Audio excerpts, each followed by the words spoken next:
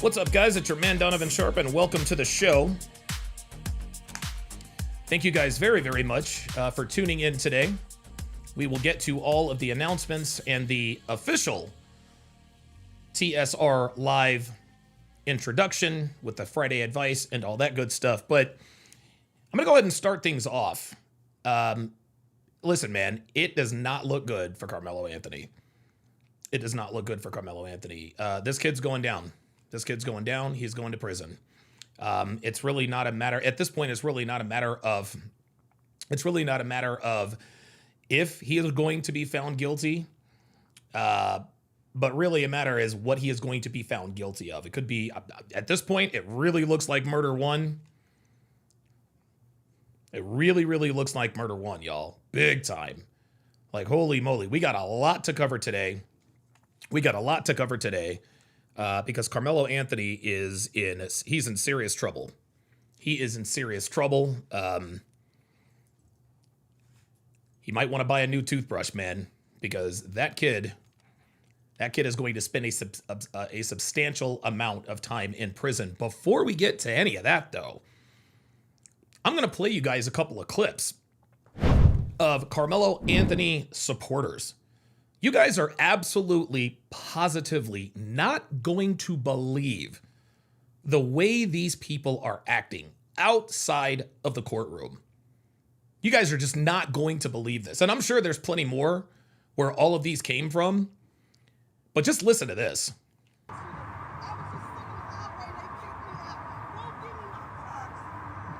So this woman is moaning and groaning because they kicked her out of the courtroom.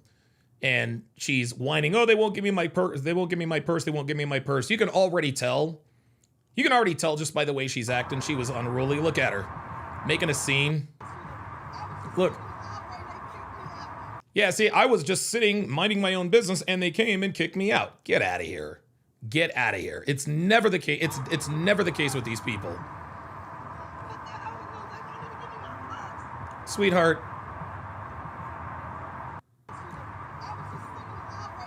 I was just sitting minding my own business, blah, blah, blah, blah, blah.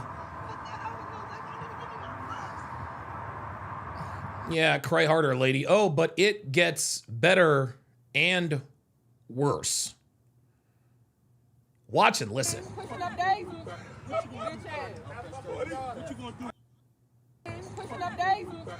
You hear this?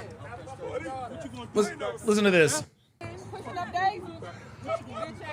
She said, y'all are going to be like Austin Metcalf pushing up daisies.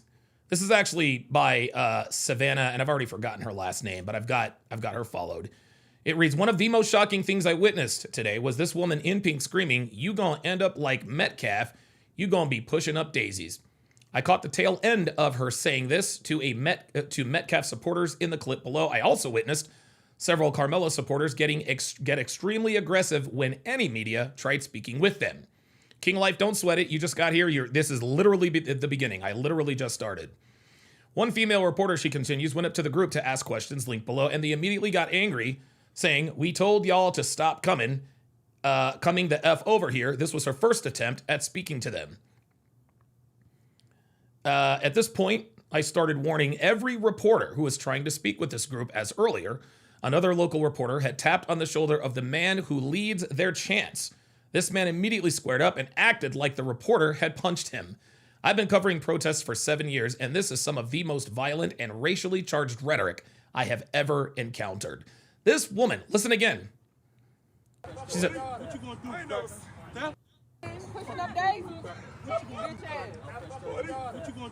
y'all gonna end up like Austin Metcalf pushing up daisies. Dude, this is why these people are cooked. Listen to this. Listen to this guy. You heard what I said, Cracker. Cracker. I don't give a fuck what you say. Fuck you, Cracker.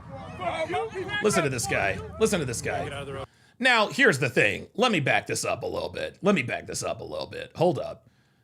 This right here, that's uncalled for. I'm sorry. The Confederate flag has absolutely no place in this. Okay, if I'm going to vilify Karmelo supporters for being the way they are, dude, bringing a Confederate flag, that's just trying to stir up racial animus. That's just trying to stir up racial animus. Be that as it may, that's not nearly as bad as this dude yakking about punching people. Just listen to this. I'm gonna push you if I get close enough. This is a threat. Push you right into that crack. Look at that. Tells him, I'm going to push you if I get close enough. What are we doing? These people are going to... Dude. You heard what I said, cracker. See? Neanderthal, I don't give a fuck. Neanderthal cracker. I don't give a bleep. Edward Cross says, but if I'm white, I can't drop the N-bomb. Exactly. Fuck what you say. Fuck you, cracker. Fuck you, cracker. Fuck you. We gotta get out of the road. Let's get out of the road, please. Get out of the road, please. F you, cracker. You still a cracker. You a cracker, motherfucker. You a cracker. Uh-oh. You a cracker. He a cracker. Uh-oh. You a cracker. You ain't gonna get me, cracker. They've been trying to get me, cracker. You ain't gonna get me, cracker. You. I'm gonna push you. That is absolutely incredible. It gets better. Same guy. Get my face on the camera. We kill crackers. Where I come from, we kill. We kill crackers. Listen to this dude. And if I ever see you outside of Texas, you gonna have a problem. Oh, God. Yup. I'm gonna wrap you up in that flag and I'm gonna set it on fire. He said, I'm going to wrap you up in that flag. I smell of burning flesh. Don't Incredible. Do you hear this, man? I'm going to wrap you up in a flag and set it on fire. This is crazy. I cannot believe... This is absolutely insane. Don't you? Don't you?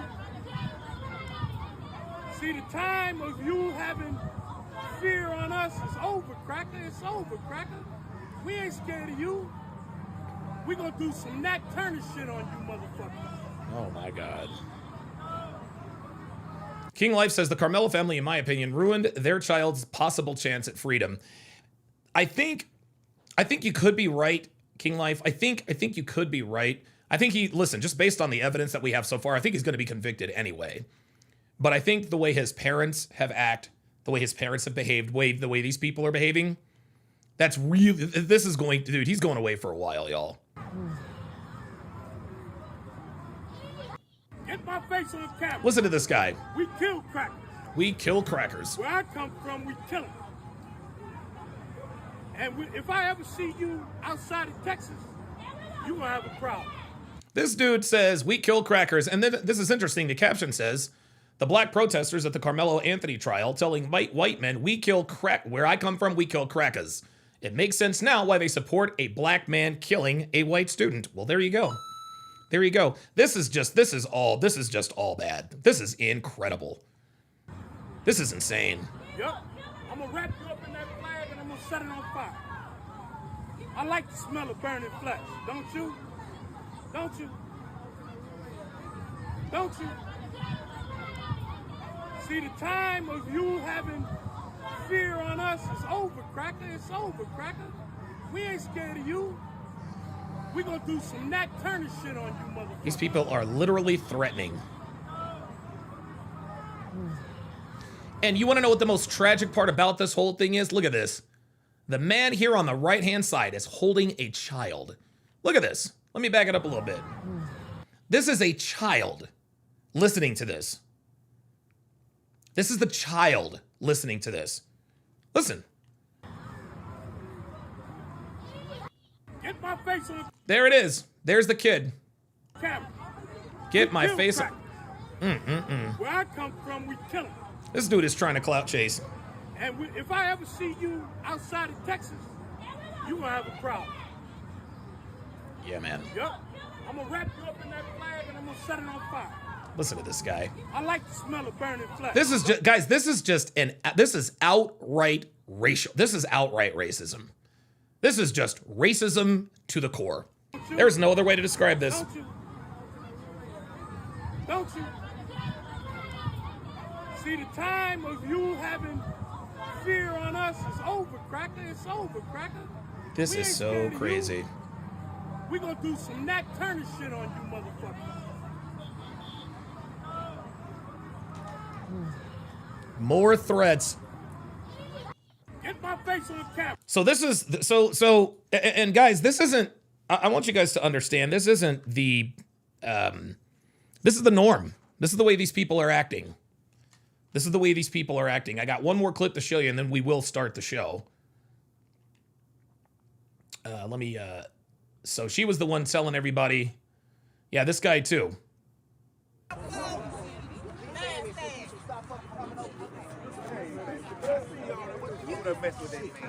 to you. Trying to get out. They running quick. So they This dude is sitting here minding his own business, drinking a Monster Energy, which Devin likes very much, the sugar-free. Sitting there minding his own business, and these people are just standing around threatening him. I'm talking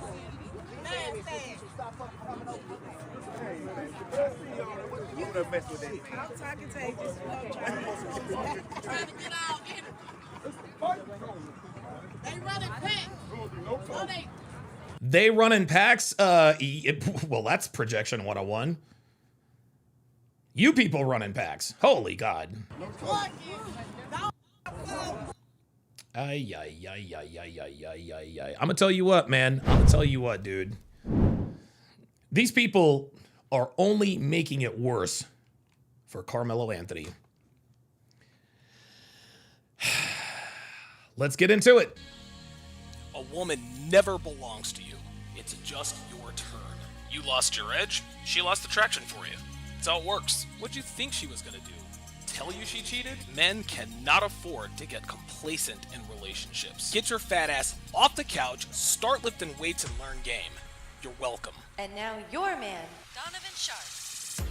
What's up, guys? It's your man, Donovan Sharp, and welcome to the 1243rd edition of TSR Live. I cannot believe I've done over 1,200 of these. Your daily dose of toxic masculinity, misogyny, and small dick energy. It is Friday, June the 5th of 2026. It is good to have you guys in today. My voice is completely gone, guys. My voice is completely gone. I'm not going to be able to... I can still talk with intonation and all that good stuff, but I can't... The volume is not going to be there today. I was just going to record a video about the update on the Karmelo Anthony trial, but there has been so much that has come out that it's gonna take a lot more than a 13-minute video to summarize. So I've decided to go ahead and do a live stream. As always, we are streaming live across multiple platforms. So however you're watching, wherever you're watching from, thank you for making the Sharp Reality Live a part of your day today. Quick announcements before we get started here. Make sure you guys like the video. Make sure you guys like the video. It is the most important metric that YouTube looks at to determine the video's place in the algorithm. Also, if you regularly like the live stream, you are far more likely to get push notifications when I go live. So, if you want to help the show and make sure you get notifications when I start a live stream or when I drop a video, hitting that like button will help immensely. Make sure you hit that notification bell also for good measure. Also, make sure you share the video, share this video with anyone who pees standing up or anyone who thinks the way we do. Imagine your brother, your buddy, your coworker, your dad, or even your BLM influenced friend thanking you for changing the very trajectory of his life simply because you shared a video, a shorter clip. And remember, guys, there's no need to accompany the sharing of any of my videos with some sort of long explanation as to why they need to watch it. Just drop the link, and if they have questions, you can answer them. But this is the best way to get the word out. Again, no paragraphs of text, guys. None of this, hey, you need to watch this, bro. Hey, BLM is a scam. Hey, Karmelo Anthony is cooked. Hey, this is why it's not self. No. Simply drop the link and let the chips fall where they may. Also, be sure to join my Discord. We have all kinds of fun over there, even though I have absolutely no idea how to use Discord. We drop videos, we talk about dating, relationships, we share funny videos, memes, we talk about current events, the whole nine. Discord is definitely the platform you need to join us on if you want to communicate with the family on a regular basis. So if you have any videos to share, any ideas to bounce off me and the guys, or if you're just looking for a community of like-minded people, join our Discord, link in description and in the chat. If you like my content, if you get something out of my videos, if you learn something from my live streams, shoot your boy Cash App.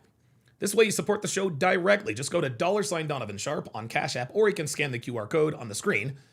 Not really sure how you do that, but do it anyway. Now, you will see my legal name, which is Edwin Hopkins, but I can assure you that is me, Donovan Sharp. Also keep in mind that every Cash App over the amount of $10 gets one of these bad boys. Link in description as well as the chat. Make sure you also, guys, follow me all over social media. I am on Instagram. I'm on Facebook. I'm on X. I'm on Snapchat. And if you can believe it, I'm still on TikTok. You can find all of the links to all of my social media pages in the description, on my YouTube page, and of course, in the chat below. Make sure you also follow me on Rumble. Rumble is where I do all of my not safe for YouTube content, like my dating show breakdowns, sports watch-alongs, and so forth. Rumble is where I stream my premium Patreon content. So if you want to join the fun, get educated, and watch my most impactful content live, follow me on rumble.com/Donovan Sharp, link in description and chat. Finally, if you want the best dating wisdom on the net, head on over to datingwisdom.net. There you will find all of my books and courses, from my 5-part 7-hour audio course, How to Build a Quality Woman from the Ground Up, to my 25-hour course on dating and relationships, to my signature series, Womanese 101. You will find quite literally everything you need to dominate the dating market here in the 2020s. So go to datingwisdom.net. Oops, sorry about that. If you are looking for real-world actionable advice, as well as step-by-step guidance in terms of how to navigate today's dating market and relationship landscape. Again, that is datingwisdom.net. Very, very good. All right, it is time to do our age and location check. So if you would, put your age and location in the chat. Myself and everyone here would really, really, really appreciate it. For example, I would type in 48/Reno, just like you see in the chat. The reason we do this is because if you are here, there is a better than average chance that you think the way we do here at TSR Towers, but you also understand how difficult it is to meet like-minded people who share our beliefs and values. Well, by putting your age and location in the chat, you alert people here who might live in your proximity that you are also watching. You never know. Someone could be watching from your city, your neighborhood, your street, your block, maybe even in your own building.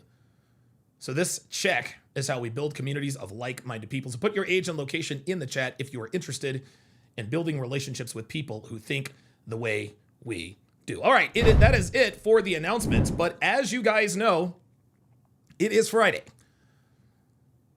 And what that means is when I do a live stream on Friday, I give you my 3 unbreakable Friday night rules for those of you who are still out here in these streets running game on hoes, building harems, and chasing tail. Rule number 1, as you see on your screen, do not smash her raw. Wrap your ding-a-ling, guys, use a condom. Rule number 2, right there in the middle, do not drive drunk.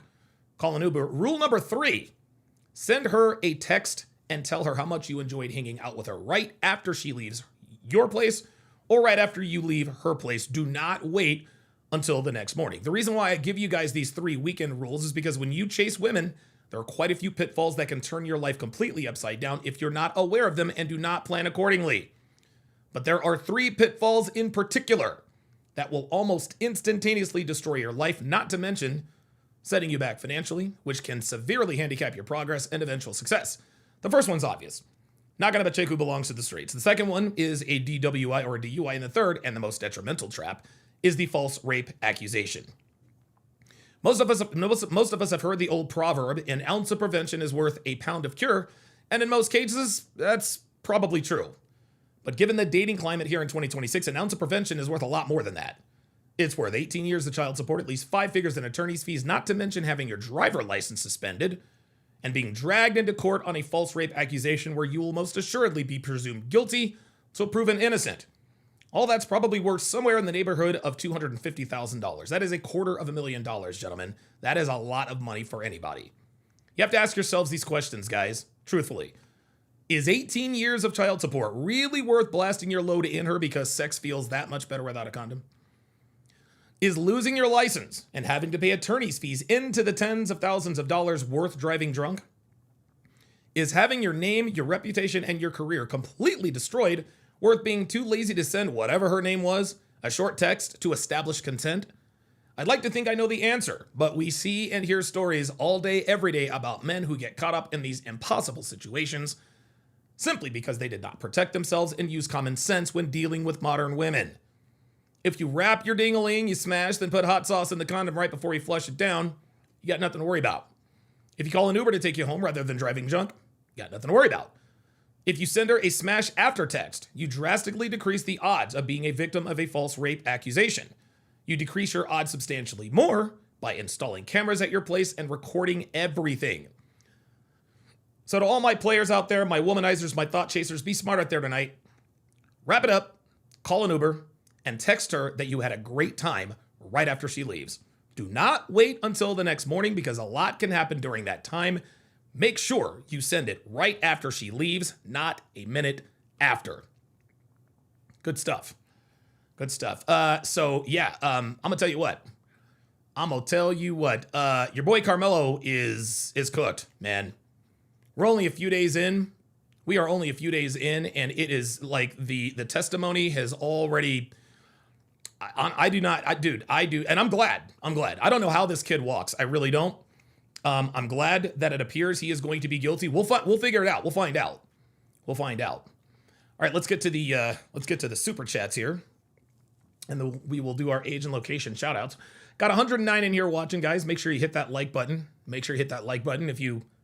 If you like to hear me talk about this stuff, make sure you subscribe and hit that notification bell.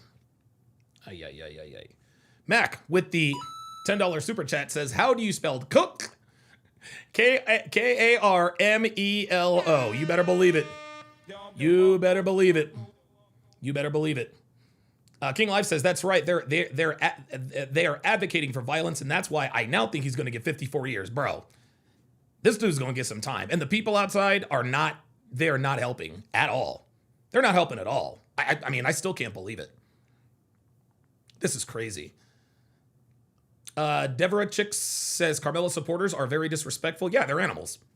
This is the way animals act. King Life says, "Look at this. This is pure hatred." Absolutely. Donald J. DeMarco says, "Yeah, that's antagonistic." Yeah, dude, the guy with the Confederate flag, bro, like, you're being extra, man. Like, you're being a little too extra. That's just, like, dude, I'm not taking anybody's side on that. Like, don't bring a fucking Confederate flag to the Karmelo Anthony trial. This has nothing to do with that. What are you doing? Yeah, I agree. He's just trying to stir up. And guess what? Look. He put out the bait. And it worked. The bait worked. Those monkeys took the bait, hook, line, and sinker. And now Karmelo Anthony is about to spend 50 years in prison. Mac also says they want the word cracker to be so offensive to white people so bad. Yeah, they think the word cracker has the same impact as the N-word does on them. Ay.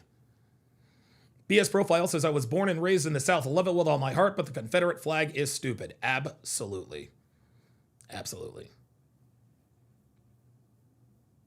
Devera Hicks, I think that's your name, says Karmelo is doing some time. Yep. You better believe it.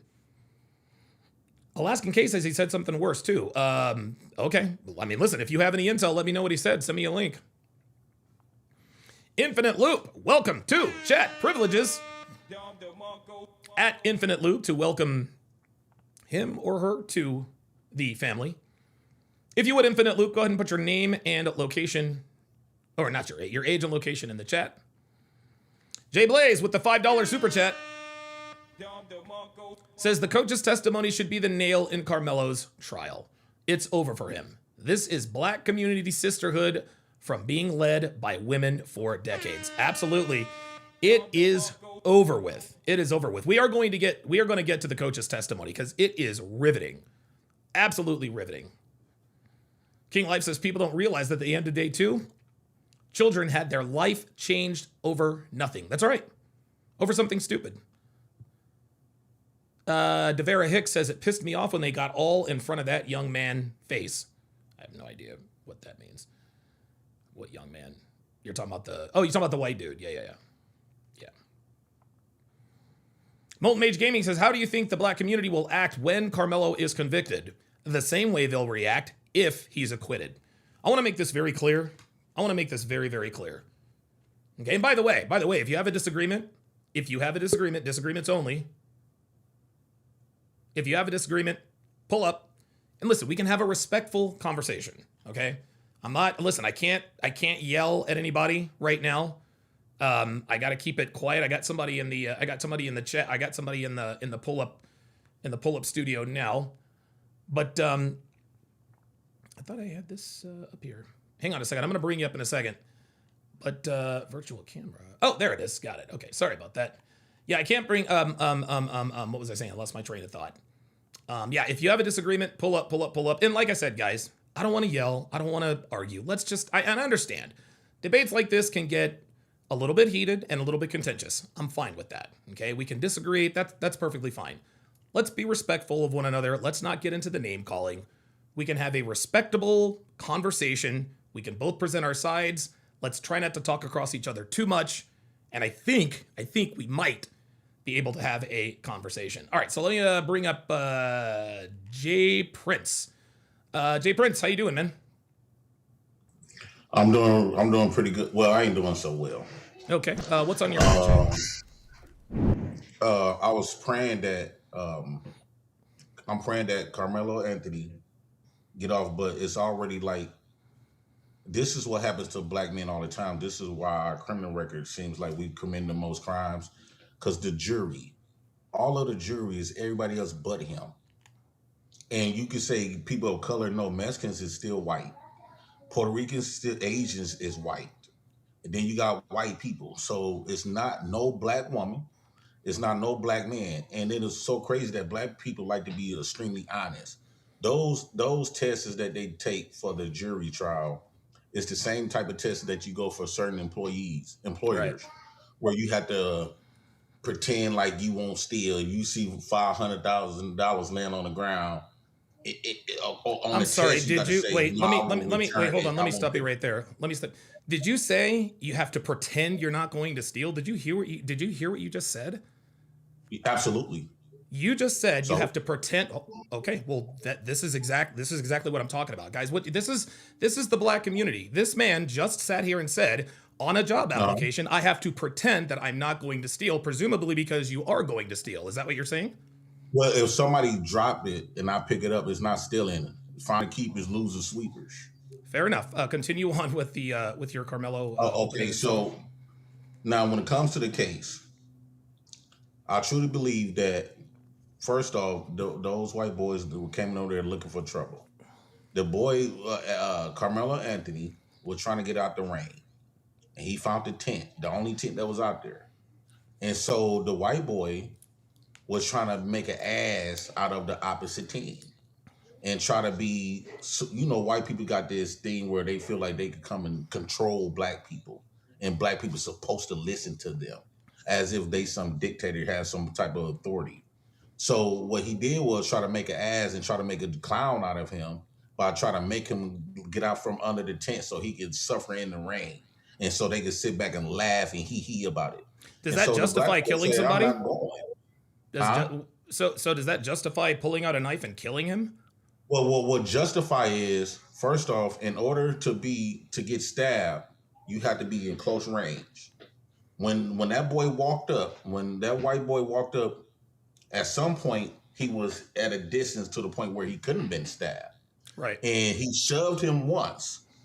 And Karmelo Anthony said, don't shove me no more. You shove me again and you're going to mess around and find out. Actually, right? That's not... hold on. Let me interrupt you there, and I'll let you keep going. He said, touch me. He said, touch me and see what happens. Austin Metcalf touched him. This is, hold on, just let me finish. Then he says, punch me and see what happens. That is escalation. Well, what escalated because the white boy did touch him first.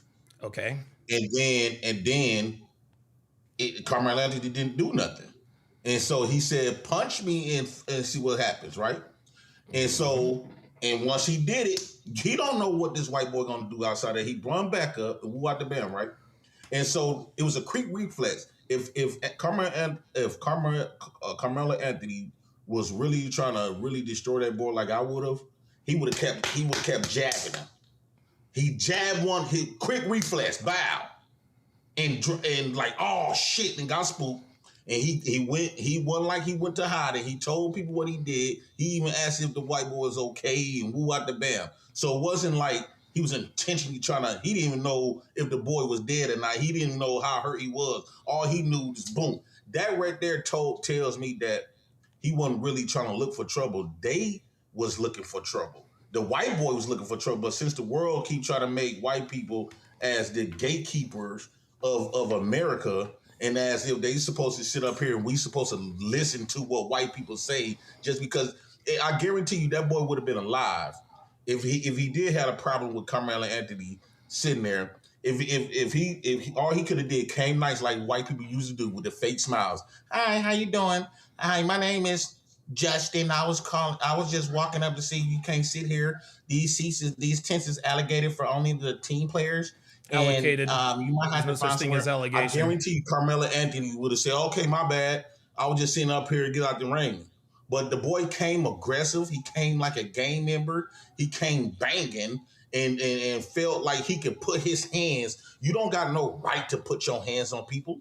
No, you don't. No, you don't. You So absolutely you have can't, no you right to can't put hands tell on people people. how to respond after not one time but two times. Karmelo Anthony not know what. And then this boy is way bigger than him. He came with multiple people on his side.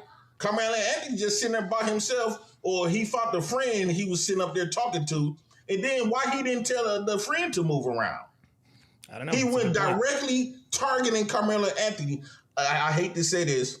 I don't know where you stand with this, but I think that that boy got what he well deserved.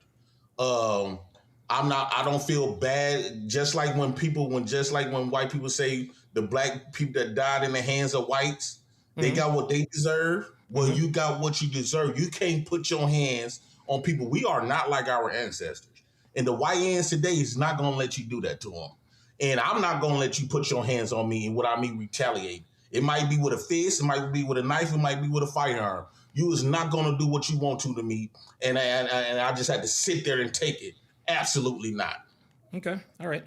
Karmelo Anthony had no injuries. He didn't have a black eye, bloody nose, none of that. He was violated though. Okay, well, let me ask you this. Are you aware of the requirements or the elements required to successfully prove self-defense? Based on a European standard? Oh, no, it's not a European standard. It's Texas law, my friend. Who created the law? Okay, are you aware of the law? Okay, since you want to go there, this is not about who created the law. The law. Are you an attorney? The law.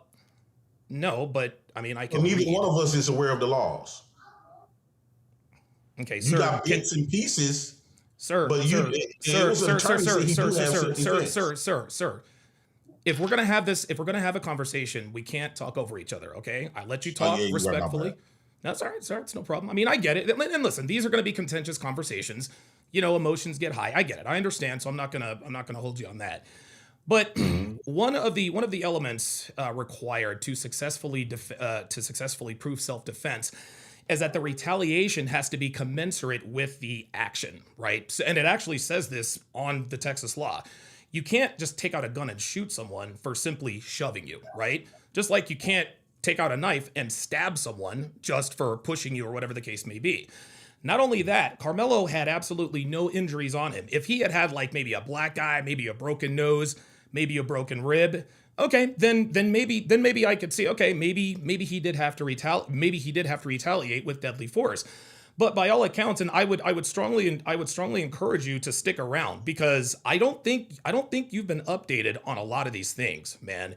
Because the things the things that you're talking about here, they're going to be summarily blown out of the water in, I would say, the next hour or so with all of the updates and evidence that I do have. So now here's the thing. I think a lot of evidence was removed. Okay, well, that's fine. I'm sure a lot of evidence was removed, but the Because evidence. it's to Hold on, victimize sir. the white boy and villainize Karmelo Anthony. Okay, well, I think the whole test is against Karmelo. Okay, that's fine. Karmelo Anthony is going to prison, sir. I mean, listen, you can rationalize it however you want to, and I understand. Hold on. I need you. Look, you gotta let me talk. Listen. I'm gonna talk for just a few more seconds, and then I'll give it back to you. Let's just have a conversation. I'm not gonna do this talking over each other. Karmelo Anthony, anytime, and I actually used this example on my live the other day. If you have a reasonable, not even a reasonable, you can have an irrational fear that your life is in danger. And I'll give you an example. Let's just say I'm in my bed, right? And somebody kicks on my door, gets past my, attack dog Fernando, and puts a weapon in my face, right? I am genuinely scared for my life because there is a weapon in my face. The last thing I'm going to do if I am genuinely in fear for my life is say, squeeze that trigger and see what happens, right? Because if he squeezes the trigger, I know what's going to happen. I am likely going to die or I'm going to be gravely injured. Now, let's take it under the tent. Let's say I'm Karmelo Anthony, and let's say a couple of big guys like Brock Lesnar. I don't know if you follow wrestling, but there's this big white dude in wrestling. His name is Brock Lesnar. If there were two Brock Lesnars that came over and said, "Hey man, you need to get up out of here," I know that those two men, or even one of those guys, could absolutely destroy me. And if I am in reasonable fear for my life or being grievously injured or harmed, the last thing I'm going to do is give them 2 warnings. I'm supposed to be afraid for my life. I'm not going to tell him, touch me and see what happens, and then he touches me. I'm not going to then back up and it's in the court, it's in the evidence, punch me and see what happens. Because here's the thing. The reason why we know Karmelo was not in fear for his life is because he was literally daring Austin to do something. And the reason we know he wasn't afraid is because he said, see what happens. When he said, see what happens, he knows that whatever Austin does, touch me, punch me, whatever, after that, he knows that he is not going to be dead. He knows that he is not going to be grievously injured. And see what happens means that he is going to survive whatever it is that he does so that he can see what happens, which was the knife. That's why I say he wasn't self-defense. It says Texas is a stand your ground state. Under Texas Penal Code 931, you have no legal duty to retreat from an attacker. Right. If you are in a place you have a legal right to be, provided you did not provoke the situation and were not engaged in criminal activity. So that right there was Karmelo Anthony's point of view. He was in somewhere that was public for everybody. It wasn't against the law to be there for him to be there. He did not engage in no type of criminal activity. The criminal activity was engaged upon him. I would say that the white boy brother need to be in prison. He need to be charged for his brother's death because they actually committed a crime and they was premeditated. Basically going over there to commit a crime. He committed assault twice, and his brother died in the process of them committing a crime. So the only person should be going to prison is his brother. Okay, can I respond? The deceased boy's brother. Okay, can I respond? Number one, it's not a crime to go over and tell someone go somewhere. It's not a crime to tell someone get the hell out of here. That's not a crime. Okay. You're right. Hold on. You're right. Putting your hands on someone, that is a crime. Okay. You cannot assault someone. That is absolutely true. But when Austin Metcalf walked over to Karmelo Anthony to tell him to get out of there, he's not in the commission of a crime. So Austin Metcalf was not committing any crimes. Karmelo Anthony, in fact, was both the instigator and he was in the commission of a crime because A, he brought a knife to school. Let me finish. He brought a knife to school, which is illegal. And B, he went under the tent. If Karmelo Anthony never goes under the tent, Austin Metcalf never has to confront him. Well, you talking as if the white boy, what's his name? Austin Metcalf.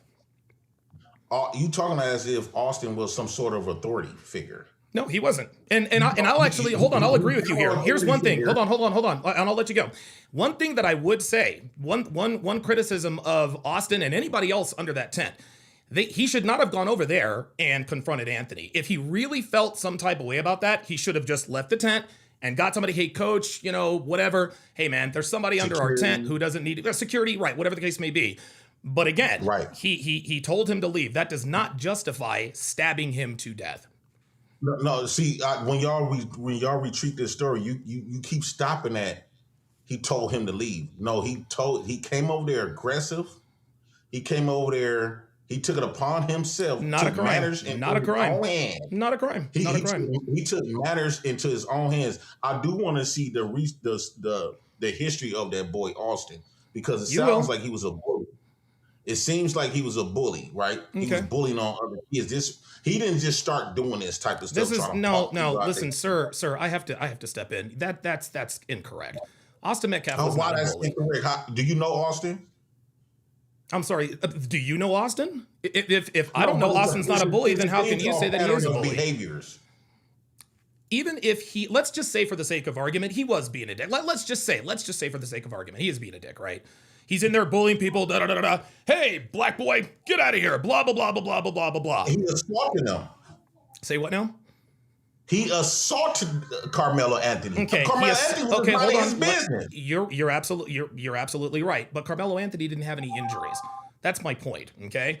You can tell somebody how to respond once you disrespect and violate them. Put your hands on them. I agree with you. If somebody disrespects and put hands on me, I'm going to respond in kind if I feel like I need to do it. But when you say that Austin Metcalf assaulted Karmelo Anthony, show me the blood. We both played street ball, right? Where's the foul? Show me the blood, right? It is illegal to touch someone if they don't want to be touched. That is assault. But for you to say he assaulted him, that's being disingenuous because you're making an excuse for Karmelo Anthony pulling out a knife and stabbing him. Again, the third element of self-defense means that the response has to be commensurate with the initial attack. That's all there is to it. You cannot. If somebody come up there and assault you right now, and let's say if I come up, you just sitting somewhere on a bus stop or something, and a few black boys come up there and assault you. They already putting their hands on you. They aggressive. Their energy aggressive. They yelling and screaming at you, and you telling them, "Please leave me alone." Basically, leave me alone, and they won't stop. And they go to push. Now they go from talking until putting their hands on you. You do not know what coming next. So to sit up here and say that, yeah, he just didn't make it to the point where he could have did. I think that it went from this to this. What's gonna come after punching? You don't know if Austin had. Okay, let me. No, you're right. Let me. Hold on. Karmelo Anthony egged him on twice. He said, "Touch me and see what happens." Okay, that's a warning. Austin Metcalf touched him. Then Karmelo Anthony escalated and said, "Punch me and see what happens." Austin Metcalf, he egged it on. They weren't supposed to be there in his face in the first place. Those are the facts of the case. Okay. That's a fact. The fact is, he was there minding his business.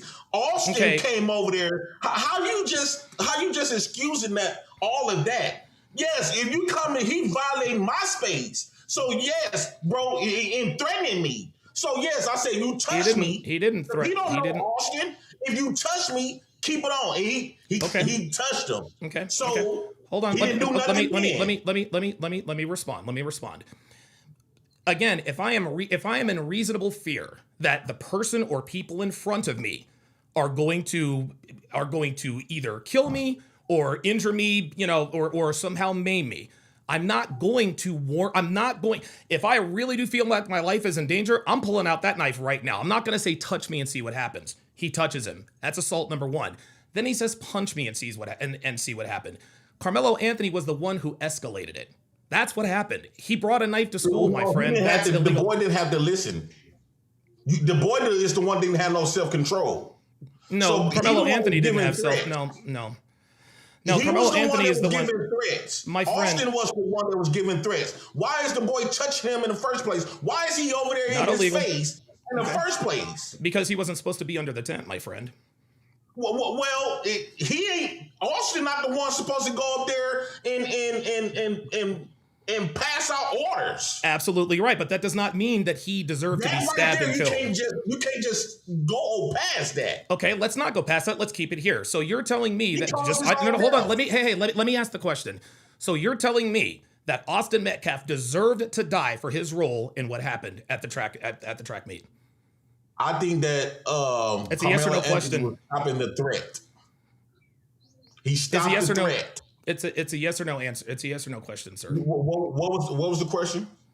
The question was, do you believe that Austin Metcalf deserved to die for his role in what happened at the Frisco ISD track meet? Yes, he deserved his consequences, what he tried to do. Yes, he did. Okay. He deserved every bit of it. Okay. Every bit of it. Okay. All right. And Carmelo's black His ass last and breath, Carmelo's black ass is gonna spend the rest of his life in prison because of niggas like you. Thank you, sir. Have a good day. You are ignorant. You have no idea what you're talking about. Jay Prince, you have no. And Jay Prince, my friend, I really encourage you to watch today's podcast. Okay, because you are like my guy. You are so uninformed. You are so uninformed, man. You have no idea what's happening. You're making stuff up. You said that he deserved every bit of it. I can see you getting emotional. Sir, you are a racist, okay? A blatant racist at that, okay? I appreciate you coming up, and I appreciate you keeping it respectful, but niggas like you are the type of people that I stay away from, okay? Niggas like you are the type of people I stay away from. Niggas like you are also gonna get Karmelo Anthony sentenced to 50 years in prison because of niggas like you. Guys, what you guys just witnessed is this is the way the so-called black community thinks. This man just sat up here and said that Austin Metcalf deserved every bit of it.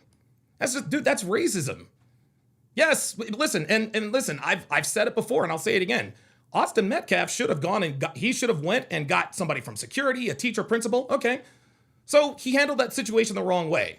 He was doing what he thought was best. Hey, you don't belong in our tent. Get up out of there. Right? You don't belong in our tent. Get up out of there. Right? Whether that was right or wrong, that does not mean that he deserves to die. Okay? It does not mean that he deserves to die. KJX11, if you have so much to say, you can pull up too. You can pull up too. I'm not gonna go back and forth with people in the chat who have no idea what they're talking about. Okay. This man, Jay Prince, my guy, you guys are gonna be sorely disappointed. You guys are gonna be sorely disappointed. And if you really thought that Karmelo Anthony was really not guilty, why would you have to pray about it? Oh, it's because of all of the white jurors. Ay. Boy, that was, oh boy. So yeah. And again, I want you guys to understand, this is the way the average rank and file nigga thinks about this case. Okay, that mindset is dangerous. And then he tried to give me, a non-adjacent example. Let's say you're at a bus stop and all of these people, no. It was just Austin Metcalf who had confronted Karmelo Anthony. And again, if he had genuinely felt that his life was in danger, he's not going to dare them to do anything. If he thinks that he is in real danger of getting hurt or getting killed, he's not going to say, touch me and see what happens. Okay, punch me and see what happens. No, man. No, that nigga's going to prison. That nigga's going to prison, as he should. And guys, this is what we're up against. This is why there are no black jurors. This is why there are no black jurors on that jury, because they know that black jurors. I mean, dude, people said it. I can't send a black kid to prison. He said it. Mac with the $5 super chat says, "I know this guy from other shows. He's not smart. Yeah, he's a dumbass. He's really, really stupid." But again, this is the way these people. They like to filibuster and talk over and talk across you. He tried to say, according to European law, like they have all of these slick rebuttals that's not going to work in a courtroom, man. Are you a lawyer? No, I'm not. But it appears that I know more about the case than you do, right? Incredible. Catherine says, "How freaking violent are you to think that stabbing someone justifies punching?" Wait. Stabbing someone justifies punching someone? I don't, I think that's a little backwards. That's a little backwards. If someone punches you, that does not give you the right to stab them. But again, Austin Metcalf did not punch Karmelo Anthony. And the reason we know this is because on his mugshot, he didn't have any bruises. He wasn't hurt. He wasn't injured. This man said he assaulted Austin Metcalf. Okay, by the legal definition, yes. But again, in order to successfully prove self-defense, the reaction has to be commensurate with the threat. He came over here and he told me, no, Carmelo Anthony was not afraid of Austin Metcalf. He wasn't. And he knew, and he wasn't afraid because he knew he had a weapon and Austin Metcalf did not. Only one person had a weapon under that tent, and that was Carmelo Anthony. Only one person broke the law. That was Carmelo Anthony. When he brought the knife to school, then he provoked this by purposefully going under the tent. Austin Metcalf comes over there. I don't know if it was him and his brother, but they're giving him static. If he was really scared, he's not going to say, touch me and see what happens. Like, if he's really afraid for his life, the touch me part is going to, no, I'm sorry. And then he ran. So, Jay Prince, I hope you're watching because you are really, I think you're going to, and that's the thing. Jay Prince, I think Jay Prince knows that he is, that Carmelo is cooked here. Because people like this tend to, put their head in the sand when they hear hard facts, right? He assaulted Carmelo Anthony. Even if that were the case, doesn't matter. Austin Metcalf is dead. Carmelo Anthony responded with way more deadly force. That's illegal. Tim78 Baker with the $5 super chat says, I dare you to hit the like button. I like that. Very, very good. Yes, I dare you guys to hit the like button. Hit that like button and see what happens. Luke Perry with the $5 super chat says he changed his name to Mello and got an innocent looking haircut for pity. Yeah, I heard about that. Robert Anderson says, have they decided if this is a felony? Yes, it is a felony. It is absolutely a felony. It's first degree murder. Catherine K says he wasn't afraid for his life. No, he was not. No, he is not. Or no, he was not. Snowdemi says should have never been granted bail. Crazy, man. Crazy. It's just incredible how this is why we know black people are so much more racist than white people. Man. This man literally said, and I recorded it, don't worry. This man literally said that Austin Metcalf deserved to die for his role. He said he deserved every bit of it. You could tell he was angry. He was angry as hell. Yeah, he deserved to do it. Da da da da da. Unbelievable. Hang on. There we go. So that's what we're. This is what we're up against. Catherine asks, "Is he charged as an adult?" Yes. He is now 19 years old. Autumn Fragrance says Carmelo graduated high school with a 3.8 GPA. Colleges took notice. Texas Lutheran, McPherson College, and Centenary College all extended lucrative offers to this young man. Yeah, unfortunately for this young man, he's not going to be able to accept any of those scholarships because he's going to be in prison for quite a while. Even if he was the model student, even if he really were, and I don't know if he's a good guy or bad guy. For all I know, Carmelo Anthony was just a kid who got caught up in something. But him graduating high school with a 3.8 GPA has nothing to do with anything. That's irrelevant. I don't care if he had a 4.8 or a 1.8. He committed a crime and he is going to be held to account for committing that crime. I don't want to hear that he was this. I don't want to hear about his character. Good people do bad things all the time. Good people do bad things all the time. So yeah, listen, bring him on, bring all the credentials. None of that negates the fact that he committed a crime. Dan P says, if he is going to be cooked into, what food stew is his ribs baby back? Who's the homemade barbecue? So boy, that was a lot. That was a lot.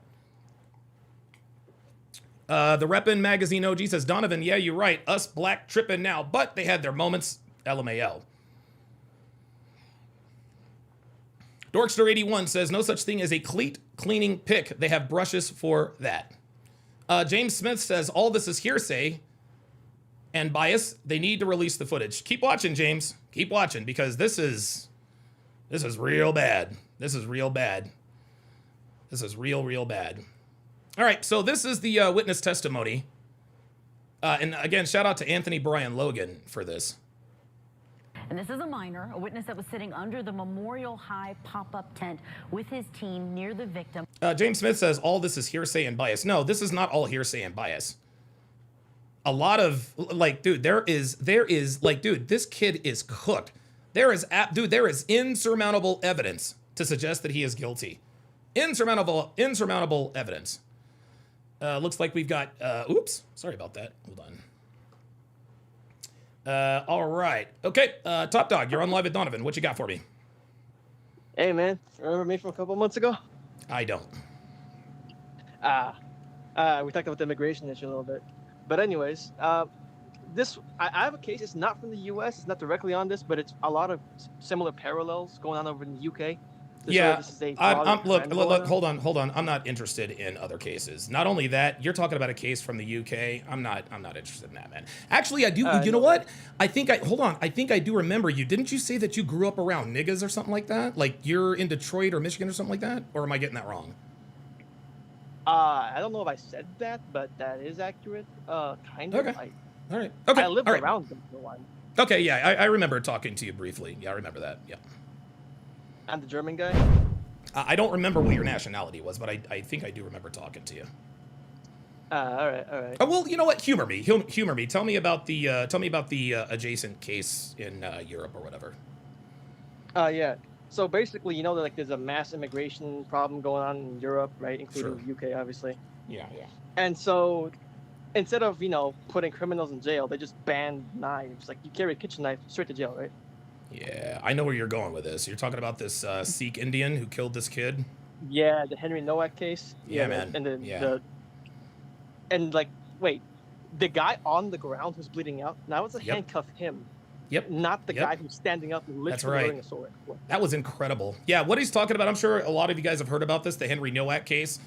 He was attacked by a Sikh Indian who are allowed to carry these large knives. So he attacks Henry Nowak, stabs him a few times. Somehow the cops get called. I don't know who called or whatever. When the cops get there, the guy who had attacked Nowak told the cops, he said something racist. It was a racial attack, right? Yeah, Bikram something or other, right? Bikram something or other. Digwa.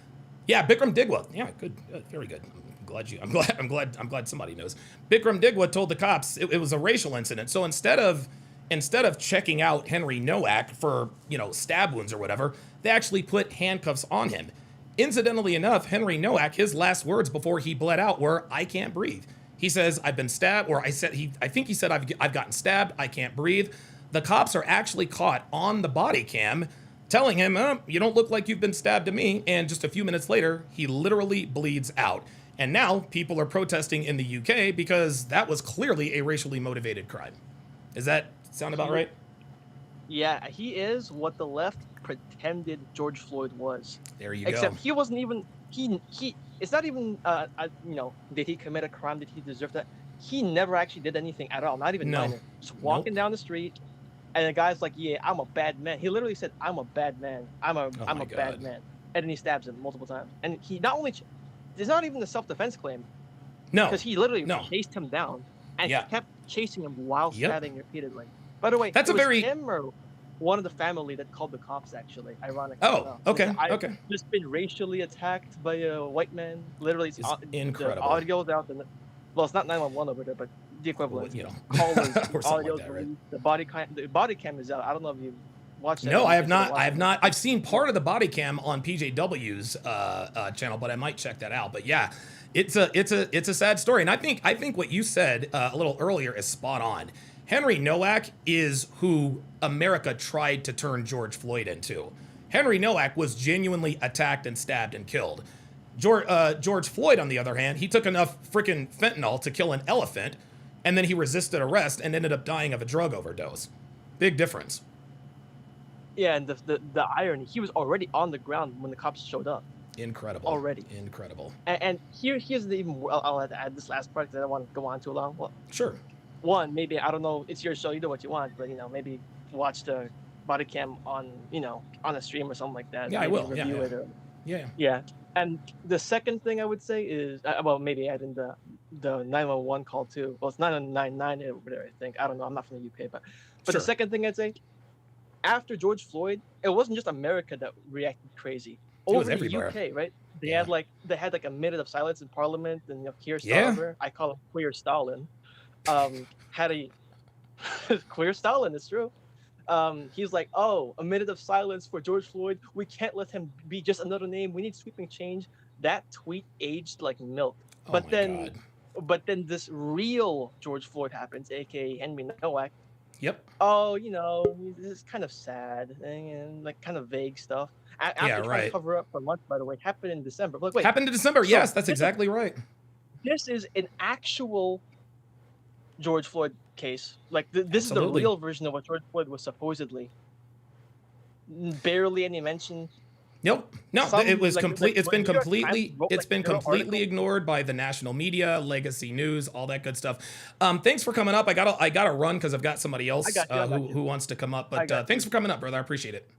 Of course, man. Of course. All right. KC guy 88. I just saw you on camera. I don't know why you removed yourself. What you got for me?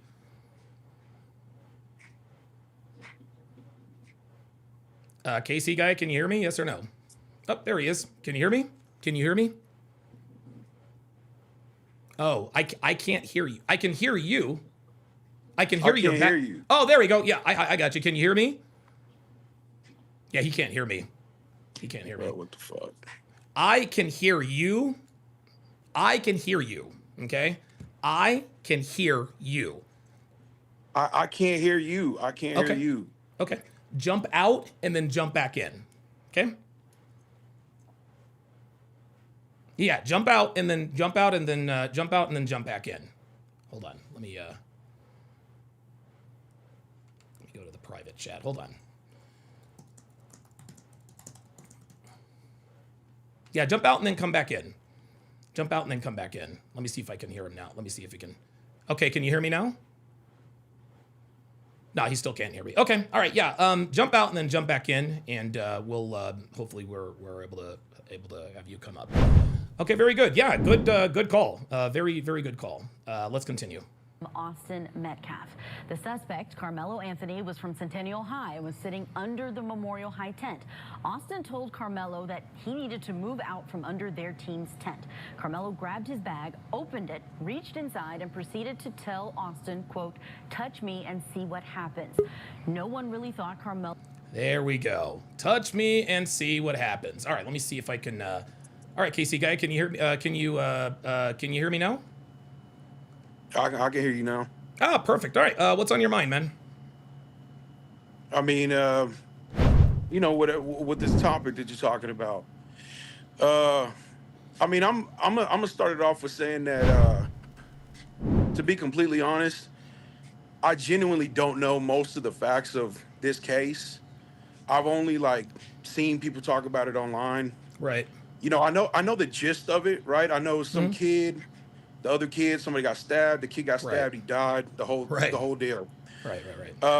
My whole thing is, I'm not really here to debate whether the likelihood that he's going to get found guilty or not. Okay. Right. All right. We really can't. We don't know. Right. It's going to go. It's depending on how they see things. Sure. My whole thing that I just kind of wanted to address is I guess it's just to do with your specific way of approaching it, the way you're talking about it on the stream. My whole thing is I hear you making a lot of these broad, sweeping statements that it's kind of ironic because you say a lot of stuff that anybody can literally take that same type of approach to what you're saying and flip it around. Okay, so, give me an example. For example, what's that? No, you're actually going to give me an example. Go ahead. Yeah. So, for example, well, this isn't the first thing that piqued my interest in what you were saying, but one of the things you said, for example, you said that that's why there's no black people on the jury or whatever, because you said that a lot of black people might say, or I don't know verbatim what you said, but you said black people will not, I can't send a black kid to jail. Okay, when that right there, like I said, it's not so much about the case; it's just about how you choose to kind of frame things, right? Okay. I think any reasonable, logical person would be able to agree that a statement like that is just kind of ridiculous to use. That it's unprovable. You can't use sweeping statements like that just because there are black people out there that say, "I will never send a black kid to jail."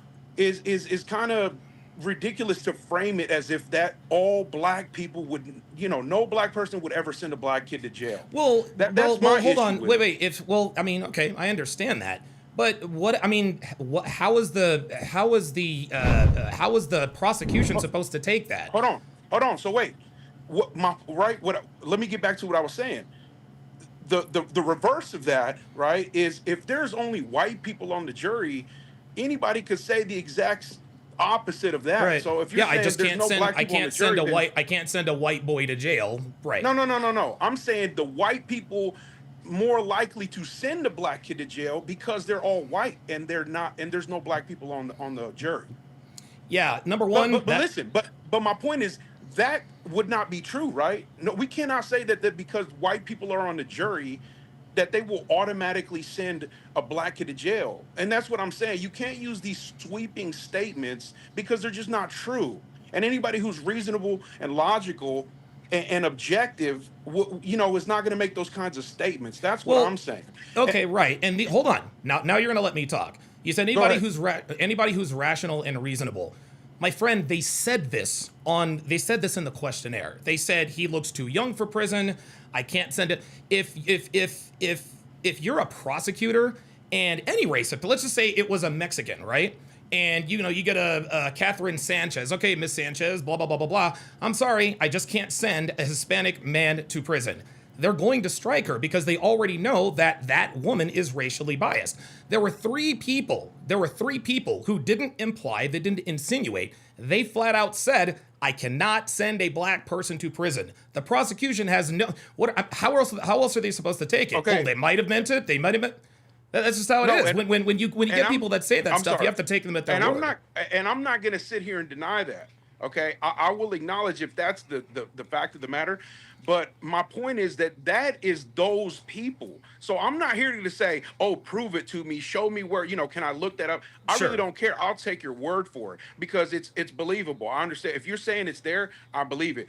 But those people saying that is not reason to make these sweeping statements that that's why there's no black people. No, that's why those people aren't on the jury because they said that. That's not why there's no black people. That's all I'm saying. Oh, I want to go back to another thing though.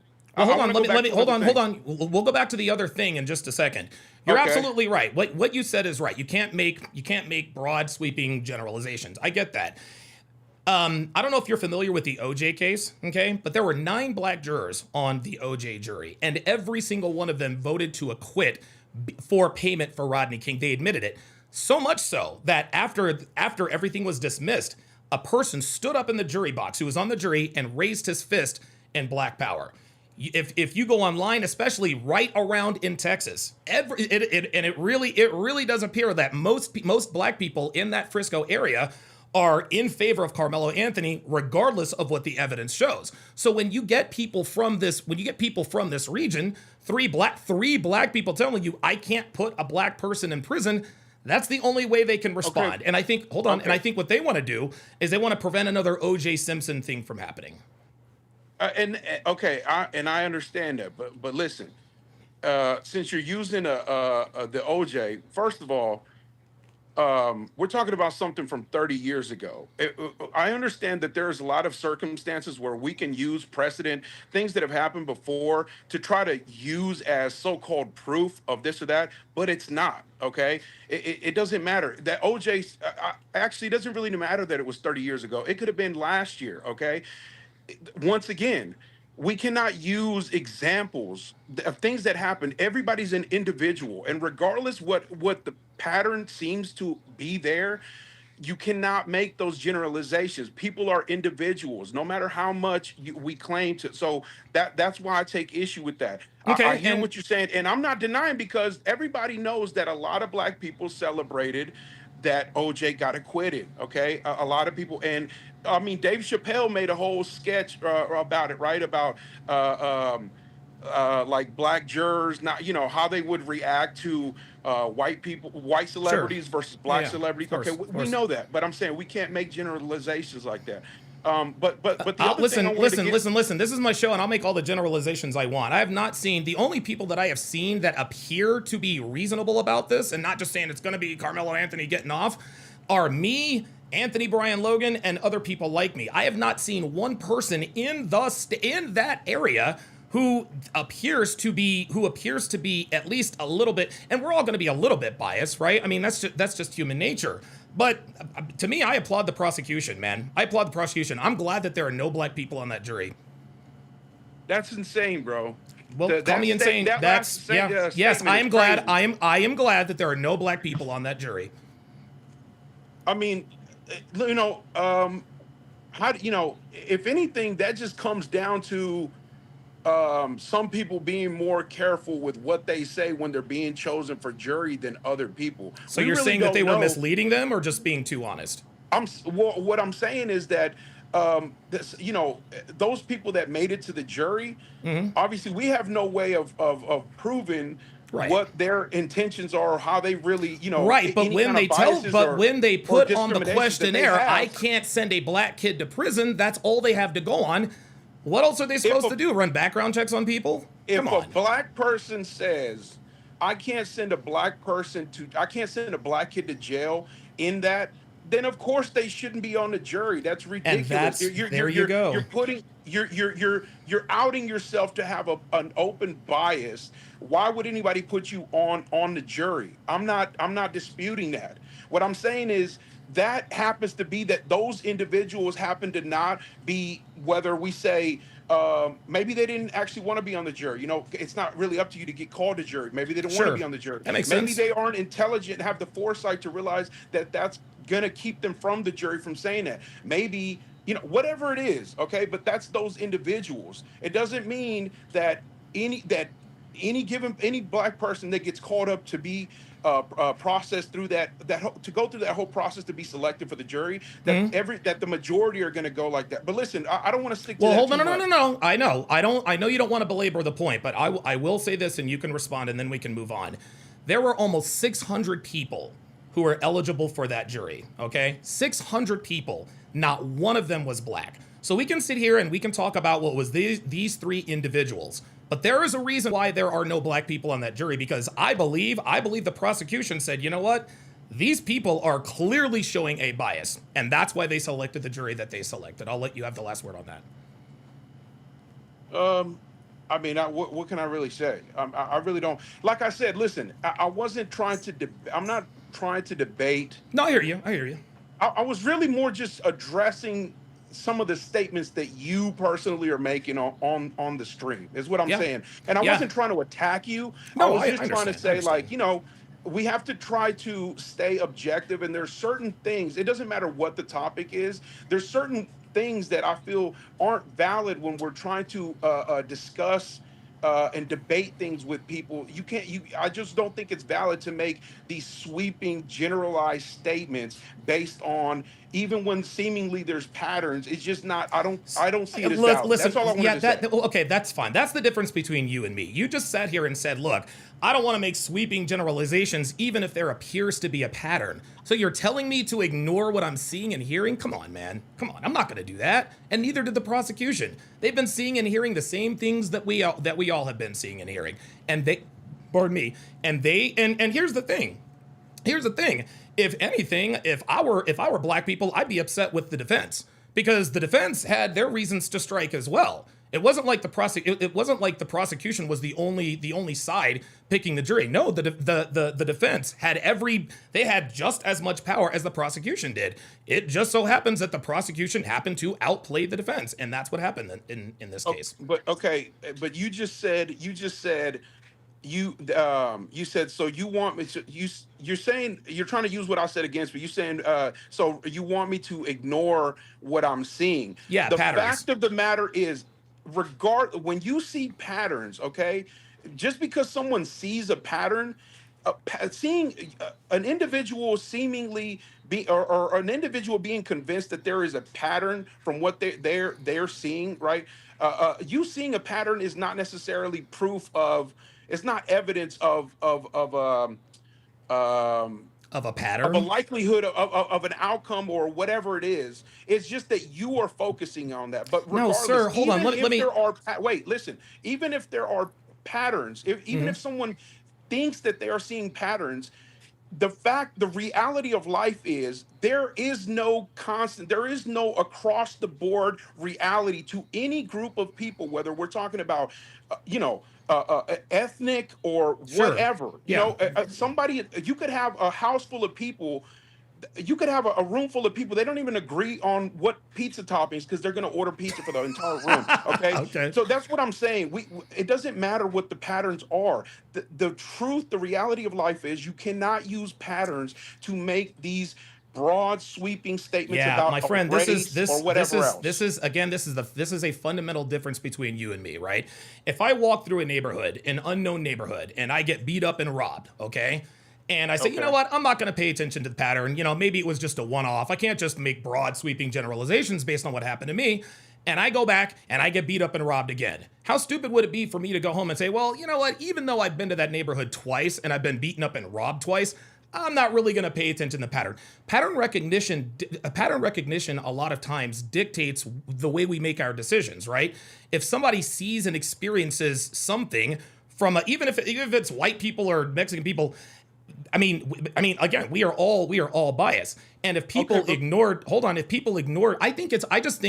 it's irresponsible to ignore the patterns of people. Like I said, we have seen these people in Frisco, Texas, time after time after time. I don't know if you saw the beginning of the video. We got people outside the courtroom talking about we kill crackers. We kill white people where I live. White boy, if I see you in my state, there's going to be a problem. This dude actually told him, I'm going to wrap you in the flag and I'm going to set it on fire. I like the smell of burning flesh. Do you? So I'm sorry. You can ignore patterns if you want to, okay? Me personally, I'm not. And I will make as many broad sweeping generalizations as I want to until I see otherwise. No, you can, and you're free to do that, okay? But okay, listen, you're using an example that is not one for one, okay? You're talking about the pattern. If you go into a neighborhood that is known for high crime, that's not a pattern, okay? There's law enforcement. There's record, right? There's statistics or whatever. It is proven that if there's a high crime area, that's not a pattern, okay? It's known that area is high crime. That's just a reality of that area, okay? We're talking about individual very people. Specifically. We're talking about very specifically people around this case, okay? As far as what these people are saying, emotions are running high, okay? So you're telling me not to believe what they're saying and to blame it on emotion? But what I'm saying, no, I'm not saying that. I'm saying, okay, I acknowledge that emotions are running high, and there's a lot of people in the black community that are very emotional about this, and they have their opinions. And on the other side as well.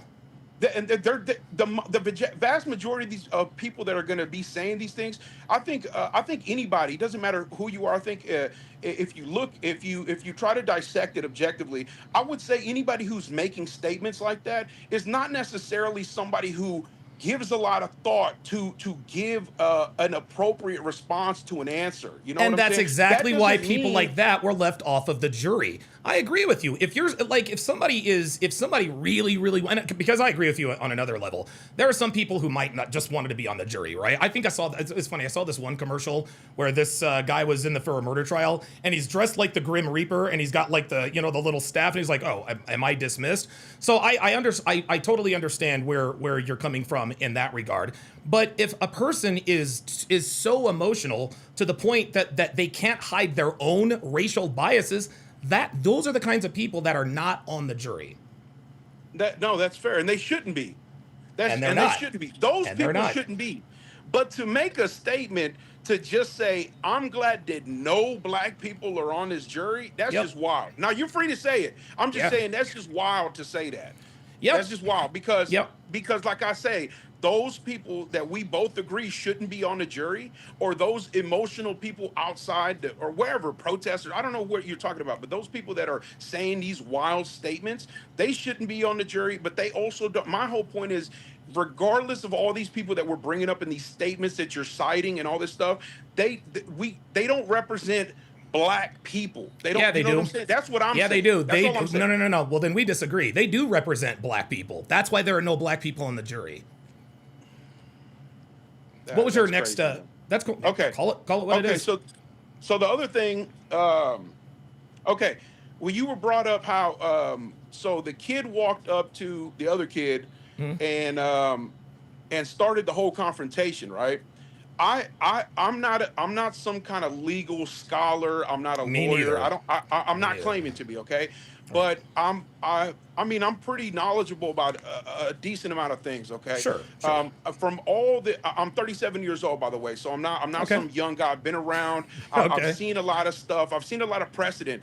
I don't think I've ever heard of any case ever to where, or even, there's a lot of videos like those police audit videos and all these Yeah. kinds of things, right? Yeah. Yeah. Yeah. I think it's been pretty well established that saying something like certain words, they don't count as escalation. They don't count as you being the aggressor, okay? Even against police officers. So to sit there and say that the other and listen, like I said, I want to reiterate that I am not the expert on all the facts of this case, okay? Sure. I'm going off of just the little bit that I know.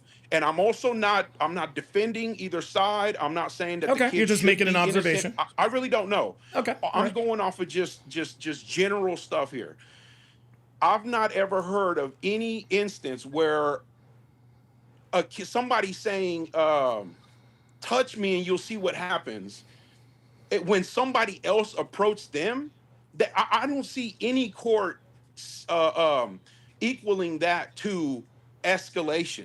When the other person comes up to you, they have come up to you, they have already initiated contact, right? Sure. You guys are now in an interaction because the other person came up to you. Doesn't matter what you say, unless you say like, if the other person came up to you calm and you are just like, I'm gonna kill you. But if the other person, that's different. But if the other person came up to him and he's saying something like, touch me and you'll see what happens, punch me and you see what, that's not escalation, man. And the other thing that you said in regards to that same statement, you said, no one who is scared or fearing would say something like, touch me and you see what happens. That is just not, that cannot ever be a true statement whatsoever. Nobody can say what somebody would or would not say out of fear. You cannot prove that. Okay. He did it twice. He said, touch me and see what happens. Austin touched him, okay? Then Karmelo Anthony said, punch me and see what happens. That is not, those are not the actions of someone who is afraid.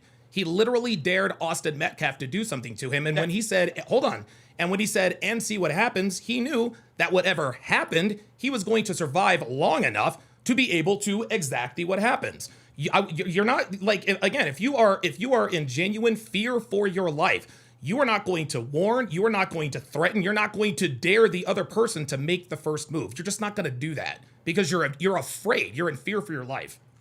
Okay, and I disagree with that because I think that what you're pointing out is a very specific type of reaction that some people might have. A lack of being paralyzed by like a your wounded fear. tiger, like almost like a wounded tiger kind of thing. What I'm saying is there are instances where people are paralyzed by their fear, right? Sure. There are, just the same way there are different types of people that will even at the slightest bit of confrontation, or not even confrontation. I know people, I personally know people that even when you just bring up like something to them, it's not even necessarily confrontational or aggressive in any manner. Their personality as an individual, their personality is such that they just kind of stay quiet. They don't really say something. They don't respond. They don't, you know what I'm saying? Yeah. So a lack of a paralyzing fear did not equal a fear. You know what I'm saying? That's what it's like. People bluff. It's the same way as playing cards, or it just. But bluffing, he didn't. But he didn't. Somebody No. who's He ganging up didn't. on you will, No, but he didn't bluff. He said, "Touch me and see what happens." He didn't think Austin would touch him. Then he said, "Punch me and see what happens." And then he stabbed him. But we're also He wasn't changing the bluffing. subject. We're also changing the subject because if we're focusing on this whole thing about whether he was fearful for his life or not, I know that this might be something that the defense is going to use, right? So however they go about that, whether he was fearing for his life or not, I don't see how you can disprove that the kid was actually fearful or not just because he's defending himself and he's warning the person who walked up to him. You know, he's warning him like, dude, you walked up to me, touch me, bro, and I'm going to defend myself. I'm going to react to it because the other kid walked up to him. But we're changing. So the whole thing about you don't believe he was fearful because he said that, saying that does not equate to having no fear, brother. Because listen, there's a lot of people will agree. You know, how many videos have we seen online or something where people say if like there'll be a video of like somebody at a football stadium, right, at an NFL game, right, and a guy will walk up to him and the guy's loudmouth, he's drunk, he's talking all this shit, right, and the guy is standing in front of him smiling, right? Everybody says, dude, if a guy's going off, if you're going off on a guy and he's standing there smiling, bro, it's a wrap for you, bro. Yeah, because right. he already knows what he's gonna do, right? So in that same example, right, that's or no, I almost got off track. What I'm saying you is almost that's like a defeated prime your own example argument of somebody who's confident in themselves and what they can do physically, right? Mm-hmm. Okay, so what I'm saying is the kid. That's not proof of whether him having fear or not. Is just defending himself, saying, "Touch me and you'll see what happens." Bro, you can't. I'm saying you can't disprove that he had fear because he said that. That's saying fair. That does not equate to not having fear. Hold on. Saying that does not equate to not having fear, but actions speak much louder than words. Okay. And not only did he escalate, he then antagonized Austin Metcalf. Okay, he wasn't so paralyzed with fear that he just didn't. That's the first thing. The second thing is Austin Metcalf didn't start that confrontation. The confrontation was started by Karmelo Anthony when he was up under that tent. He brought a knife to school for a reason. Okay, that he broke the law. He broke the law by bringing a knife to school. Then he goes and sits in another team's tent. I don't know if you've played team sports or not. But I played baseball, right? And let's just say we're in a rain delay or whatever the case may be. And we're all sitting around eating, sunflower seeds like we used to.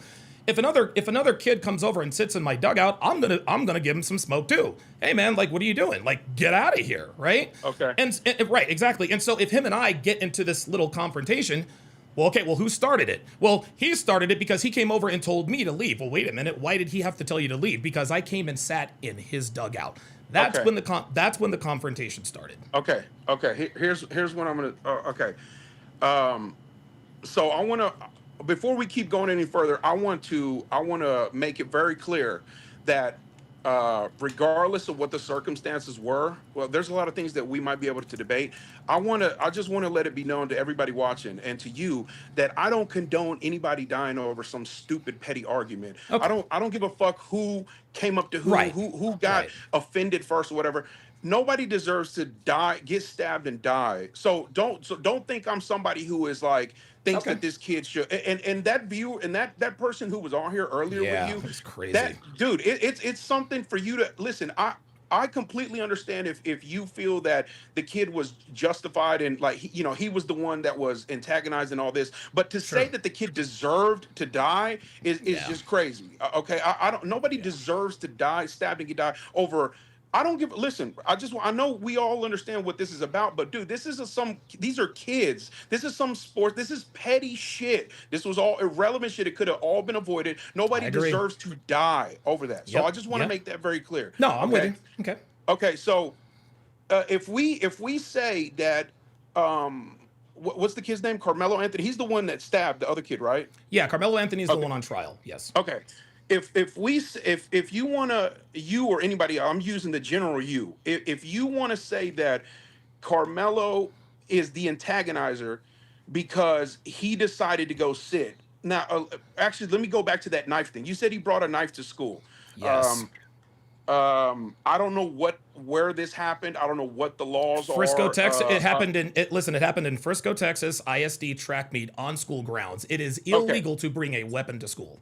That's what I was just about to say. I don't know whatever the local laws as far as actually like carrying a weapon like a knife, like what the age is and stuff, whatever. But I was gonna say, I'm pretty sure if it was like on school grounds or whatever, it doesn't matter how old. I don't think you're allowed to bring weapons. So right.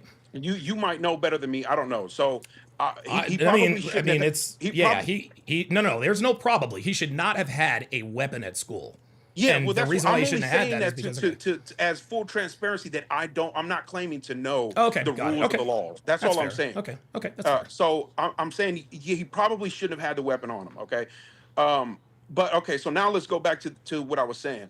If we try to say that Carmelo is the primary instigator and aggressor in this instance because he decided to go sit over there, at what point does personal accountability come into play? That completely negates that the other kid had. Where is the accountability for him having no self-control of his emotions? Courts have ruled over and over that it is free speech for you to flip off a cop or something like that. Sure. Somebody upsetting you, saying something to you, flipping you off, um, uh, inst, basically poking you, verbally or whatever, that is still, everybody knows that is not an excuse for you to put hands on somebody. Sure. It's been proven over and over and over and over. Sure. So I disagree with that. Especially since we're talking about sports. That's what sports is, right? It's fun, but it's very tribal. That's what it's about, right? It's Yeah, about but let's us not. No, versus I agree. you. Look, I agree with that. He shouldn't have been under the tent. Now, him being in that tent was not illegal. But let's just say, for the sake of argument, that Carmelo Anthony and Austin Metcalf went to the same school, and they were both under the tent by themselves. And Austin Metcalf says, "You know what? I don't like Carmelo Anthony. Carmelo, get the hell out of here!" Right? Carmelo Anthony reaches into his bag and says, "Touch me and see what happens." Austin Metcalf touches him. Okay, punch me and see what happens. Let's just say Austin Metcalf did punch him. And we know he didn't because Melo didn't have any injuries, right? But let's just say, for the sake of argument, that he did punch him. Then Carmelo breaks out the knife and stabs him in the chest. It doesn't matter who started what at that point, okay? What matters is that the response to whatever Austin Metcalf did or didn't do, the stabbing of the heart, was not commensurate with the original attack. You don't, in Texas law, statute number 9.31, it literally says in there, you can't shoot someone just because they shove you. Well, you damn sure can't stab someone because they shove you either. And that element has to be there for self-defense. Carmelo does not have that. Carmelo does not have that for self-defense. Okay. I mean, that might be a valid point. That might be a valid point. Like I said, I'm not here I wasn't here to debate what's the likelihood that he's going to be found guilty or not. I mean, the jury's going to figure that out. And I mean, there's always appeals. We ultimately really don't know where this is going to end up. Well, okay? I'll tell you what. Keep this in mind. Hold on, keep this in mind. The only way an appeal can be successful is if there is an error of law. And we've all watched crime shows and dramas and true crime. A lot of detectives, like we'll be watching something and I'm like, man, why don't they arrest the guy? They have all the evidence. But then the detective's like, no. We still need more so that we can have an airtight case. When detectives are talking about having an airtight case, what they are trying to do is when they bring charges to the grand jury, what they're trying to do is they're trying to avoid any sort of appeal. And so the prosecution and the detectives have a vested interest in making sure that all the I's are dotted and all the T's are crossed. In case if they do get a conviction and the other side says, okay, we're going to appeal. This is why most appeals don't go through because there was no error of law. So I think at this point, I think the prosecution has a pretty airtight case. But I will say this: if they don't have an airtight case, we will find out in the appellate process. Okay. Well, hey man, I'll let you get back to your stream. I just want to say, can I tell you how I feel about it? Like I said, I don't. Yeah. I mean, I haven't been keeping up with it. I'm actually learning a lot more just from here. Because I really haven't been paying attention. Sure. I will say my personal opinion is, I mean, I think it's a really sad. The whole thing is sad. I think there's no winners here. Both families I would think have been really destroyed by this thing. I mean, it's national news. It's a terrible thing. The one kid, like I said, I don't, I know emotions are high, but listen, nobody deserves to die over something small, especially kids, man. This was completely avoidable. It shouldn't have happened. No. I feel sorry for, the kid that lost his life. That's terrible. I feel terrible for his family. The kid that did it, his life is right now destroyed. Maybe not in the long run, who knows, but his life is destroyed right now. His family's going through it. So I think that's terrible. The case it'll pan out the way it's going to pan out. The facts of the case are going to do what they're supposed to do, right? The jury's going to do what they're supposed to do. I think if it comes down to the question of, like you said, that is true. You cannot pull out. Well, listen, this at the risk of sounding too much like I'm already piling on against I hear kid you. Carmelo. Yeah. I will say that I think most of us, if we're objective, that is very obvious that there are certain levels of Retaliation. of whatever that aren't appropriate. Yeah, if somebody Sure. shoves you or punches you, the appropriate response is not to just stab them.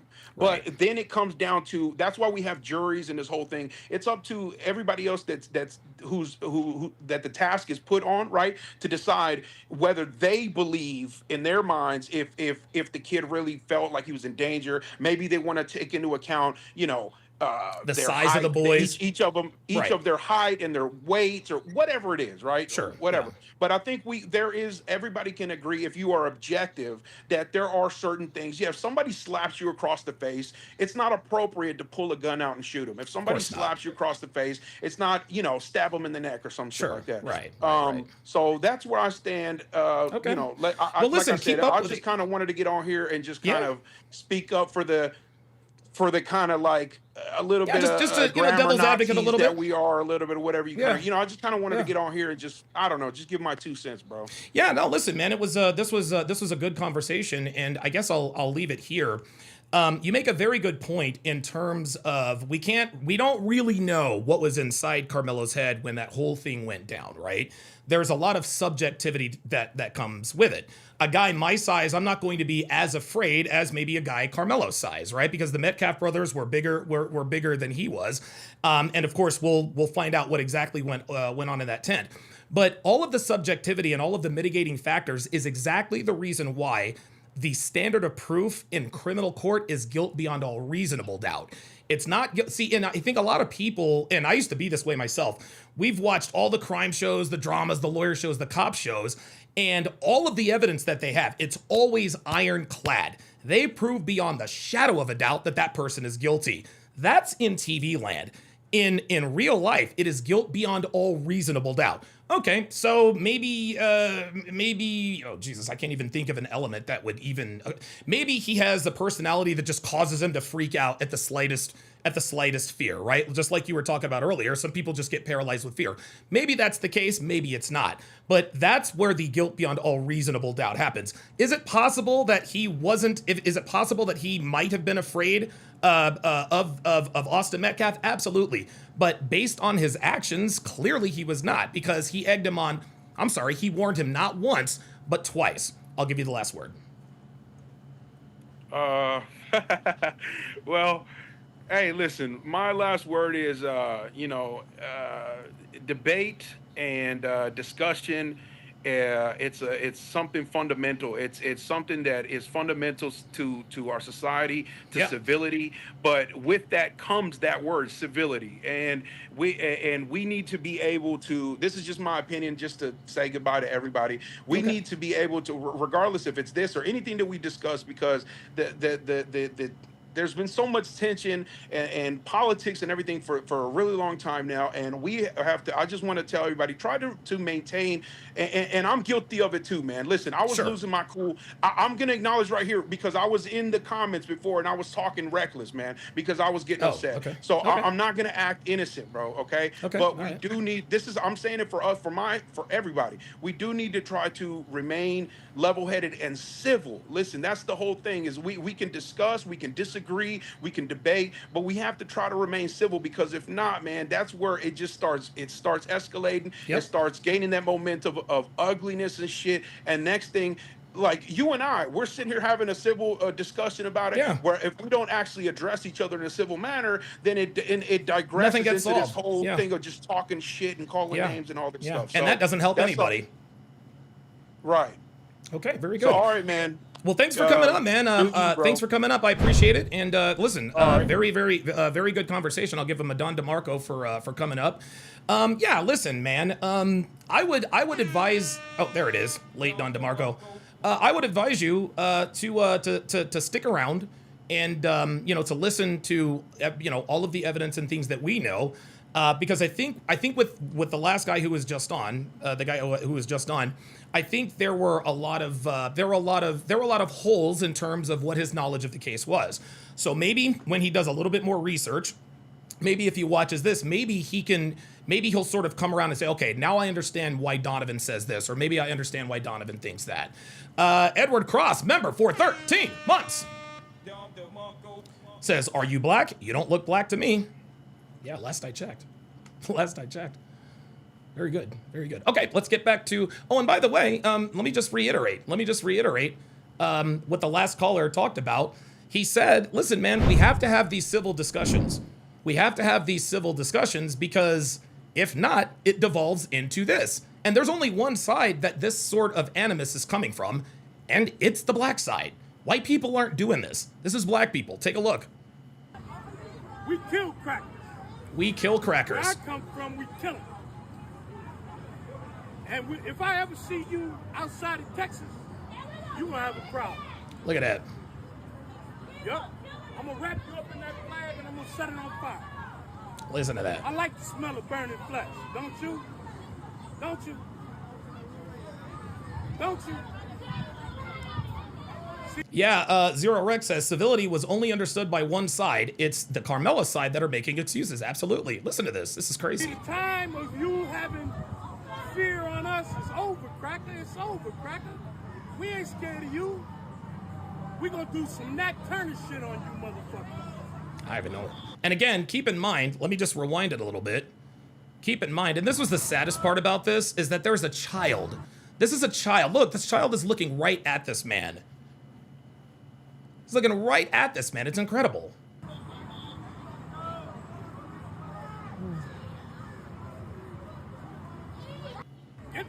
A literal child. Let's go to the next one, and then we'll go back to the witness testimonies. Here's another one. 38 seconds. If I get close enough, push you right into that crane. Now, I will say. Now, hold on. Let me back this up a little bit. Here's something I absolutely disagree with. If I get close enough. If I'm gonna call one person out, I'm gonna call the other person out. Push you right. Okay, right here. I don't know what this guy is saying, but him being at this trial with a Confederate flag, dude, what are you doing? What are you doing? Man, like, that's not as bad as talking about we kill crackers, but bro, like, what are you doing? Are you trying to antagonize them?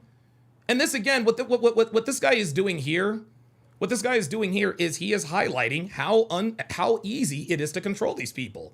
All you got to do is use the N-word and show a Confederate flag, and all of their logic and rationale goes right out the window.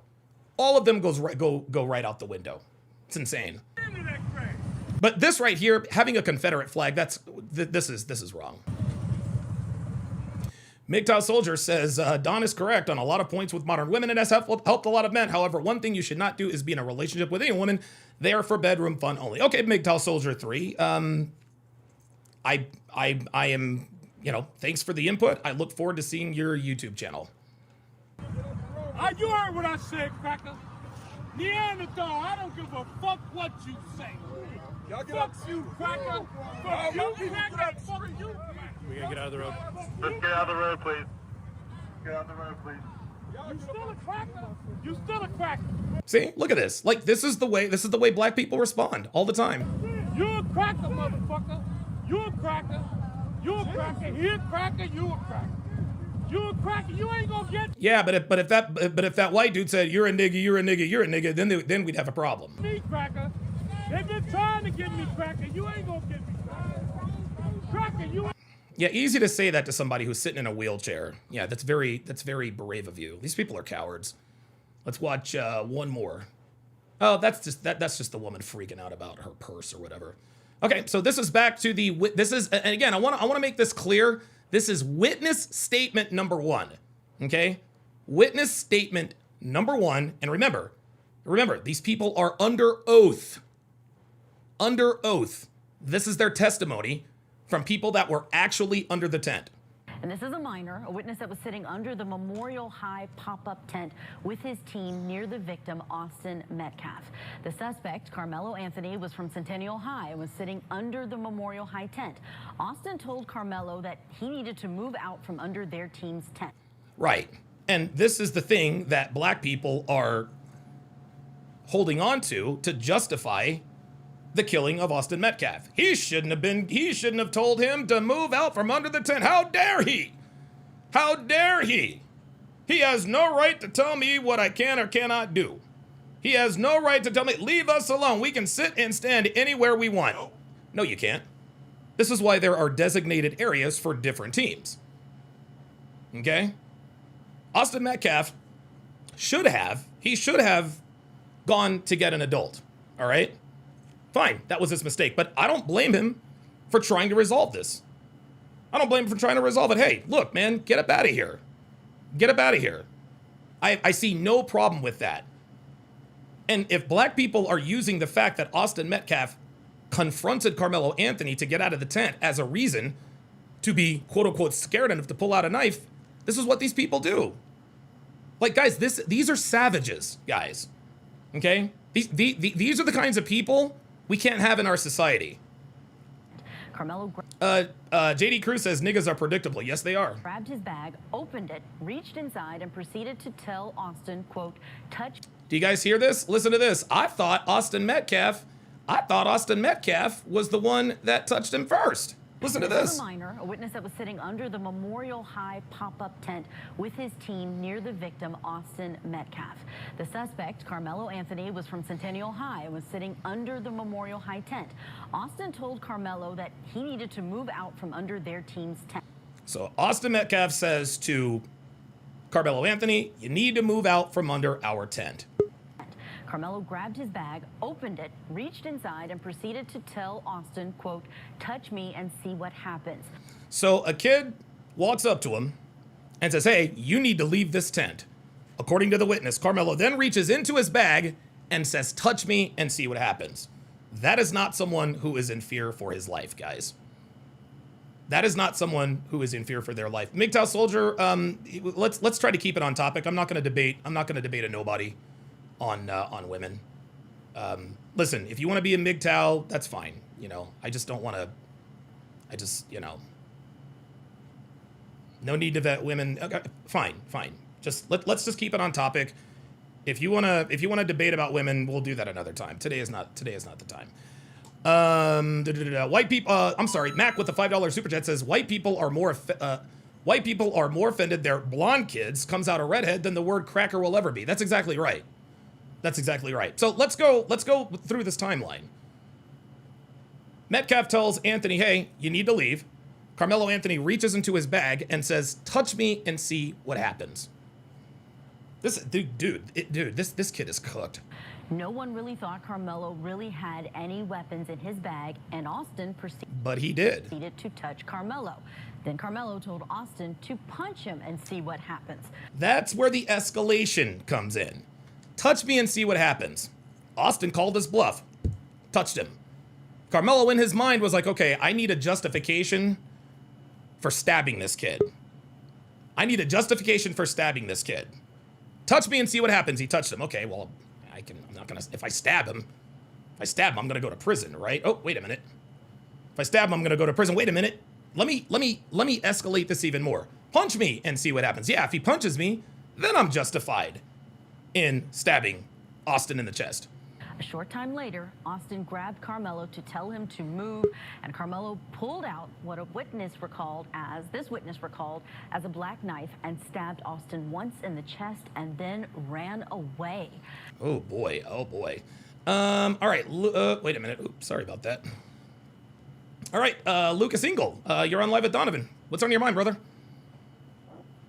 I just got a question. So you said that he brought a knife to the school? Yes, he did. So wait, if he even, I can't remember. They said he got posted on bail. I think that's what Myron said on his show last night. Yeah, he's out on 250,000. Right? Yeah, he's out on 250,000 bail. Yeah. So even if he was posted on bail, wouldn't he have been charged with bringing a knife to school? Or something close to that? I don't. You know, it's very interesting. I don't know why they haven't charged him with that. Maybe that's one of the lesser charges. My guess is that they probably said, okay, we're going to get this kid on first-degree murder. If we're going to get him on murder, we're not going to get him on anything. So I think they probably just felt it was a moot point to just say, hey, you know, we're not going to charge this kid for bringing a knife to school. Okay.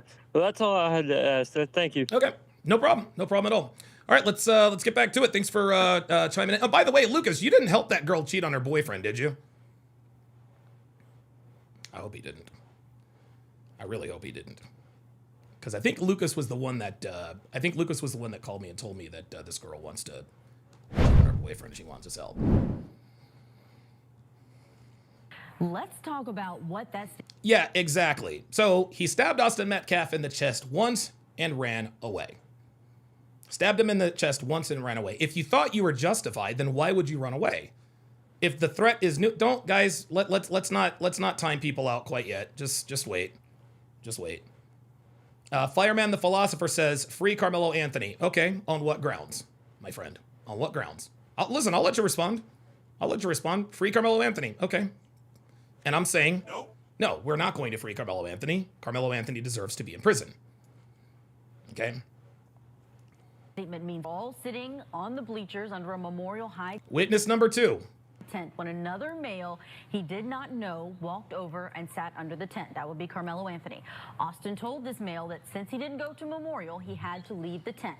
So Austin Metcalf said, hey, you don't go to this school, you need to leave the tent.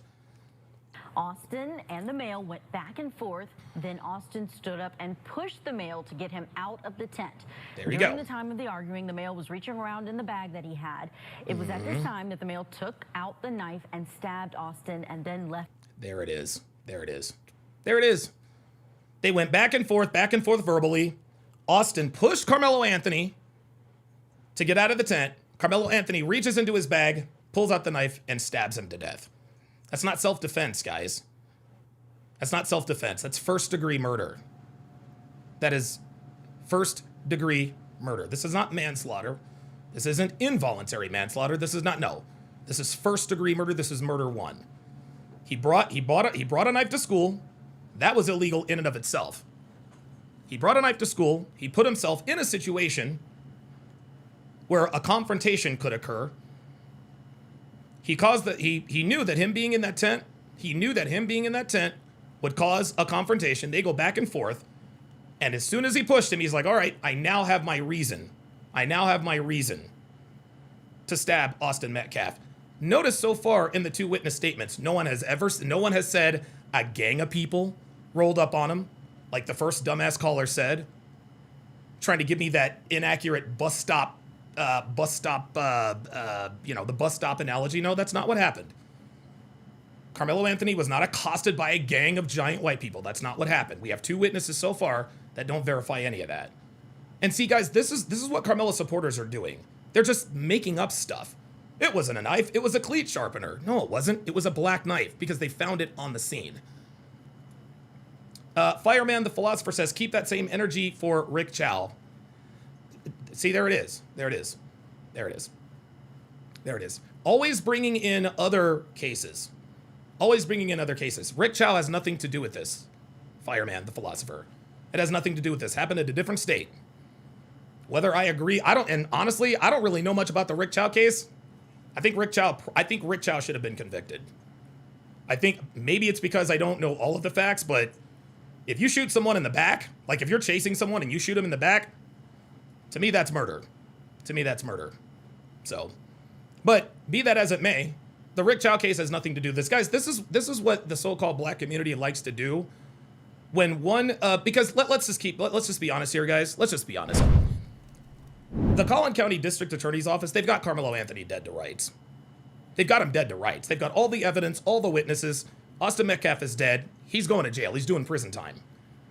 And so what black people like to do is they like to come in, well, what about Kyle Rittenhouse? What about him? Kyle Rittenhouse has nothing to do with this.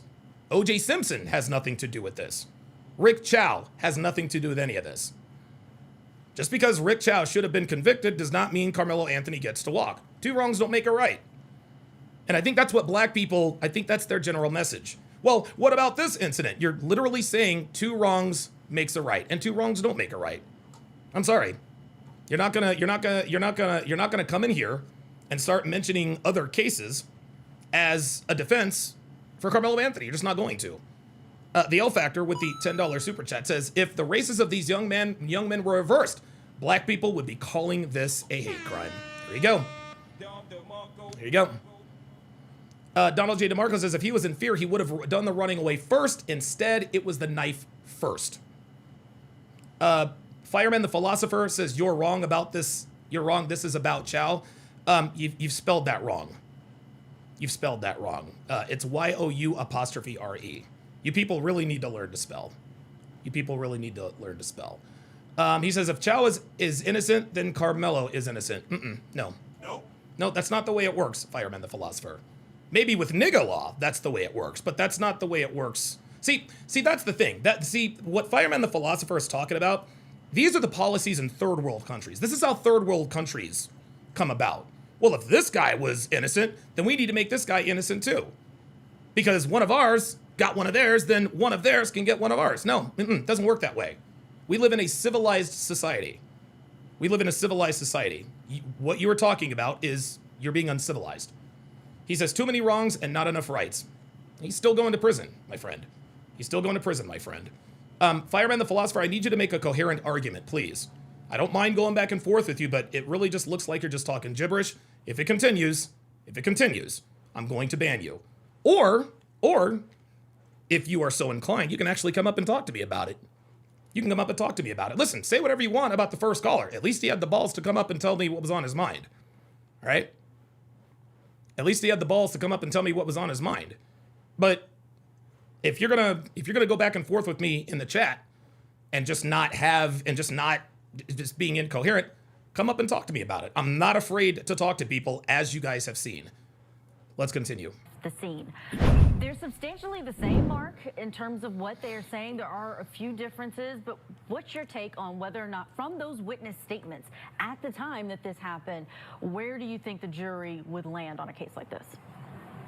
You know, it's fun. It's going to be a tough call, and I know that's an easy thing to say. You can't lose if you say you're in the middle. It's going to be a tough call for these reasons. When you actually do an analysis of self-defense, there are different components. The argument that Karmelo Anthony was there and he shouldn't have been there. Well, that's okay, but it's not your bleachers. You don't get to throw people out because of a tent. That's an argument. No, yes. Okay. Even if that were true, you don't get to throw somebody out because, it's not your tent. Even if that were true, that does not give someone the right to plunge a knife into their chest. That you're going to see the defense make. Why did the eventual victim in this case decide that it was his role to kick him out? And then, because his coach the day before told him that he needed to be a leader. He said, this guy is not on our team. I'm the captain. I'm going to have him removed. This is what men do, guys. This is what men do. This is what leaders do. They're not afraid of confrontation. I'm not saying they like the confrontation. They're not afraid of it. Austin Metcalf was being a leader. Personally, in hindsight, it's always 20/20. He should have gone to get an adult, but I understand why he didn't. And he shouldn't have died for that. He shouldn't have died for that. Tim Baker with the $10 super chat says 7 minorities on the Rick Chow case. It was the correct verdict. If you got your back turned to me and was pointing a gun at my son, you're off limits till you turn around. Oh, I didn't know that he pointed a gun at his son. Oof, now that I didn't know. Maybe I need to do some more. Maybe I need to do some more Rick Chow. But yeah, there were 6 black jurors on the Rick Chow jury. 7 minorities on the jury. He was still acquitted. Mac with the $20 Cash App for nigga repellent. Nigga repellent. I love it. Thanks for the super chat. Tussling back and forth, and then unfortunately, Mr. Metcalf did seemingly start the fight, so to speak, right? He was what we might call the aggressor.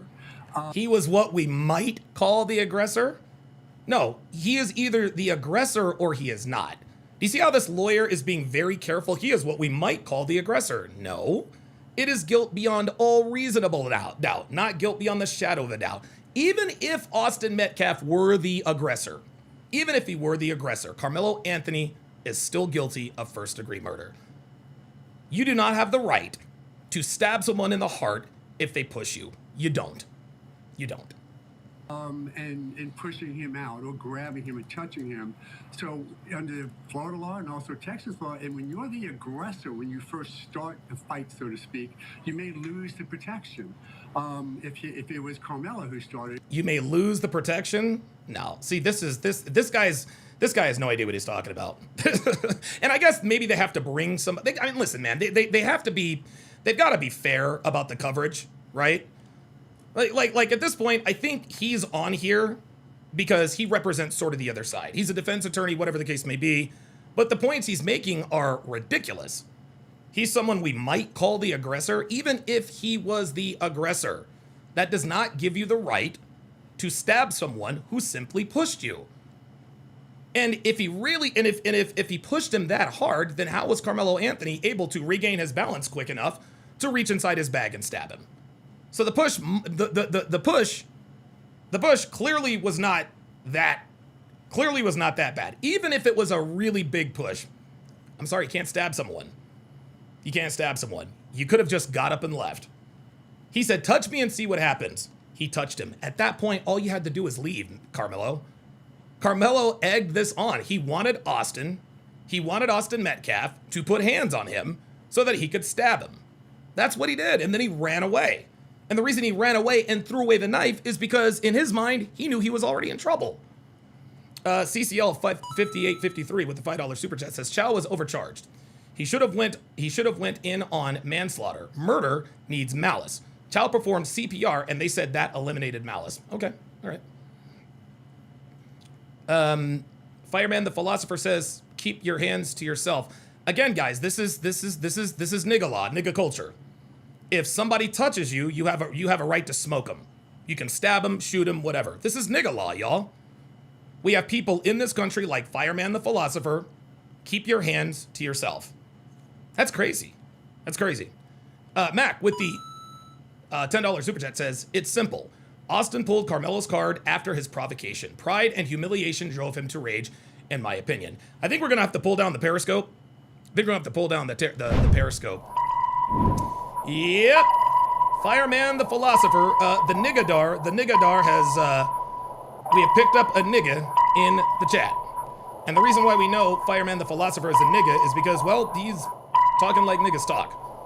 All feelings, no facts. All feelings, no facts. Karmelo Anthony. Now we get to say shifted because if Metcalf was the one who started the fight, now can Anthony respond to defend himself? We know he can, and then as was mentioned a moment ago, are you supposed the very fact that he can respond to defend himself means that he knew that his life was not in danger. to bring a knife to a fist fight? No. He's supposed to bring a gun to a fist fight? Absolutely not. There you go. But what you can't. What are you talking about? You cannot bring a gun to a fist fight. But there is no but, counselor. There is no but. And King Life in the chat says it wasn't a fight. No, it was not. Waylon Jennings says this whole quote, keep your hands to yourself mentality is dumb. If you truly believe that, then stay home and far away from society. I'm gonna tell you what, it won't be long before we start shipping niggas out for real. You're there and starting to get attacked, which is what the defense is going to say. He did not get attacked. He was simply told to leave the tent and then he was pushed. That's not attacking.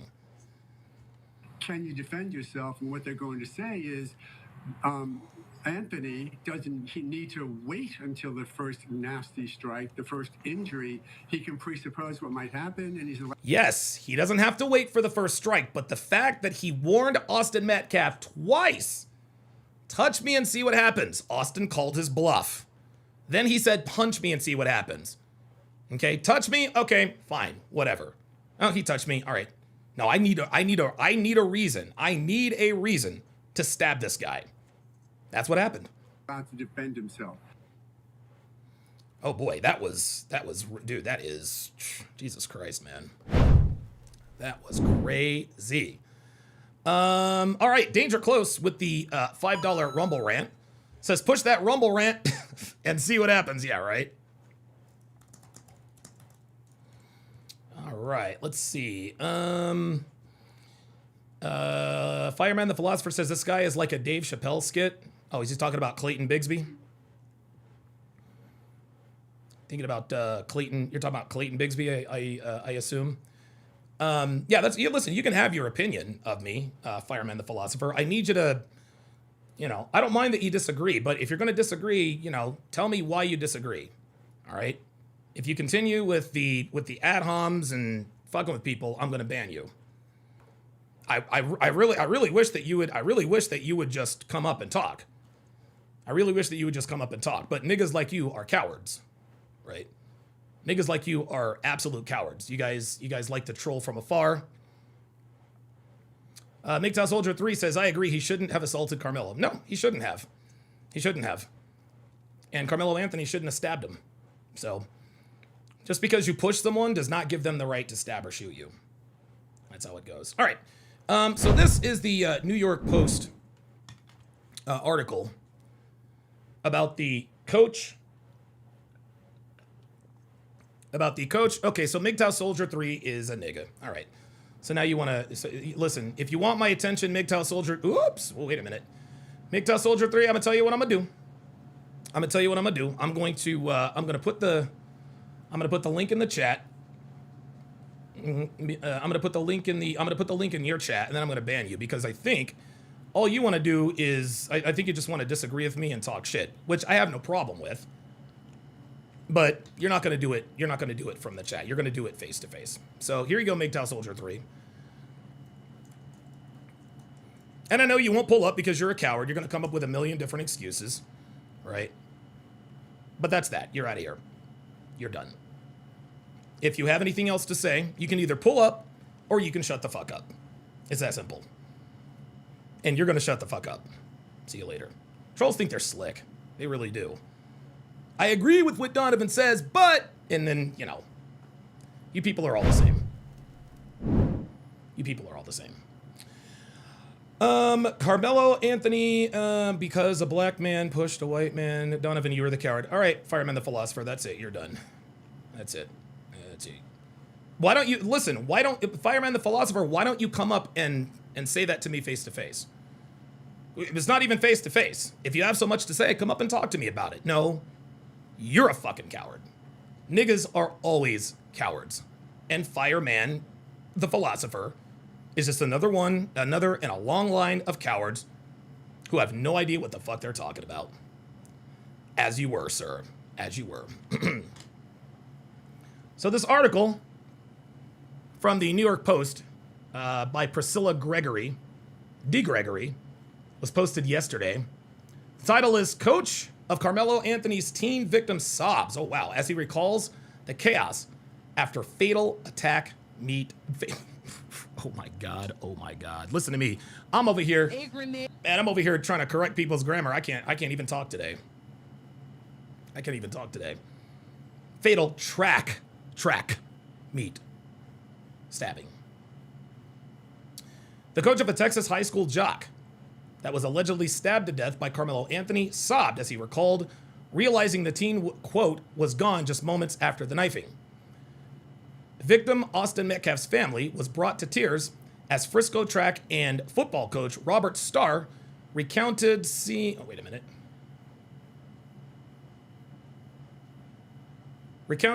a commotion at the Kirkendall Stadium on April 2nd, 2025, and going over to where the 17-year-old was on the ground. His face is purple and he has a big hole in his chest, Starr testified at the first day of the murder trial against Anthony. Oh boy. And by the way, this is an AI picture. Karmelo Anthony never had this hair. He might have it now. He didn't have it at this time. They wanted to make him look like a schoolboy. Metcalf's family openly cried in the gallery of the Collin County Courthouse in McKinney as Starr spoke. Anthony, now 19, is accused of stabbing Metcalf in the chest with a foldable knife over a dispute that began after Metcalf asked Anthony to move out from under his team's tent. Starr began to sob as he described going over to where the trainers were trying to revive Metcalf before Metcalf's twin, Hunter, pleaded with Starr to, quote, do something as he pointed towards Anthony. Huh. Isn't that something? I thought Karmelo, wait a minute. Whoa, wait a minute. Hold on 1 second. Again, guys, this is testimony. This is, okay, he is under oath. Okay? He's under oath. We were told Karmelo Anthony stabbed him and ran to find the cops. But according to the coach, Hunter told him to, quote, do something as he pointed to Karmelo Anthony. He's like, yeah, that's the guy that did it. I thought Karmelo Anthony was running to try and find the law. What is he doing standing around? Starr went over to where Anthony was, but others told the upset coach to leave. Oh, wow. When Starr returned to Metcalf, everyone was praying, and Starr and Hunter got on their knees and also prayed, he recalled. I just knew Austin was gone, the coach said. My God. The next day, Starr sent a text to Metcalf saying, I love you, man. Sorry I didn't say enough, according to exhibits shown on the jury. My God. Metcalf's dad, Jeff, wiped his eyes as the messages were shown. The incident unfolded after Austin, a student at Frisco Memorial High School, told Anthony, who attended Frisco Centennial High School, to move away from their team area. The pair allegedly shoved each other before Anthony stabbed Metcalf, a move he claims he made in self-defense. Starr told the jury that he had asked Anthony, Starr told the jury that he asked Karmelo Anthony, who was a discus and shot put thrower, as well as a football player, and a few other teammates with leading that day, which meant setting up a tent and moving equipment. Setting up a tent and moving equipment. Huh. Isn't that something? Setting up a tent and moving equipment. Well, there we go. They were supposed to set up their own tent. He decided to go over there and catch smoke under a tent he knew that he was not supposed to be under. The coach explained that the tent, quote, marks your spot, and said, you don't go under other teams' tents. Well, there's that entitlement that the so-called black community is throwing around. Leave us alone. I mean, no. If you come and sit in our team's tent, we're not going to leave you alone. If you come and stand in my yard, I'm not going to leave you alone. I'm going to tell you to get the fuck off my yard. I'm going to tell you to get the fuck out of my tent. Leave us alone? No. You niggas leave us alone. Karmelo Anthony was the first in the tent. Leave us alone that doesn't fly. King Life says, so that team had a tent. Yes, absolutely. It continues. Athletic trainer Tiffany Whitaker took the stand next, telling the jury about performing CPR while her partner did chest compressions until the medic arrived. Oh my God. Once he was given a transfusion, some color returned to Metcalf's face. His face was purple. He had bled out that much already. Some color had returned to Metcalf's face, which Whitaker said gave her false hope, which was dispelled after she saw the chest wound. Oh boy. Vincent Hooper, a coach from another school, told jurors about holding Anthony to ensure he didn't leave. Oh boy, this is a problem. This is a problem, guys. This is a big problem. We were told that Karmelo Anthony stabbed Austin Metcalf, ditched the knife, ran to turn himself in. No, that's not what happened. Coaches had to stay around to make sure that Karmelo Anthony did not flee the scene. Hooper said Anthony told him, he put hands on me, I stabbed him. So there is another confession. There's another confession. He put hands on me, I stabbed him. Okay. Hooper said to him, you know, if he dies, you've changed your whole life, Hooper said, according to a report by the Daily Mail. The then 17-year-old didn't believe Metcalf was going to die, Hooper recalled. Oh, okay. He's not going to die, Hooper said Anthony told him. So Coach Hooper says, if he dies, you've changed your whole life. Karmelo Anthony said, he's not going to die. But if he does, Hooper replied, prompting Anthony to start crying. He recalled. This is bad. The reason why Karmelo Anthony is crying is because he knows he is in big fucking trouble. Despite not knowing each other, the pair hugged, Hooper said. The coach then called over Anthony's coaches, he said. Hooper also testified that he had to stop another of Austin's teammates from attacking Anthony. Yeah, you're goddamn right. You just fucking stabbed our teammate to death. I'm gonna want to put hands on you too. I can't believe that Coach Hooper actually hugged this kid. During opening statements, Anthony's lawyer, Mike Howard, told the jury that a much larger Metcalf started the dispute with Anthony and that the knife was purely to protect himself. Oh boy. What's important to know is that Melo, they're calling him now, is 5'8" and 140 pounds. Hunter and Austin Metcalf are 6'1" and about 80 pounds heavier than Melo. Howard.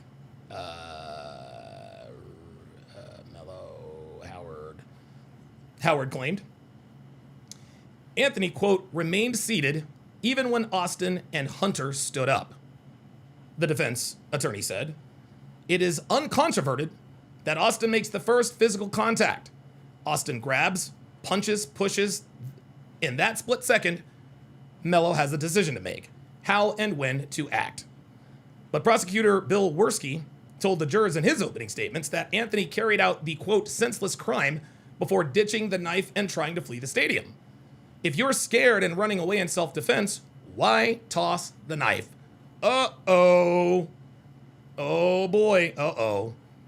Yeah, like if you toss the knife and run, like if you're scared and running away, like why are you tossing the knife? If it's self-defense, it's self-defense. If somebody comes onto my property, okay, and I handle it, right, with whatever weapon of my choosing, I'm not going to ditch the weapon. No, I'm going to keep everything the way it is. And when the cops show up, I'll be like, yo, this is what happened. This is my Ring doorbell cam. We have it all backed up, blah, blah, blah, blah, blah. There you go. There you go. Okay? The reason why he was running away is because he knew it was not self-defense. The reason he tossed the knife is because he knew it was not self-defense. Anthony has pleaded not guilty. He faces up to life in prison if convicted. Wow. Wow. Incredible. Incredible. I'm going to take a short break, guys. I'm going to take a short break. And when we come back, we are going to react to more videos, more articles. I think somebody in the chat, hold on, let me see. Give me a second. Somebody said, today's witness testimony cooks him. I haven't, and oh, by the way, guys, I've got, I'm currently following, let me just go ahead and pull this up. So I'm following Sarah Fields. So here are the people I'm following on Twitter. I'm following Sarah Fields because she is in the courthouse. And so every once in a while, I'm going to, so according to Sarah Fields, this was 5 minutes ago, says, we are now on lunch break. This was 5 hours ago. And of course, they're not allowed to have their phones in the courtroom. Says, quick update. This morning, we were shown the body camera footage from multiple officers who responded to the scene. Oh my God. We were shown the body camera footage from multiple officers who responded to the scene. The footage showing Austin's lifeless body on the ground was devastating. Oh my God. We were also shown the knife. Blood was visible on the blade all the way up to where the handle began. Oh my God. Oh my God. FBS says, I can't believe Tariq Nasheed is defending Karmelo. Well, I can. That's what kind of nigga he is. Wow. And so as of right now, let me refresh her feed. So 5 hours ago, yeah. So she's still in the courtroom because they're not allowed to have their phones. Let's see what Anthony Bryant. Let's see what ABL has posted. Chud the Builder. Okay, I don't know anything about that. Let's see what he has to say about this. Social media rumors and misinformation addressed. Does the new information bode well for Karmelo Anthony or for? You know what? I'm gonna respond to that. I'm gonna respond to that when I get back because I need something for my throat because my Jesus Christ. Oh my goodness. So everyone sit tight. Everyone sit tight. I'm gonna take about a 5-minute break, and we will be right back.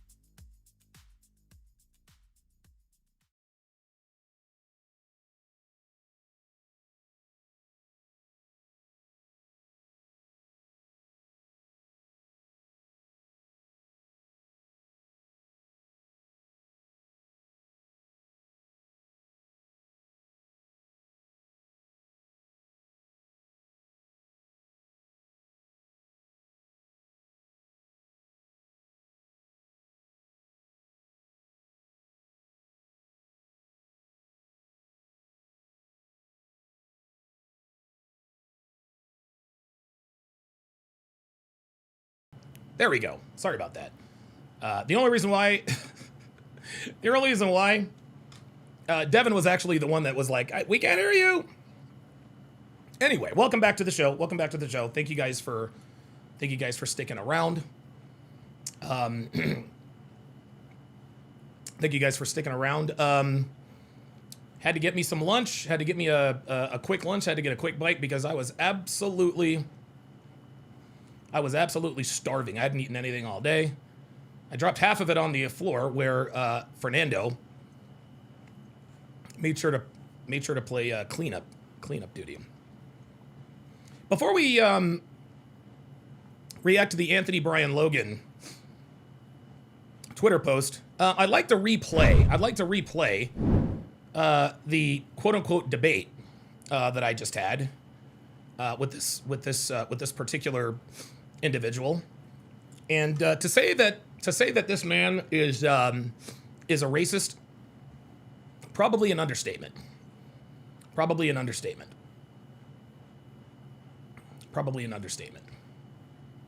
Let's take a look and listen. You guys aren't gonna believe this. This is crazy. Those tests that they take for the jury trial, it's the same type of test that you go for certain employers, right, where you have to pretend like you won't steal. You see $500,000 laying on the ground. I'm sorry. Did you wait? Let me wait. Hold on. Let me stop you right there. Did you say you have to pretend you're not going to steal? Did you hear what you just said? Absolutely. You just said you have to pretend. Okay, well, this is exactly what I'm talking about, guys. This is the black community. This man just sat here and said, on a job application, I have to pretend that I'm not going to steal, presumably because you are going to steal. Is that what you're saying? Well, if somebody dropped it and I pick it up, it's not stealing. Find keepers, losers, sweepers. Fair enough. Continue on with your Karmelo. Okay, so now when it comes to the case, I truly believe that, first off, those white boys who came over there looking for trouble. The boy, Karmelo Anthony, was trying to get out the rain. And he found the tent, the only tent that was out there. And so the white boy was trying to make an ass out of the opposite team and try to be, white people got this thing where they feel like they could come and control black people, and black people supposed to listen to them as if they some dictator has some type of authority. So what he did was try to make an ass and try to make a clown out of him by trying to make him get out from under the tent so he could suffer in the rain. And so they could sit back and laugh and hee about it. Does that justify killing somebody? So does that justify pulling out a knife and killing him? Well, what justify is, first off, in order to get stabbed, you have to be in close range. When that white boy walked up, at some point he was at a distance to the point where he couldn't have been stabbed. Right. And he shoved him once, and Karmelo Anthony said, "Don't shove me no more. You shove me again, and you gonna mess around and find out." Actually, right? That's not. Hold on. Let me interrupt. Let me interrupt you there, and I'll let you keep going. He said, "Touch me." He said, "Touch me and see what happens." Austin Metcalf touched him. This is. Hold on. Just let me finish. Then he says, "Punch me and see what happens." That is escalation. Well, what escalated because the white boy did touch him first. Okay. And then Karmelo Anthony didn't do nothing. And so he said, "Punch me and see what happens," right? And once he did it, he don't know what this white boy gonna do outside there. He run back up and woo out the bam, right? And so it was a quick reflex. If Karmelo Anthony was really trying to really destroy that boy like I would have, he would have kept jabbing him. He jabbed one, hit quick reflex, bow, and like, oh shit, and got spooked. And he wasn't like he went to hide it. He told people what he did. He even asked if the white boy was okay and woo out the bam. So it wasn't like he was intentionally he didn't even know if the boy was dead or not. He didn't know how hurt he was. All he knew was boom. That right there tells me that he wasn't really trying to look for trouble. They was looking for trouble.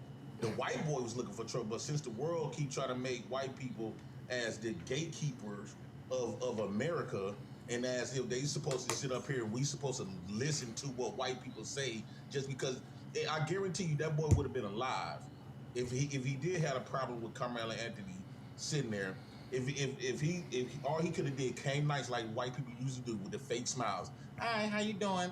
Hi, my name is Justin. I was just walking up to see you can't sit here. These tents is allocated for only the team players. Allocated. And you might have no to find such thing somewhere. as allegation. I guarantee you Karmelo Anthony would have said, okay, my bad. I was just sitting up here to get out the ring. But the boy came aggressive. He came like a gang member. He came banging and felt like he could put his hands. You don't got no right to put your hands on people. No, you don't. No, you don't. You so absolutely you have can't, no you right to can't put hands tell on people people. how to respond after not one time but 2 times. Karmelo Anthony not know what. And then this boy is way bigger than him. He came with multiple people on his side. Karmelo Anthony just sitting there by himself, or he fought the friend he was sitting up there talking to. And then why he didn't tell the friend to move around? I don't know. He went directly targeting Karmelo Anthony. I hate to say this. I don't know where you stand with this, but I think that that boy got what he well deserved. I don't feel bad. Just like when white people say the black people that died in the hands of whites, they got what they deserve. Well, you got what you deserve. You can't put your hands on people. We are not like our ancestors. And the YNs today is not going to let you do that to them. And I'm not going to let you put your hands on me and what I mean retaliate. It might be with a fist, it might be with a knife, it might be with a firearm. You is not going to do what you want to me. And I just had to sit there and take it. Absolutely not. Okay, all right. Karmelo Anthony had no injuries. He didn't have a black eye, bloody nose, none of that. Are you aware? He was violated, though. Okay, well, let me ask you this. Are you aware of the requirements or the elements required to successfully prove self-defense? Based on a European standard?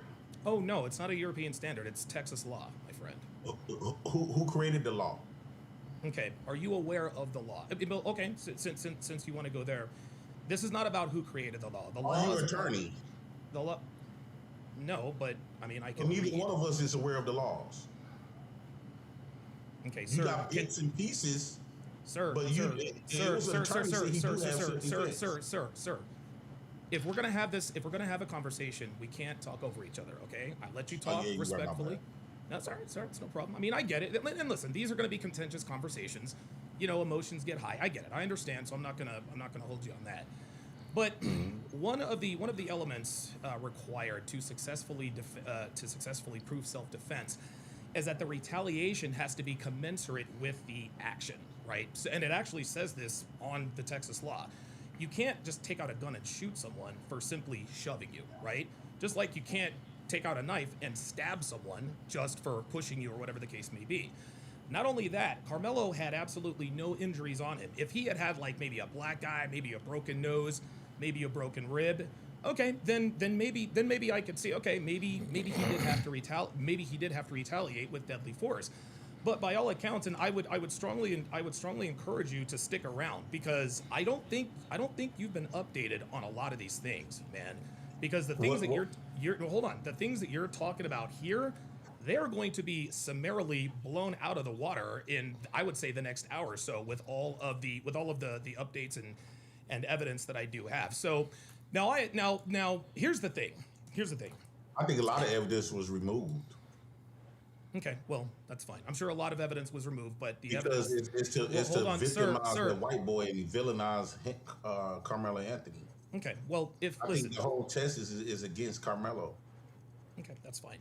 Karmelo Anthony is going to prison, sir.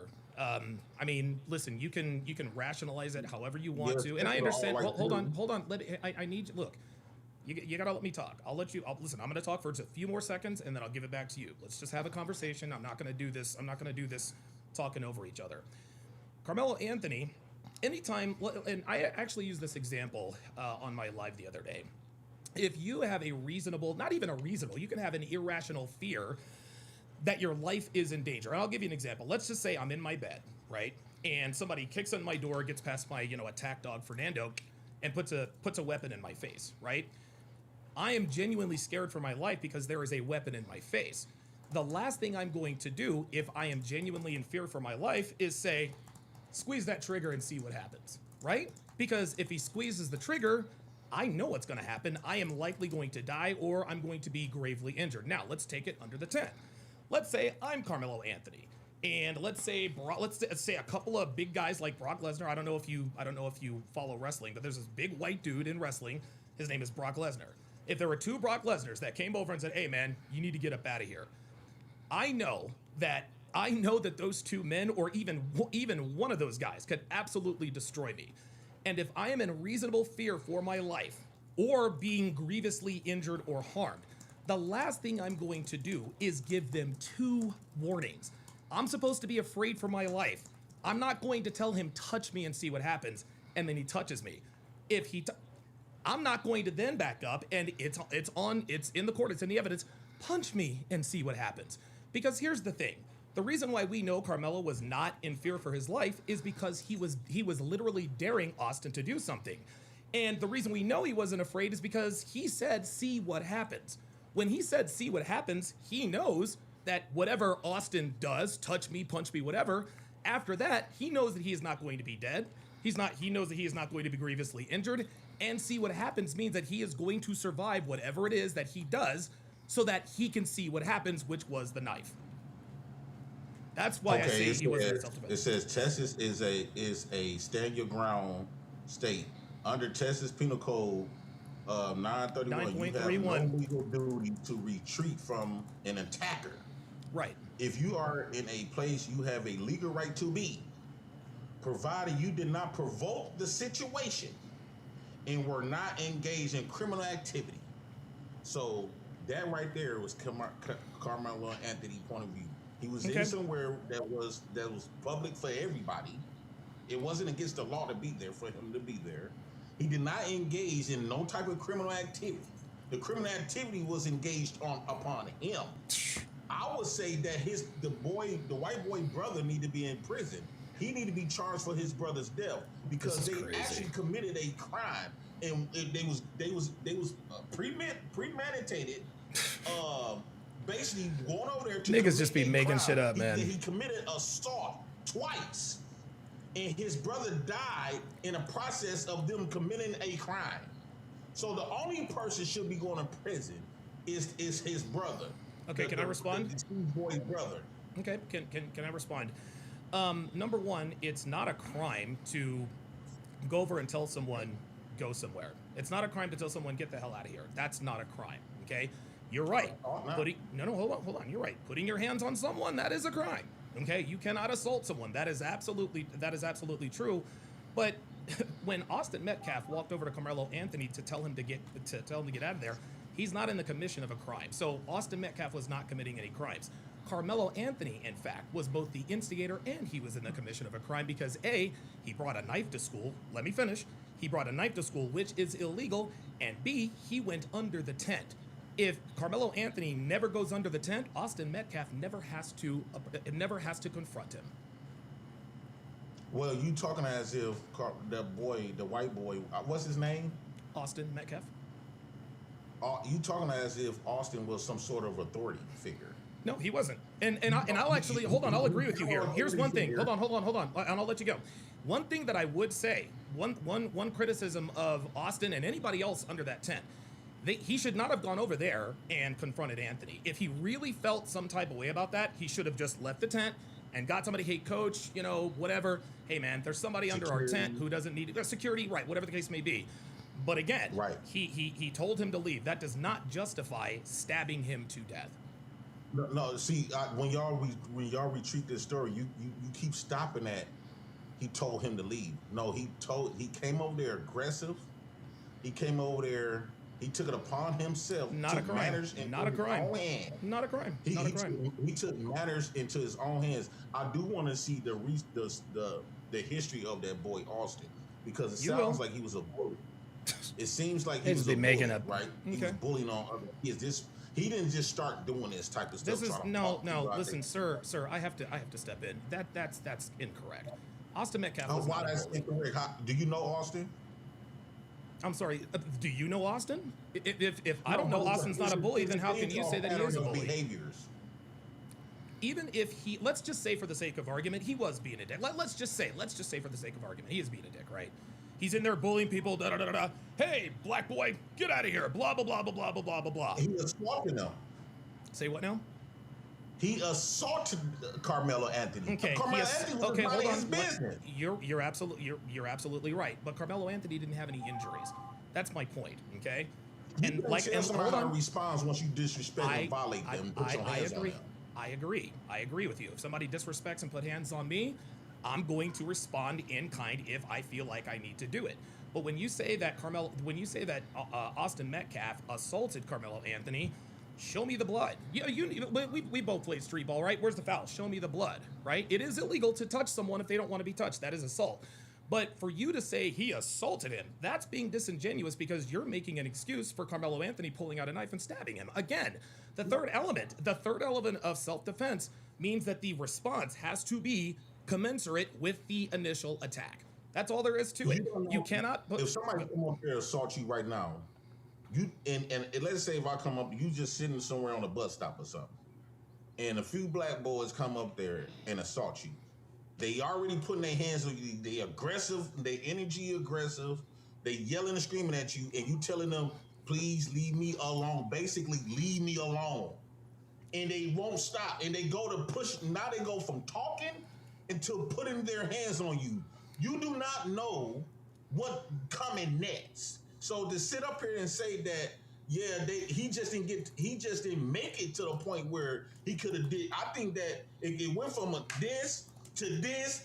What's gonna come after punching?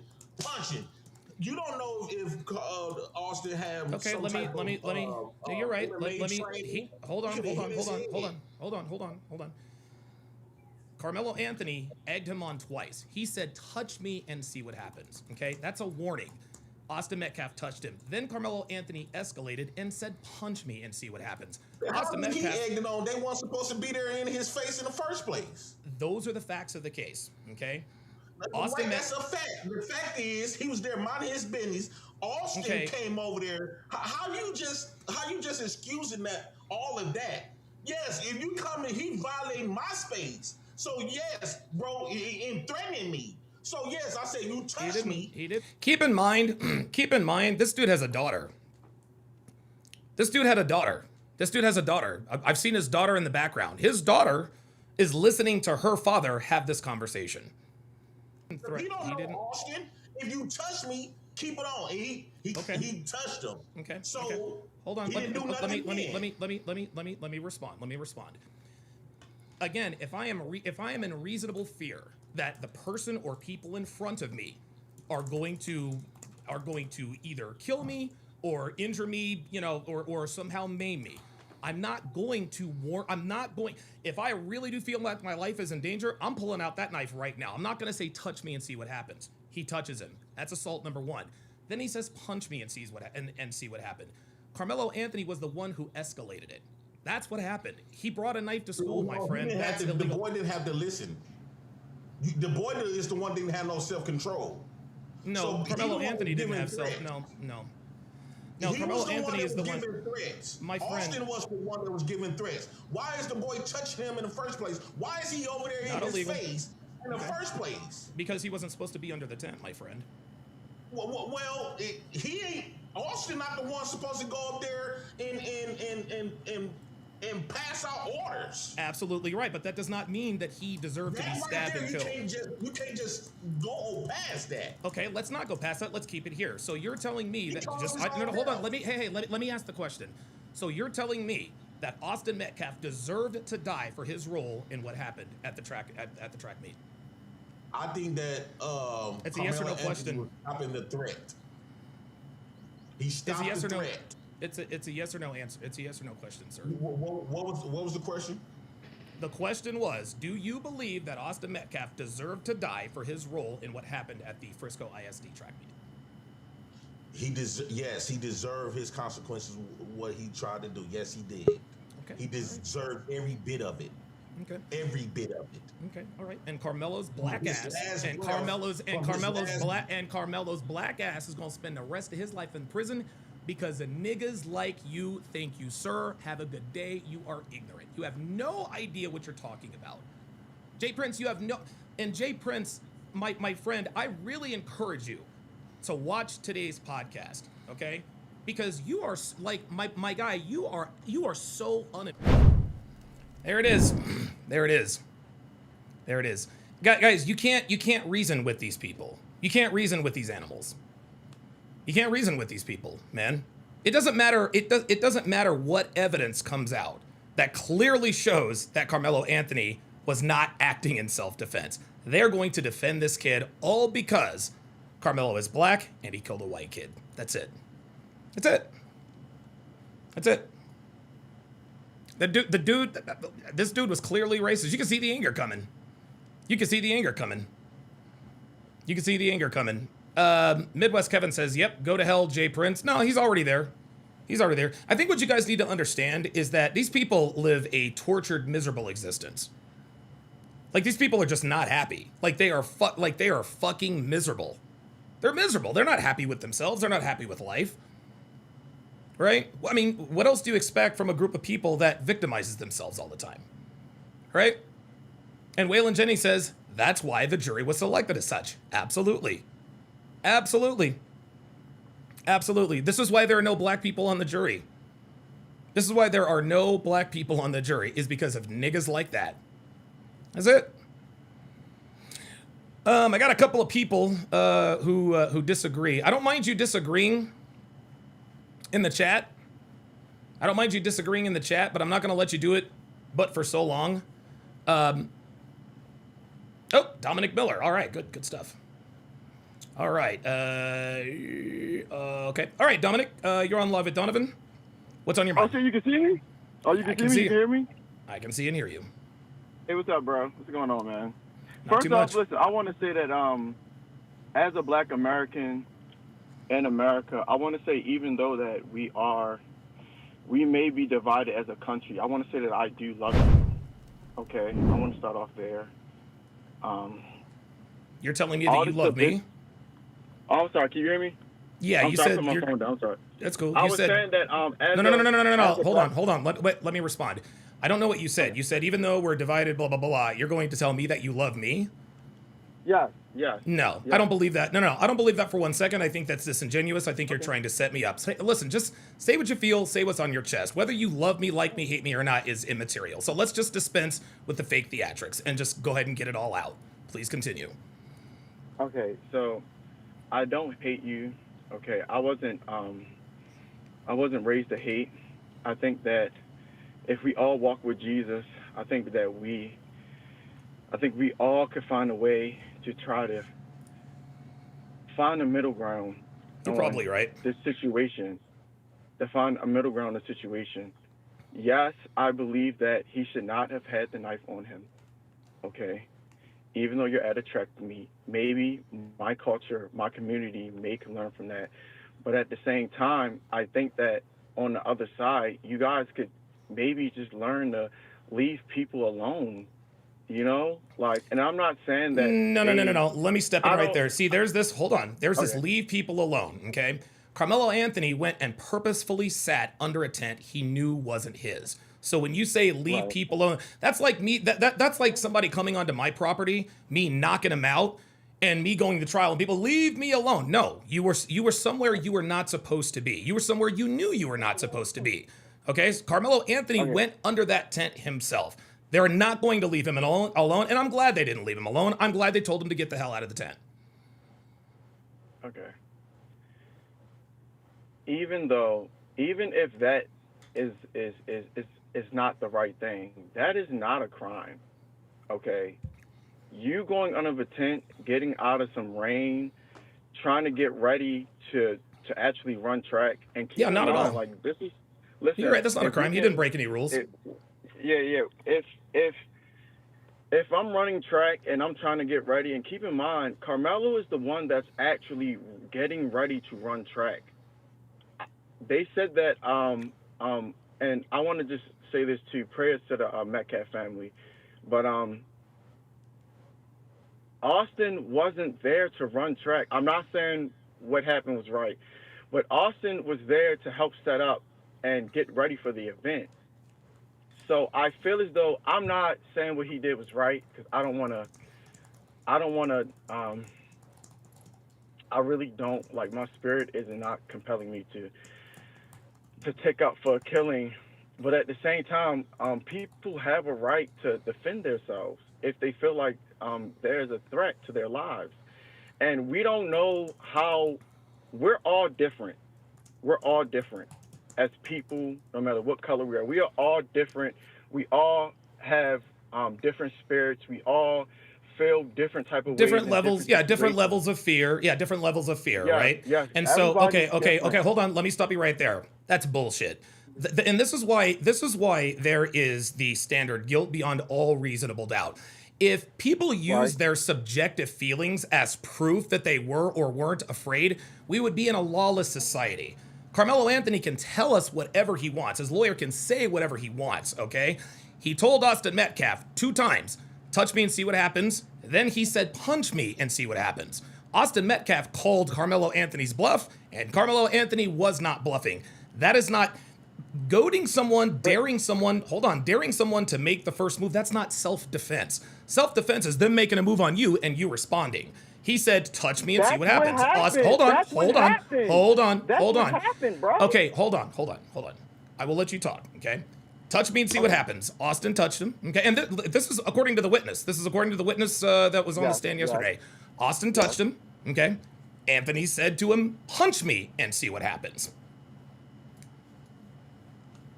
If you are in reasonable fear for your life, just if you're in reasonable fear for your life, if there are 2 people in front of you and you really do think that your life is in danger, why would you tell them to touch you to see what happens? I wouldn't want them to touch me and see what happens because I don't want them to touch me. I think these guys can kill me or really, really hurt me. Okay, so they call my bluff, right? No, hold on. Exactly. Hey! Exactly. Hey!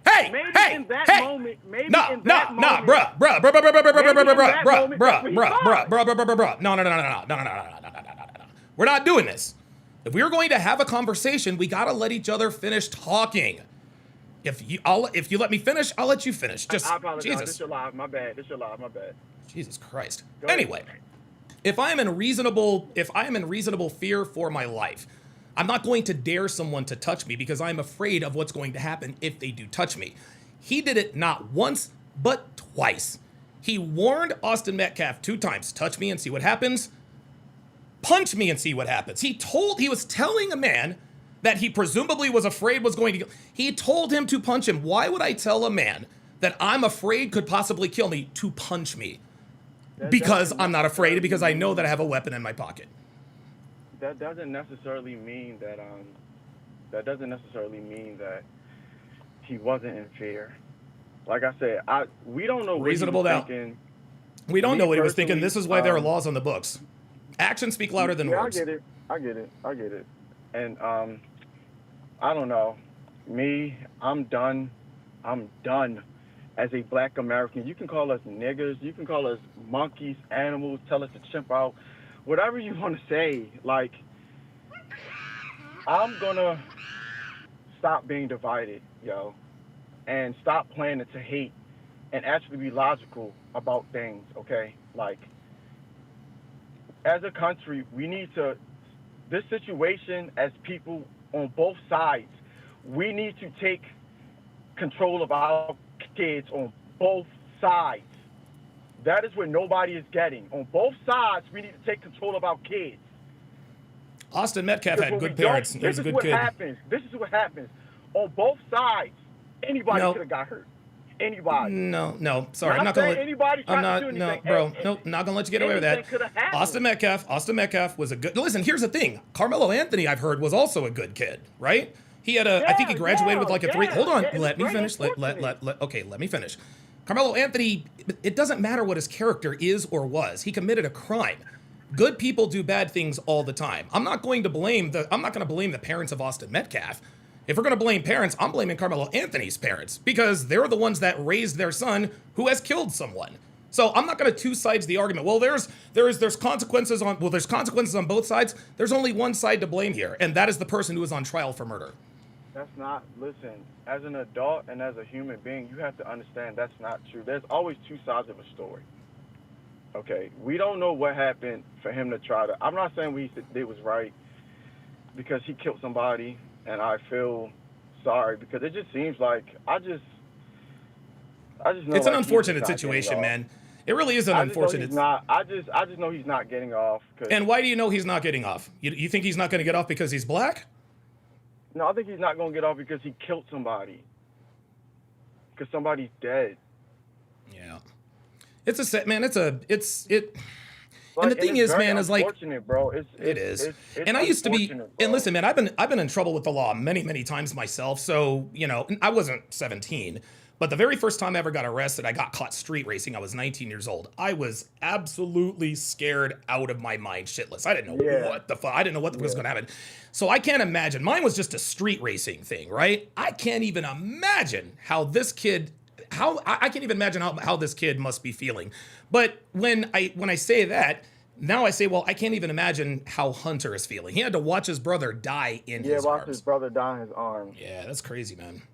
Die in his arms. What do you think so you think he's going to get convicted? If you were on the jury, what would you cast a vote for? I would be. It depends on the video.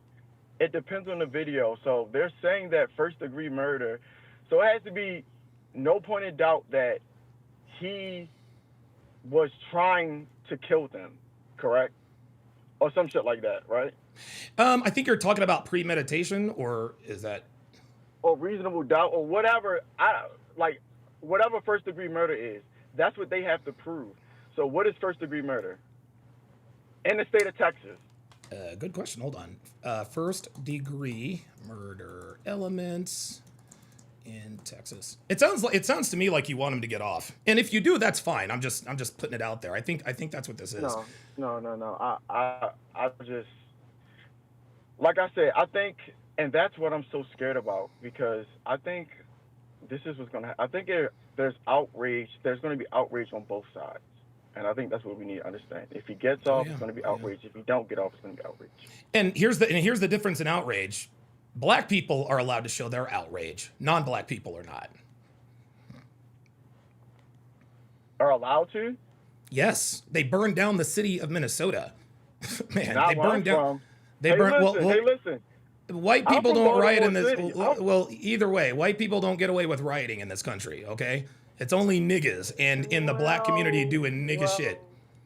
Well, if you check the riots of the 19 and 1800s, you'll see Jesus differently. Christ. This is 2026, my friend. Things were different back Yeah, then. but that does Yeah, not we're in excuse 2020. the We're in content. 2020. No, bro. We're in 2026. You're not excusing. That's not excusing your contradictions. Sorry, that's no. Dude, I have no idea what you're talking about. That's not excusing my contradiction. Can you hear yourself? Listen, why don't you just admit? No, hold on. Why don't you just admit that you want You're Karmelo saying Anthony? that's a long Why don't time you ago. What just does that admit? matter? You're Why saying don't? black people? Okay, well, that was white people have done. Like, what are Okay, you talking fine. about? Okay, all right. You want Karmelo Anthony to get off, number one. Number two, I don't believe you're a Christian. No. Hold on. Stop talking, and then you'll talk when I'm done talking. I think you're a fake. I think you're a fraud, and I think you're a nigga. I think you are an absolute monkey ape motherfucker who wants Karmelo Anthony to get off because he is black and Austin Metcalf was white. Prove me wrong. I just think that it's just unfortunate. Yeah, there you go. All of this fake calm is bullshit. I guarantee you this is not your. No, this isn't. I think it's unfortunate that this child lost his life. No, you don't. You don't give a fuck. You don't give a fuck because you want Karmelo Anthony to walk. Because of the words that you say, you spread evil. There it is. There it is. I spread evil. There we go. Nothing you say can bro, you can't offend me because that's how unfortunate. I'm not trying to offend you. I'm just calling you what you are. That's how unfortunate this situation is, yo. This child lost his life. And Karmelo Anthony's black ass is going to prison, just like he should. I will give you and you know what? I'll tell you what. I will tell you this. There is a chance that Karmelo Anthony is acquitted. Okay? There is a chance. And the reason I don't believe that. This justice system in America has not shown black people the benefit of the doubt. That's a lie. Oh my God. That's a lie. You gotta let me finish. That is a lie. Now you're say it all the time. Now you're niggas. Now you're niggas. I need you to let me talk. You didn't even let me finish. I think there is a chance. I think there is a chance. And nigga, don't tell me what to do. This is my goddamn show. Shut the fuck up and let me and listen to me. Okay, yeah, that's cool. That's cool. So the reason why I said that there is an opportunity, there's a chance for Karmelo to get off, is because maybe the all-white or all-Hispanic jury is afraid of what niggas might do to the city of Frisco, Texas, if they do convict him. But here's the thing. I think niggas going wild out regardless of whether he is innocent or guilty. What say you? Where's the calm? Where's all the calm and candles now, man? Come on, dude. But like, yo, I already said that though. I said, yo, it's gonna, like, regardless of what happens, I already said that. Like, it's gonna be chaos. Let me ask you this. Would you agree that black people are given longer and harsher sentences for committing the same crimes as white people? So do I believe that? I mean, it's an immutable fact. Black people get longer sentences for committing the same crimes white people do. Do I believe? I mean, I think the reason. Hold on. I think hold on. Stop talking. No. Hold on. Just real quick. I think what's happening is you don't want to get dog walked, so you're not going to ignore. No. Hold on. Stop talking. No. Hold on. No. I will. No. You know what? Now I'm going to mute you because I think what you're doing now is you're obfuscating on purpose. Because I want to get this out. No. I'm going to get this out because I know what you're doing. Here's what's happening. You are being disingenuous. Okay. Everybody in America knows that black people get longer sentences for committing the same crimes as white people. But the reason why you don't want to admit that objective fact is because you're afraid of what I'm going to rebuttal with. So you're going to say, well, where is that? I have never in my life heard a black person not acknowledge that black people get longer sentences for committing the same crimes as white people do. Yet you're going to sit here and ask, this is a yes or no question. Do you agree? You don't even have to agree, okay? Do you acknowledge that black people get longer sentences than white people for committing the same crime? Yes or no? I don't know. I don't know because I don't worry about that. Yeah, see, of course you don't worry about that. See, guys, this is what these people do. Oh, I'm sorry, I didn't know. This is what these people do. He doesn't know what's coming around the corner. So he doesn't want to answer the question. He's afraid of the rebuttal. Now all of a sudden it's I don't know. You know, you just sat here and said, well, the justice system has never been fair to black people. Well, gee, I wonder what you could be talking about. Are you talking about the fact that black people get longer sentences than white people? Among other things, probably yes. So when I ask you a direct question, can you acknowledge that black people get longer sentences than white people for the same crime? You don't want to commit because you're afraid of what my rebuttal is going to be. Just answer the question. You can either acknowledge it or not. And the reason I'm asking you this is because I want to know if you came into this conversation in good faith. And so far, you're not doing very well at all. You're not doing well at all. You didn't come into this. And I knew you were on some bullshit when you told me I love you and all this. Dude, you're full of shit, bruh. You're full of shit. You are the same as all the rest of them. So all I need you to do now, so that we can continue this conversation, I just need to know if you came into this in good faith. Do black people, actually, you know what? Let me ask you a better question. You said that black people have been screwed over by the justice system forever. Can you tell me what you were referring to, sir? I'm back on? Okay. I was referred to but like you said though, like we just all Still not answering the question. You're still not answering the question. So let me go back to the first question. Are you going to acknowledge that black people get longer sentences than white people for committing the same crime? It is a yes or no question. And if you can't answer that yes or no question, this conversation's over because you're not coming to this in good faith. No, I don't believe that. No. Okay. Well, now you're definitely not arguing. Yeah, you're definitely not arguing in good faith. You did literally just wait, hold on. Let me just get this right. No, hold on. So you mean to tell me? Let me just put you on camera. Let me just put you on camera so that everybody can see what a liar you are. And you can listen, man. Listen, you can obfuscate if you want. That's fine. Okay. You just sat here and told me that you don't believe black people get longer sentences for committing the same crimes that white people do. You said I don't believe that. Are you sticking with that answer? Yes or no, sir? I am. Okay. So what were you referring to when you said that black people haven't gotten a fair shake from our justice system in hundreds of years? What exactly were you referring to? I mean, we can refer to a couple of things. So Cyrus just got stopped running from a store, and he didn't even point and shoot a gun off. and he got no justice, and he got off, and this Chinese guy just got off for killing somebody. This little black little boy. Yeah, he shot him in the back, That's an right? example right there. Yeah, shot him in the back, right? That's an example right there. Yeah. Let me ask you this: is shooting somebody in the back illegal? Yeah, I agree. Rick Chow should have been convicted, 100%. You don't shoot somebody in the back. I'm sorry. I don't care what the circumstances were. Okay. If somebody, cool. if somebody, no, seriously, if somebody's running away, they're running away, right? Okay. I don't even know what the facts of the case are. But if somebody's running away, let them run away. You have the gun. You turn around. I think Rick Chow should have been convicted. There you go. Okay. You can continue to ask your questions. Listen, I can only give you maybe 10 more minutes because I do have a job. I have multiple jobs, you know. Okay, well, thankfully, thankfully for me, I don't have to work.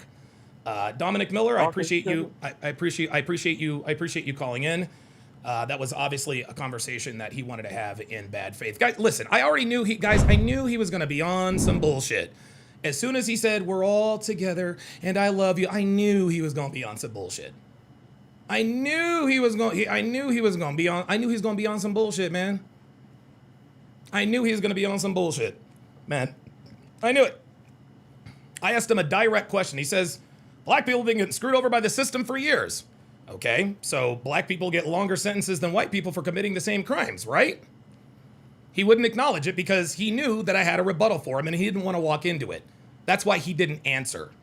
And so when I pressed him on it, he said, no, I don't believe that black people get longer sentences than white people. Stop the cap. That dumb nigga capped his ass off. And see, what you guys got to understand, man, you guys got to understand, monkeys come in many different varieties, okay? You've got the monkeys that act all crazy, jumping up. These are the people we see on World Star. These are the people we see in the Twitter and Instagram videos. Then we got monkeys that are a little more slick about it. They try to, assalamu alaikum, my brother, and it's peace and love, but... And then it all came out. And then his mask slipped off when he said, you spread hate. So I already knew what time he was on. I already knew what time he was on. I knew he was full of shit. That's just incredible. If you're gonna have a conversation, have one with me in good faith. Alan Dukes, or Duke, how do you pronounce that? Is that Dux or Do? Yeah, it's gonna be Dux. How you doing? Good. What's on your mind, man? Real quick. Yeah, let me ask you something real quick. And I'm from the South myself, but if for Karmelo Anthony to say, touch me and see what happens, that would insinuate that he was threatened with physical bodily harm. And I'm not sure where you're from, but here in the South, we've got something known as stand your ground doctrine and the castle doctrine. So if somebody were to come up to me and my family in my truck, no matter how big or small they are, and they threaten they're going to shoot me, and I say, you're going to shoot me and see what happens. Why would he say, touch me and see what happens? Because he wasn't afraid for his life. But again, we're dealing with Texas, and we have this stand your ground doctrine. And not only stand your ground. No. Stand your ground does not supersede self-defense. No, you can't finish because you're talking bullshit. Okay, stand your ground doesn't give you the right to stab someone who pushes you. Swear to God, man, you people come up with any. You people come up with every excuse. No, you can't. You can't because you people. Because you people be on some bullshit. There you go. There it is. Blah blah blah blah blah blah. It's all a bunch of. It's all the same shit. Yep. Cool. Talk your shit. Oh wait, my bad. Go on. Oh my fault. Wait a minute. Go ahead. Talk your shit. I'm gonna give you 5 minutes uninterrupted. No, man, you have a good night, man. You're childish and you're emotional as the black people you talk about, man. Have a good one. Have a good one, nigga. There it is. See, he wasn't about nothing. I knew he wasn't about nothing. All you got to do is press these people a little bit. All we got to do is press these people a little bit, and their true colors come up, and their true colors come out. He said, "End it, man." No, fuck off. Negroes. Swear to. Why are you still in here? You know what, Alan? Get the fuck out of here. You have a good day, dumbass. I swear to God, fucking dude, monkey fucking central. Fucking monkey central, man. This is unbelievable. Man, I'm from the South, and we have this thing called the stand your ground law. I lived in North Carolina for the better part of the last 20 years. That ain't got nothing to do with nothing. That ain't got nothing to do with nothing. Stand your ground ain't got nothing to do with self-defense being commensurate with the attack. Stop it. Stop it. I can't wait till this nigga gets convicted. I really can't. See, that's the thing. See, this is the thing. This is the thing that is happening to me that I didn't want to happen. I have no problem with Karmelo Anthony. I think he's a young, scared kid who made a huge mistake, and he's gonna pay a very, very high price. I have nothing against it. He didn't do anything to me. But when people come up and talk like that, that's what makes people like me sort of indirectly, I don't know Karmelo Anthony. I didn't know Austin Metcalf. I don't care that it would be insensitive for me to say I don't want anybody to die, but I'm not moved emotionally because Austin Metcalf is dead. I didn't know him. He didn't mean anything to me, right? Thrifty Z says witness said it was barely a push. Yeah, it's incredible. Like, he tried to come on here with the country accent and da-da-da-da-da. That doesn't mean anything. Stand your ground does not supersede the elements of self-defense. And then when I decided to give him the floor, nah, fuck you, have a good night. You're emotional and blah, blah, blah, blah, blah. Yeah, well, at least I have common sense. If any other monkeys want to come up, the link is pinned at the bottom of the chat. You people, I'm gonna tell you what, man, this is gonna be a big L for y'all. All right, let's continue. Austin Metcalf. Let's talk about it. How's everybody doing? My name is Anthony Brian Logan, and today we got to talk about the Karmelo Anthony murder trial happening right now as we speak in Collin County, Texas, which is to the north and east of Dallas. And before I go too deep into it, may Austin Metcalf, the victim here, rest in peace and prayers out to his family. I do want to start with that straight away by showing my respects before we get into the details that have been revealed on the first day of the trial. And of course, we must do a recap to explain how we've gotten right here, right now, today. Let's go back. April of 2025, just last year, 14 months ago, Karmelo Anthony, who is the captain of the track team at Centennial High School.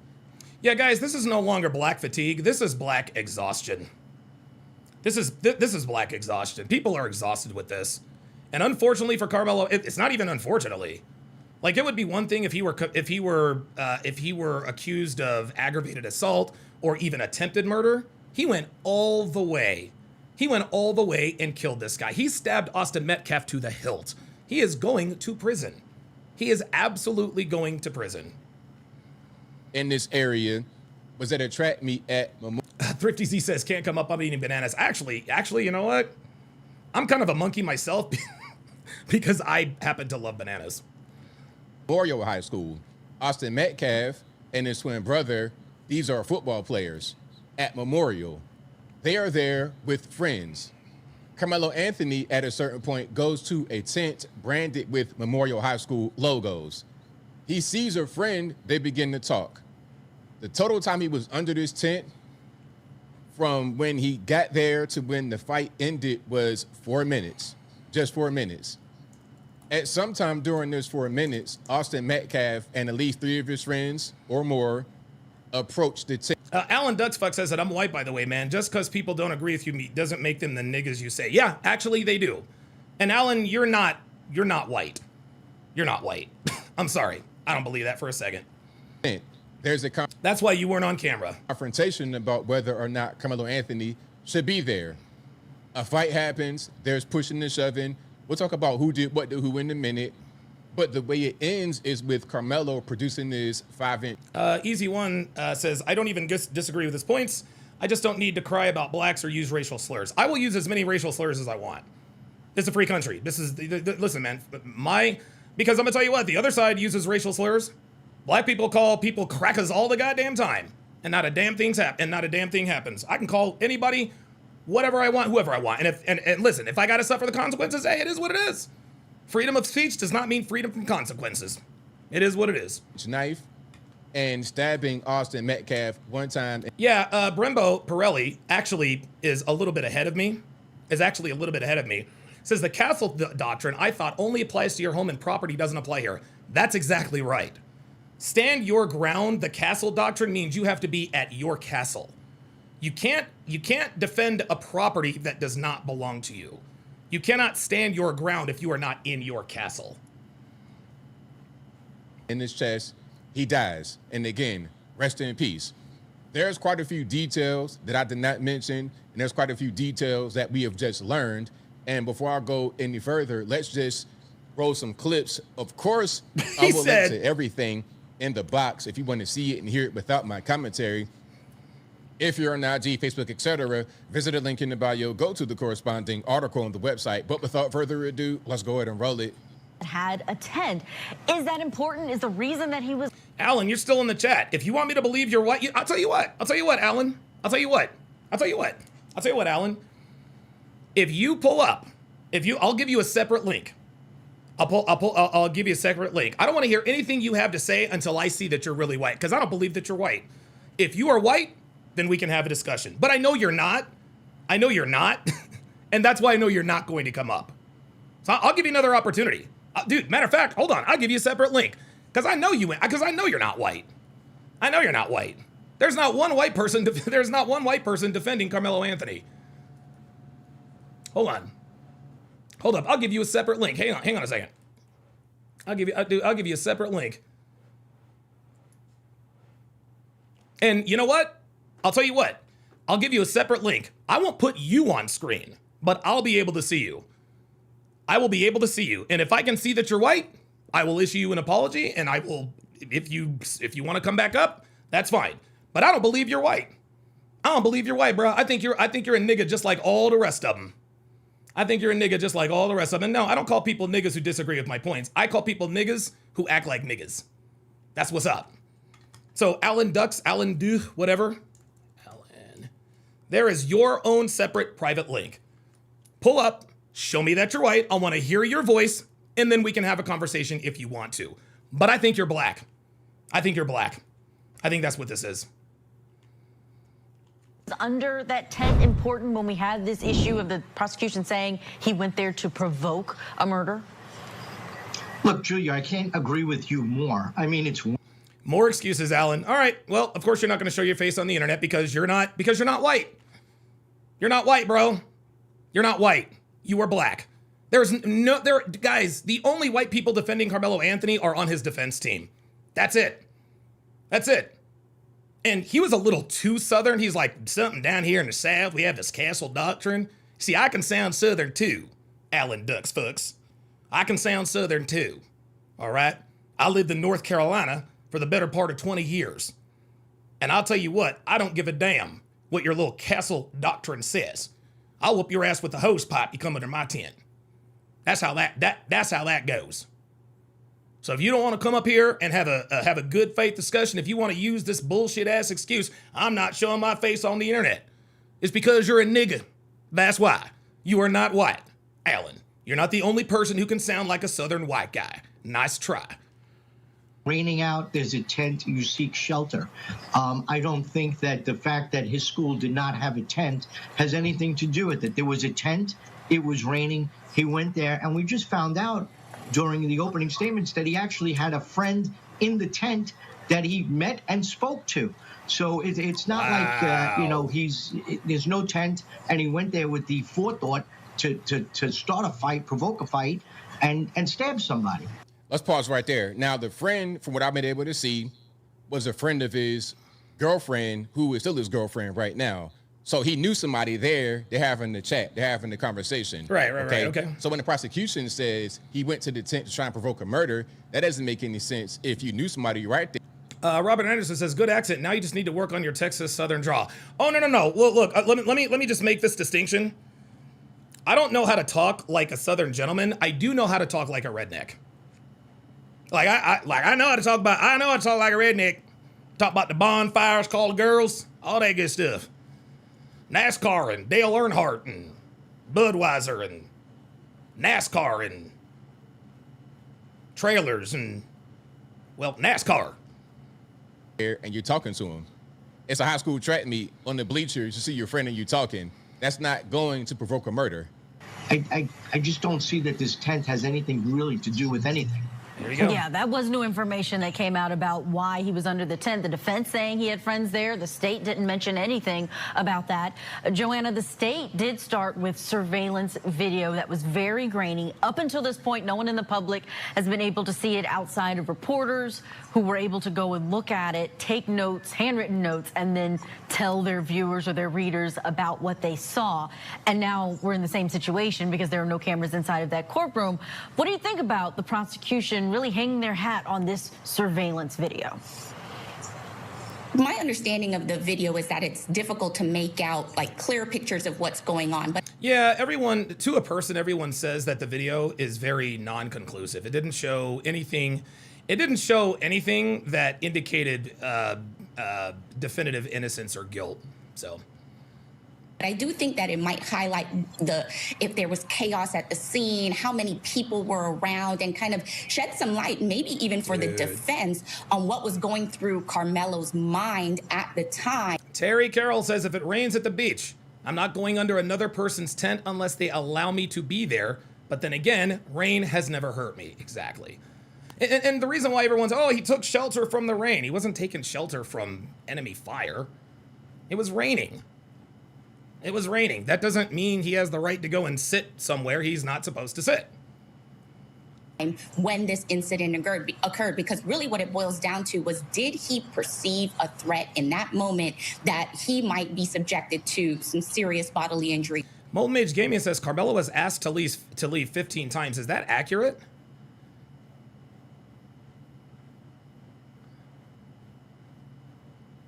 Is that accurate? Was Karmelo Anthony asked to leave 15 times? Montreal Rather, with the $2 Rumble rant, says, finally caught a live stream. Thanks for the show, and I'm about to go get some Chinese for tonight to piss off some niggas, and Karmelo Anthony is going down, in my opinion.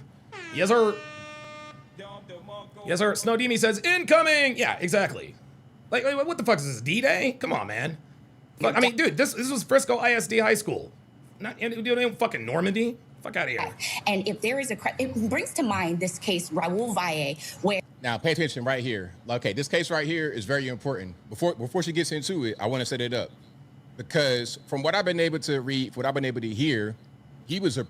John Stewart says, I actually don't think there will be riots, though. Oh, ye of little faith.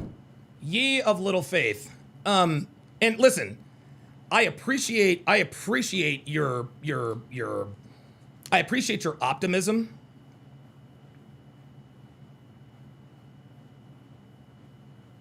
Moltmage Gaming says, check interesting stories in Discord. Okay, I'll check that out while we're looking at this. Yeah, John Stewart says, I actually don't think there will be riots, though. No, I strongly disagree. And I appreciate your optimism, but I want you to take a look at this.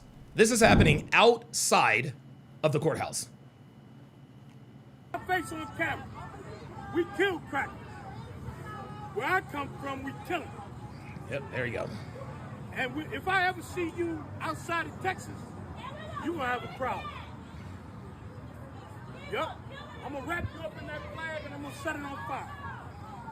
I like the smell of burning flesh, don't you? Listen to this guy. Don't you? Don't you? See, the time of you having fear on us is over, cracker. It's over, cracker. We ain't scared of you. This is how these people feel. We gonna do some Nat Turner shit on you, motherfuckers. This is why there are going to be here is my theory on why there are going to be riots regardless of the verdict. The reason why there are going to be riots regardless of the verdict is because if Karmelo Anthony is convicted, black people are going to be pissed off and they're going to want to riot because they didn't get their way, right? If Karmelo is acquitted, black people are still going to riot. They're still going to riot because they now know that they can literally get away with murder as long as they say, he put hands on me. Like, black people are going to riot no matter what. Black people are going to riot no matter what. Molten Mage Gaming says the more witnesses, the more witness accounts, the worse it gets. Oh boy. Oh boy. Yep. John Mitchell says, I think there will be right. After the Chow verdict in this one, another summer of love. Yep. Approached by 4 people. Now, the confrontation might have been between him and Austin Metcalf. The physicality may have been one-on-one, but he was approached by 4 people. So when you're approached that way and a fight happens, you're thinking, I'm about to get jumped. I'm in serious danger, okay? So keep that in mind when she tells you this case.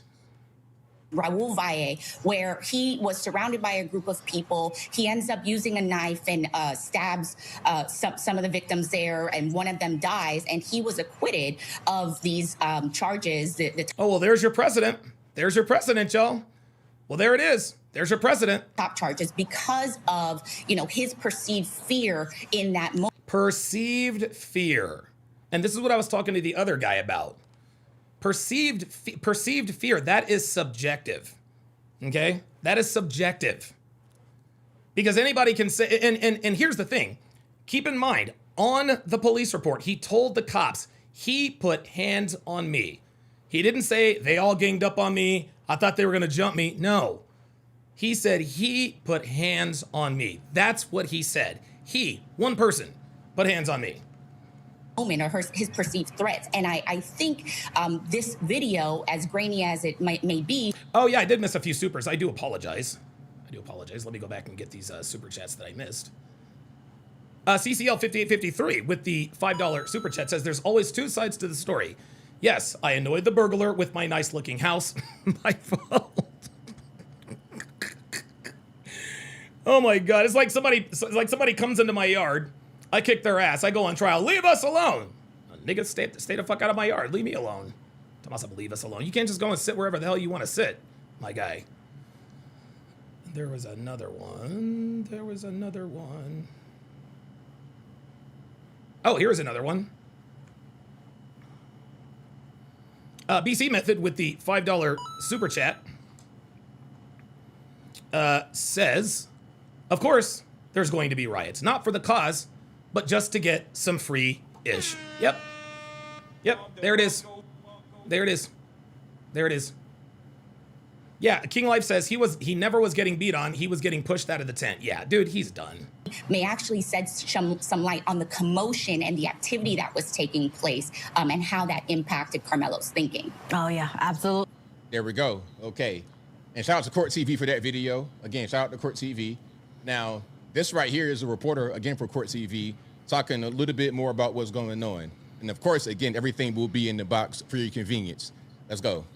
But those opening statements were definitely powerful on either side. In the opening statement, they were referencing surveillance video. And, of course, everyone wanted to see video. We haven't seen anything. There's been a gag order on this case since the very beginning last year. So they start playing this video. There are 5 different angles of the video getting walked through from testimony by the forensic video analyst.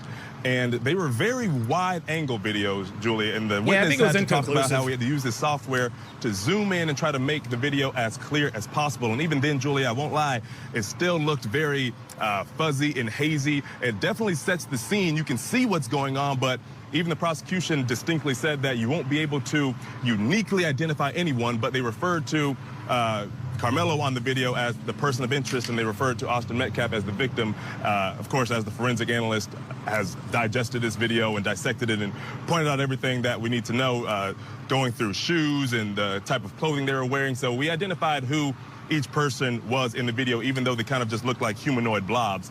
But you see, one thing that stood out to me, Julie, is that, I'm very familiar with track meets. I was under the impression that, when you go to a championship track meet, you have multiple tents on the same side of the bleachers. But in this video, because it's early in the morning, just before 10 a.m. when all this happened, the high school where all this went down, Memorial High School, it was just an isolated tent. And let's pause right there. So it's just one tent. There's a lot of reports focusing on the tent. We just played the video a little while ago talking about the tent. That's not really a factor. And he knew somebody under the tent. So that's not really a thing like, oh, you're in my tent, get out my tent. Anyway, it was just one tent.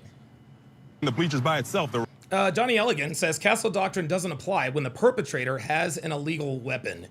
Well, who's the perpetrator, right? And here's the thing, stand your ground.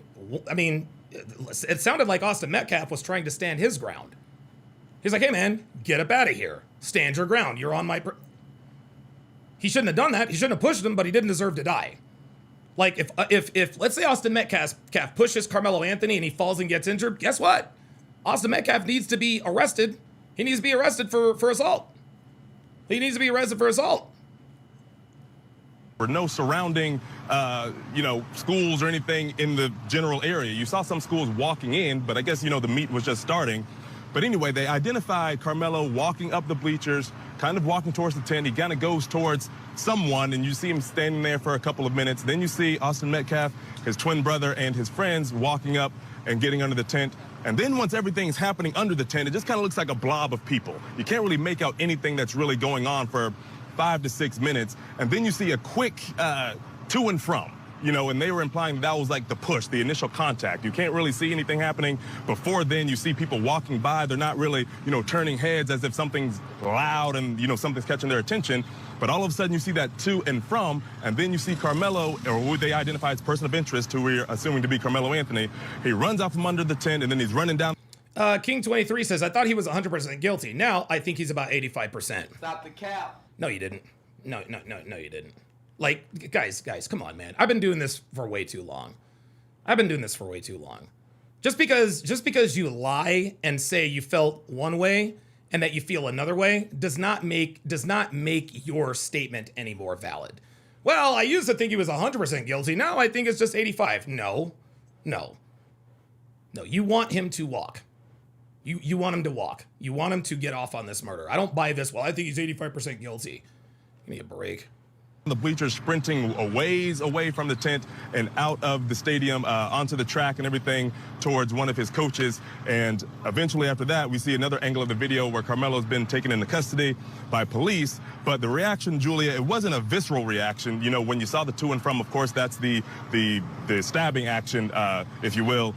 All I saw him sitting 2 rows behind Austin Metcalf's father, and his head was just kind of in his hands, kind of like this. Wasn't necessarily crying, but just implying that he doesn't really want to see, even though you can't see the stabbing, but he knows in his mind this is the moment that his son lost his life. So he was just there, obviously overwhelmed by everything. I'm sitting right behind the Metcalf family. Karmelo Anthony's family is on the opposite side of the courtroom. But again, the video, not as impactful as I thought, but it definitely is a scene setter to help us understand clearer as to what's going on, since we haven't seen anything so far in this case. All right, there we go. Shout again to Court TV. Now, again, Court TV, we have some witness statements that kind of goes to the whole situation, because really what happened, this was a fight over this whole tent situation, and it looked like Karmelo thought he was going to get jumped because you're being approached by not just the twin brothers, and if you think you're going to get jumped, you don't have time to threaten people twice. Touch me and see what happens, punch me and see what happens. That didn't happen. If you are going to fight and your twin brother is right there, you're not going to fight by yourself. If the person is getting the better of your twin, you're going to jump in and try to break. Like, you're not going to probably fight by yourself. But it was not just them two, it was at least 2 more. And there was more people, but one of them, from what I was able to see, was distracting one of the coaches while the other ones went up into the tent and did what they did. Okay, so we have witness statements from, 2 or 3 people, I believe. Check it out. And this is a minor, a witness that was sitting under the Memorial High pop-up tent with his team near the victim, Austin Metcalf. The suspect, Karmelo Anthony, was from Centennial High and was sitting under the Memorial High tent. Austin told Karmelo that he needed to move out from under their team's tent. Karmelo grabbed his bag. Vincent Purnell says he was jumped on by 4. Stay tuned, because that's not true at all. Like, not even close to true. Stay tuned. Opened it, reached inside, and proceeded to tell Austin, quote, touch me and see what happens. No one really thought Karmelo really had any weapons in his bag, and Austin proceeded to touch Karmelo. Then Karmelo told Austin to punch him and see what happens. So you get someone who's in fear for their life. If you have the time to say, touch me and see what happens, and he touches you. At that moment, after he touches you, the fact that you have time to formulate, punch me and see what happens, you could have left already. Karmelo Anthony could have left already. Dude, this is all bad. Given one warning, you refuse to adhere to it. Yep. Okay, you touch me, and then You do it again, and then something happens. A short time later, Austin grabbed Karmelo to tell him to move, and Karmelo pulled out what this witness recalled as a black knife and stabbed Austin once in. Lady Leo says white guys never confront you alone unless they have a weapon. Okay. The chest and then ran. Yeah, Ike Not Turner says the punch me and see what happens is a big blow. You're damn right. Away. Let's pause. You can. Michael Mara says from a witness that took the stand today, Karmelo already had his bag in his hand. Multiple saying you don't have anything. Then Austin approached Karmelo. Karmelo stabbed him. Not put your hands on people because you think they are. Lady Leo says you don't know what you're talking about. Tell me why. Are in the wrong place. If you think somebody's in the wrong seat, they're in the wrong place. You need to go get an authority figure. Go get the coach. Go I agree. Get the teacher. I agree. Somebody. You can't do that.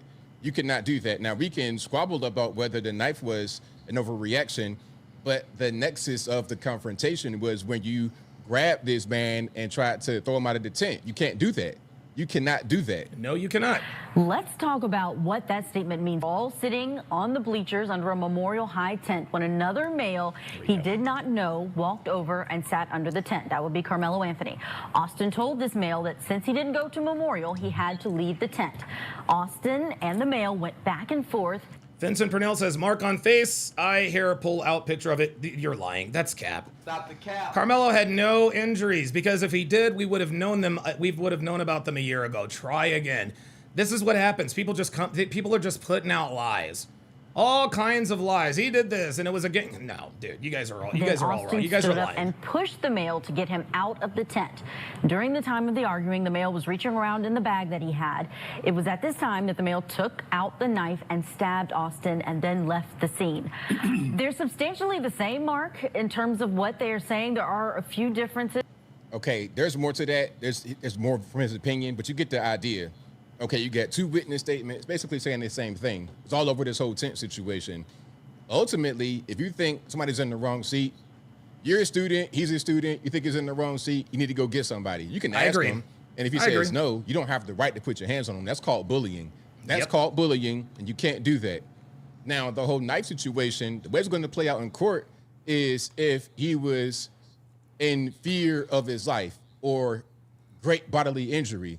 And if you think you might get jumped by these two big, 6 foot tall, 225-pound football players when you're 5'8", 130 pounds, and not just them two, but it was two more, plus more he was walking with, you're not trying to get beat up. You're not trying to get stomped out. And there was other reports. Or ABL, he could have just left, right? He could have left. Said he was trying to escape, but he couldn't. And then now he's being grabbed. That's bullshit. So now I'm in danger. If somebody if he's being grabbed, how does he have time to reach in the bag for his knife? Come on, man. Like, dude. If you think that you are at risk for great bodily harm, you can do that and you can beat it.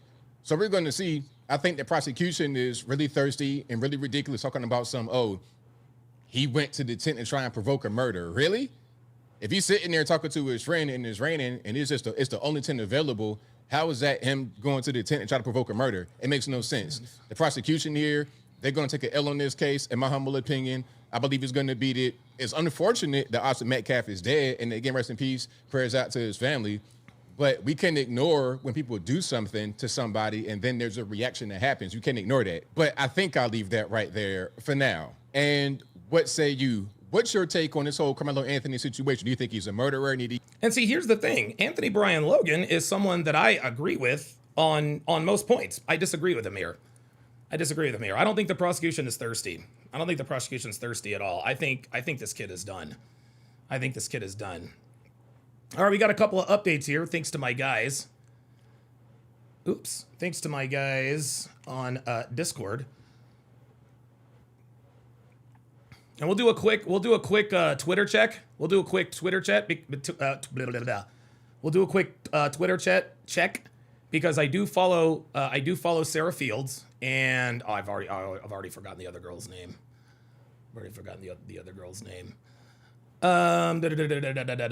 Lady Leo says he admitted he stabbed him. Mitigating factors. Okay, all right. Big Time says ABL's become treble. Yeah, I think so.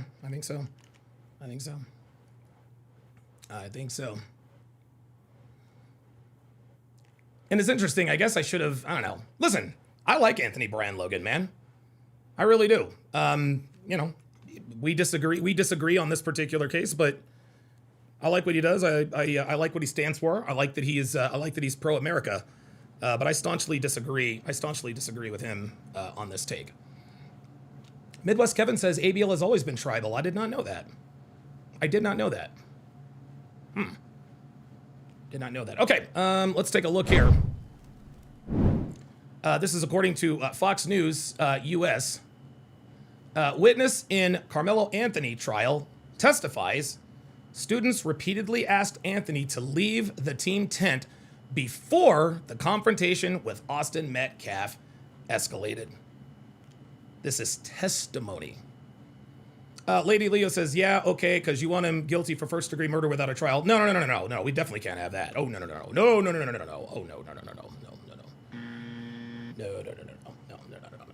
Dude, nobody deserves, dude, this is America. This is America, man. Even the worst of the worst criminals, like we are guaranteed the right to a fair trial. We are guaranteed the right to due process. We're guaranteed a right to due process. Lady Leo says, you're wicked and an evil spirit, says the woman who's defending someone who killed somebody else. Why am I an evil spirit if I think he's guilty of first-degree murder? It is going to trial. It is going to trial.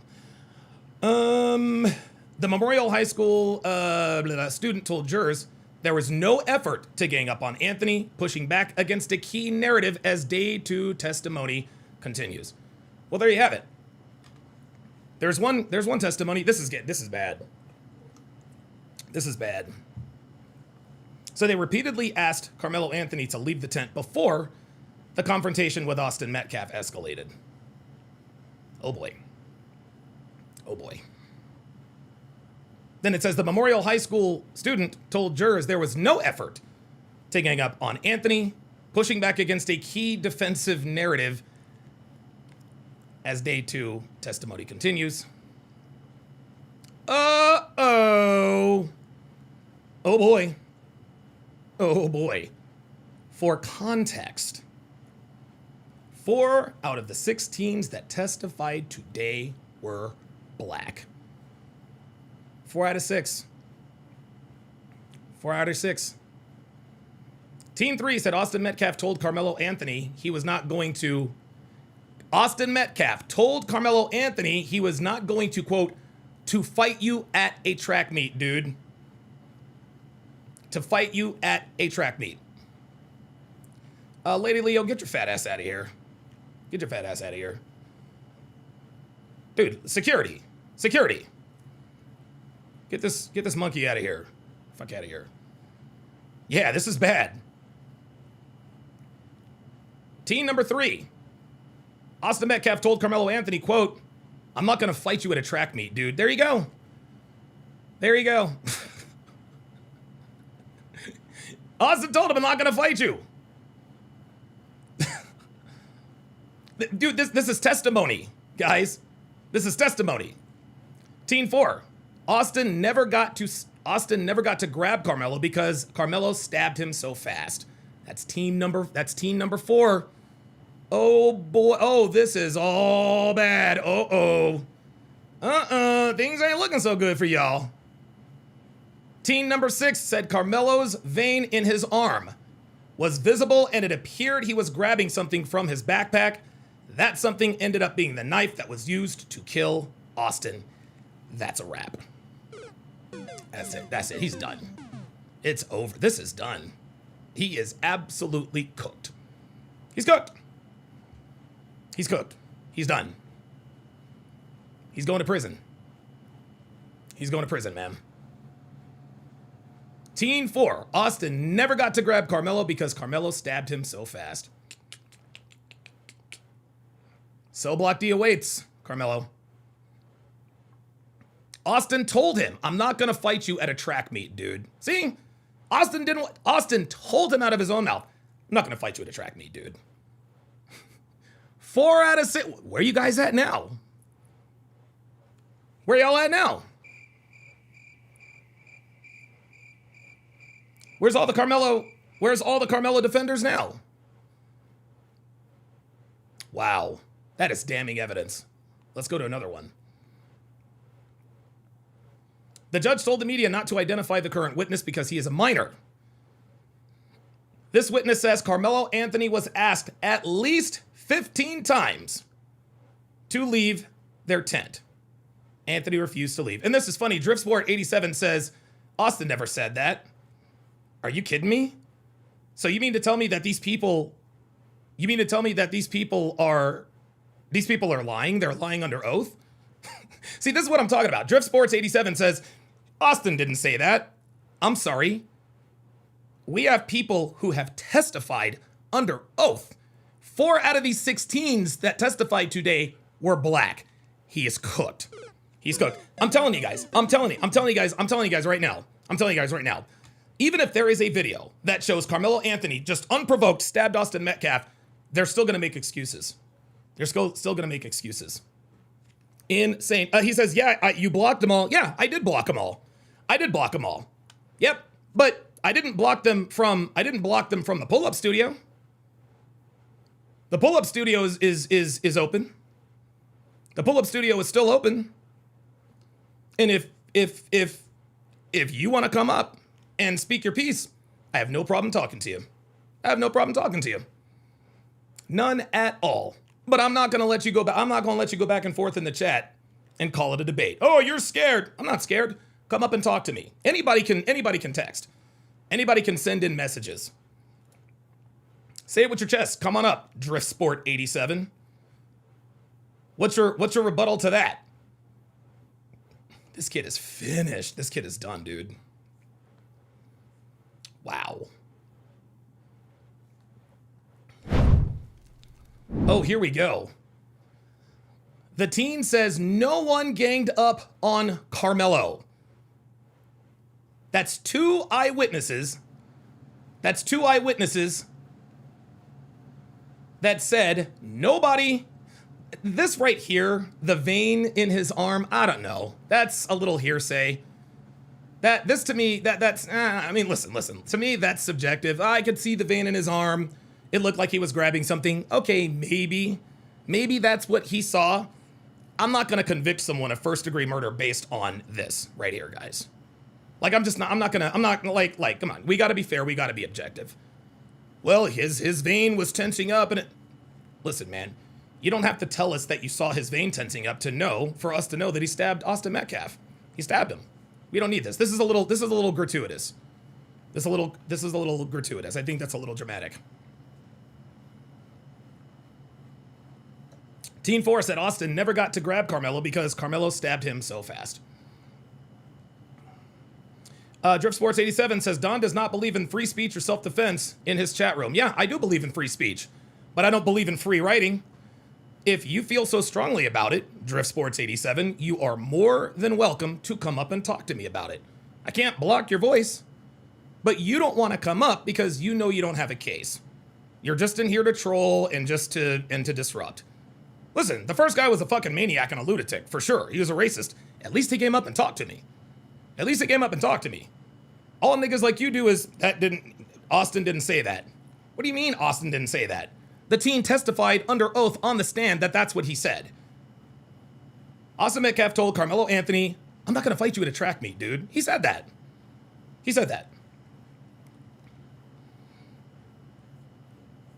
This is all... Wait a minute, hold up. Where's the other one? Wait, 1, 2, 1, 2, 3. Yeah, there it is.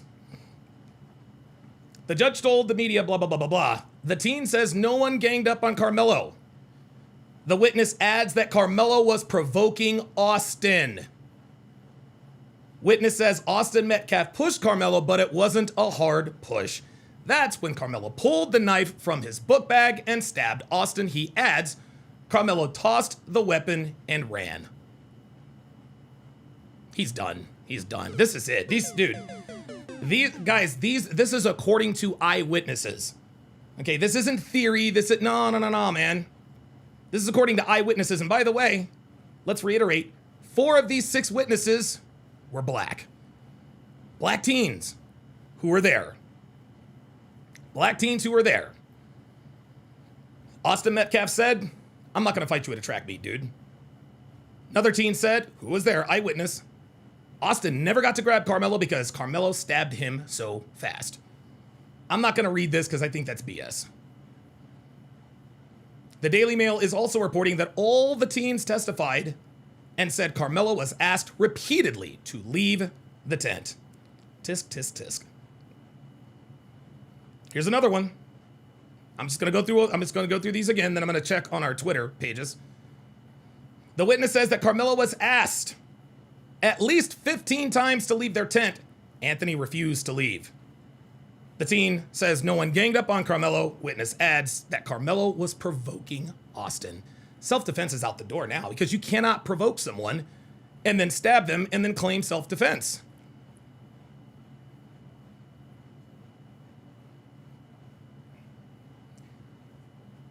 Witness says Austin Metcalf pushed Karmelo, but it wasn't a hard push. There it is. I told you. Karmelo Anthony was never in fear for his life. He was never in fear for his life. If he were in fear for his life, he would have left the tent. Ay. Johnny Elligan says the government guarantees free speech. Donovan has no responsibility to. No, I don't.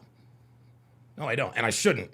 Because, dude, you monkeys are off the chain today. Y'all don't know shit.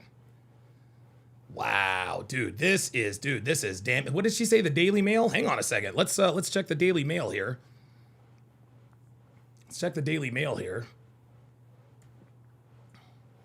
Oh my God, this is bad, man. And you know the sad thing about this, man, is that this kid is 19 years old, man. It's a damn shame. It is a damn shame. 19 years old and your life is over. Let's see if I can, oh, wait a minute. I'm going to see if I can find that Daily Mail article. Daily Mail.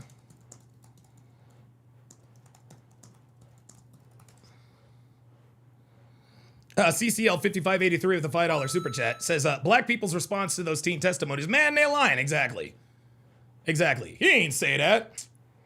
Come on, man. See, even when there is evidence directly to the contrary of what they're arguing, they still, no, I don't believe that. Okay, cool. You ain't got to. Okay, so nothing on that. So let's check out Sarah Fields. Let's check out Sarah Fields here. Let me do a refresh on hers. And I think the Quartering just dropped another video on this as well. This is a lie. The coach did not say this. That doesn't matter. Oops. No, I didn't want it. Oh, this is her main Facebook page or Twitter page. So this was 9 minutes ago. So she's been given updates. When they come for the secretary, this is what they get. Hey, it looks like Sarah Fields has security with her. Good for her, man. Good for her. Just got out of the courtroom. I still need to do my full report of yesterday and do another one today. Very tired, but going to try to get some food and get to work. Okay, very good. All right, let's see what... Oh, well, look at this. Brianna Mello. Oh, maybe this is... Final Frontier. Oh, okay. Dude, I hope that I hope that there's some black people out here. Man, listen, I hope there's some black people like, hey, look, man, like, if he did it, you have to, common sense, man, common sense. All right, let's check this out. If evidence does come out that Savannah Hernandez. Karmelo was not in fact fighting for his life when he stabbed and killed Austin Metcalf, do you think that the black community will accept that? No. If evidence shows... Did you hear what this woman just asked her? Oh my God, do you hear this? This is what I asked Beans. This is what I asked Beans when I debated him.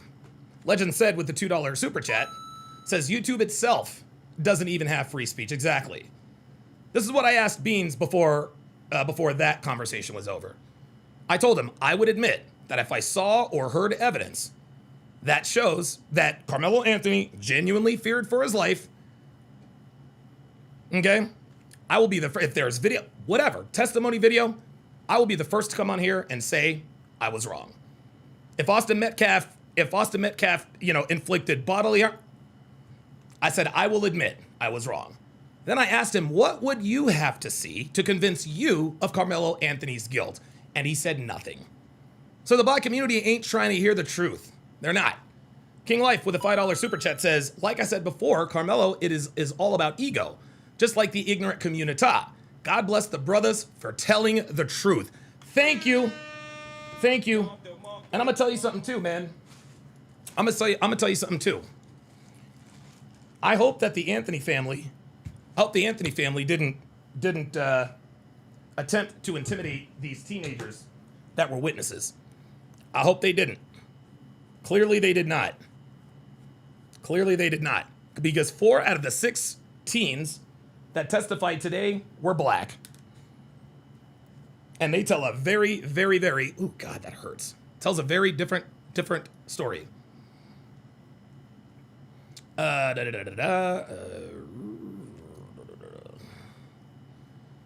Real Black Lion with the $5 Canadian super chat says Karmelo should have never had a knife in the first place. That's exactly right. That's exactly right. All right, let's get back to this. Let's get back to this woman. So she's asking her if you saw any evidence to suggest that he wasn't fighting for his life, would you guys accept it? If evidence does come out that Karmelo was not in fact fighting for his life when he stabbed and killed Austin Metcalf, do you think that the black community will accept that? If evidence shows that. There it is. You already know what time. You already know what time she's on. You already know what time she's on. So what she's doing now, and I haven't watched this yet. She's trying to think of a slick answer to skirt the accountability. Savannah asked her a very straightforward question. If evidence comes out that Karmelo Anthony was not fighting for his life, will the black community accept that?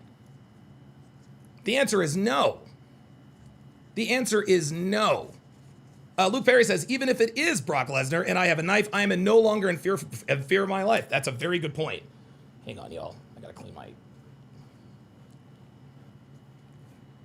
Sorry, guys. My right eye is very, very sensitive to light. That's why I wear these shaded lenses here.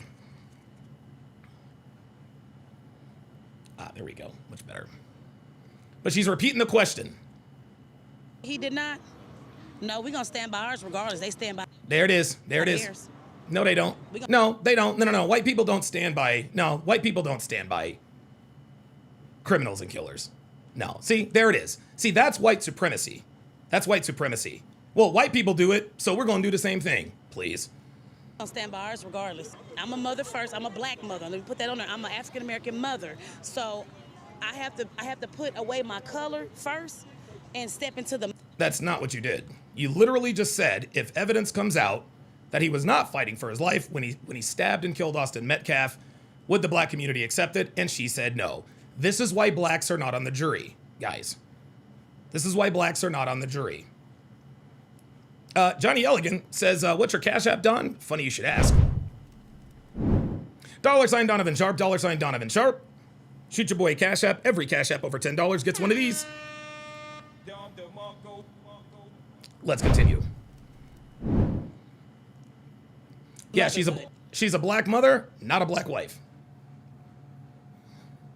Oh my God, G Lee with the $5 super chat says, asking black people this question is like that Dave Chappelle skit about R. Kelly. Yo, the piss on you? Yo, the piss on you, Dave Chappelle, had me pissing my pants. Oh my God. It was like a big vat and it was labeled R. Kelly's urine. It was incredible. It was incredible. Nobody wants to see their child slain. So I do want to send prayers to Austin Metcalf, their family. But at the end of the day, I got to think like, okay, what did you do to him or whatever to cause this to happen, the reaction? We got to start taking accountability for our kids. Because then again... Yes, like accountability for children that kill other children. And if my kid, that's why it's a catch-22, if my kid was Karmelo and I feel like his back was up against the wall, well, I'm going to tell you straight up, better mine than yours. There you go. This is why black people are not on the jury. Better mind than yours. Better mind. I'm a black mother, not a black wife. Thoughts and prayers. That's cap. Anybody who says thoughts and prayers to the Metcalf family, they're just capping. Better mind than yours. So either way it go, everybody loses. A black boy allegedly murdered, and I say allegedly, heavy on the allegedly. See that? She wants it on the record that she wants nobody to think that he killed him. Murdered somebody. You see what I'm saying? So yeah, this is about race. Because if the shoe was on the other foot, they wouldn't give a damn. No. If the shoe was on the other foot, the city of Frisco would have burned to the ground, like Minneapolis did back in 2020, the summer of love. Do you guys hear these contradictions coming out of these people? These excuses? If you reverse the races, they wouldn't have done nothing about it. Yes, they would have. Frisco, Texas would have burned to the ground. They would have burned to the ground. One more says, them perky. No, dude, these are not perky boobs. Dude, this bitch has pancake titties. She has pancake titties. Like, don't get it twisted. Don't get it twisted. Who wouldn't give a damn? Let me say this. Let's say the community. You mean the community? So like if Karmelo Anthony was the one stabbed and killed by Austin Metcalf, they wouldn't give a damn. I come out here every Thursday and we pray for people going to court because we know this is the final frontier. Easy One says they're actors, bro, trying to amp people up. Easy One, stop that. Stop that. Dude, I swear to God, man, these people always come up with, no, those are not actors, man. They're not actors. Stop it. Enough of all this conspiracy theory shit. This is the way black people think. You don't need actors to see what that woman, to say what that woman said. That woman said what she said. You don't need an actor for that. That's how they think. Hey, Johnny Elegant with the $28 Cash App says, for excellent coverage. That deserves a double Don DeMarco. I will be taking, you know what? I've gotten $48 in Cash Apps. That's enough. Dude, that's enough right there for me to take Devin out to a nice meal. Well, if we use our coupons, just so you guys know, we're very coupon conscientious here at the Sharp family compound. Joshua Richards says, oh, coming with it, you best believe. I don't know what that means. You gotta clarify that for me. G. Lee with the $2 super chat says, nice to see that a mother got a day off work to support Karmelo. Yep. People says, she's drunk. Yeah. You know, they say there's only 4 kinds of honest people. Only 4 people that are honest, right? Old people, children, angry people, and drunk people. Racism. Frederick says, won't you wait until the evidence is shown at trial before accusing Karmelo as guilty? Hang on a second. Why would I do that? Showing accusing Karmelo is good? Because that's what the fuck I want to do. That's what I want to do. So you're sitting here telling me, why aren't I waiting until the evidence is shown at trial before accusing Karmelo as guilty? Well, I'll tell you what, Frederick. How about this? How about we do this? Frederick, you're obviously a little new, so we are going to go over. This is these are teen testimonies, by the way. Okay, these are eyewitnesses. These teenagers were under the tent when the incident occurred. Okay, they were under the tent when the incident occurred. Something else to note is that 4 of the 6 kids who testified, they were black. 4 of the 6 teens who testified were black. Let's take a look.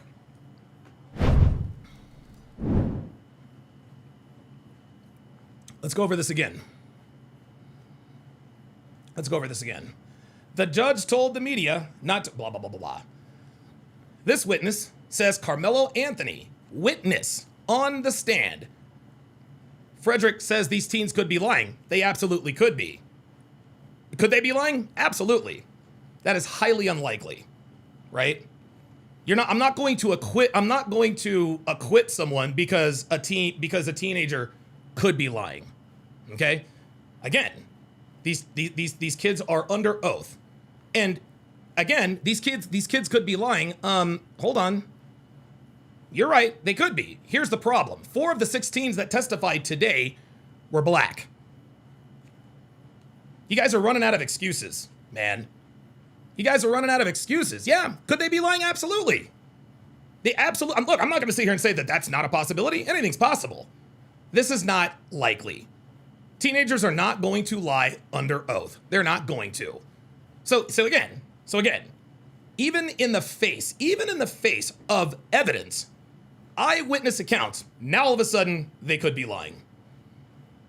John Mitchell says they're under oath and could be charged with perjury. Exactly. And do you really think those? Oh my God, dude! Hold on. I need the sound effect. I need the sound effect. Hold up.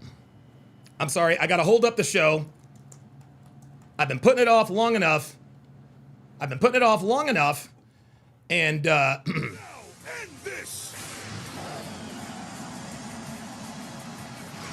Sorry to disappoint you, Yugi. Huh? hold up. I gotta record this. Sorry to disappoint you, Yugi. Huh?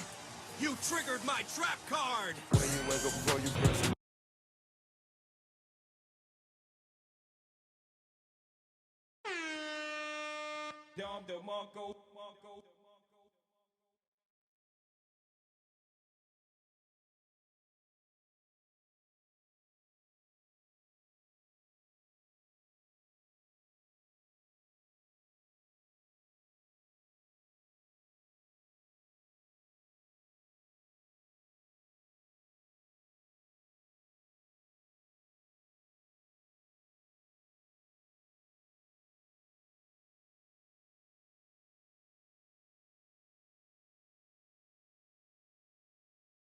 It's like a superpower. Sorry about that. Hold on.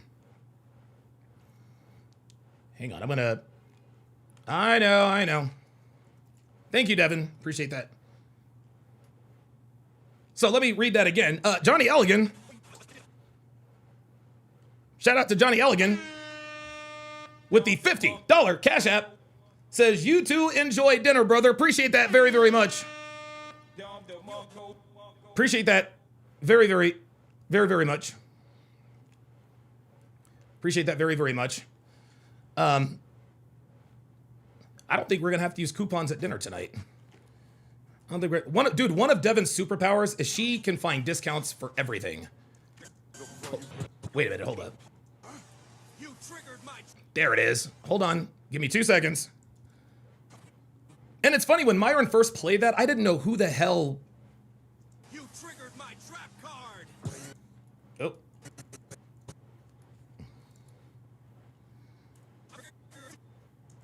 You triggered my trap card. There it is. Perfect. Now we're going to save this as audio. This is how it works. I'll get back to this shortly because I really, really, really, really, really need this sound effect.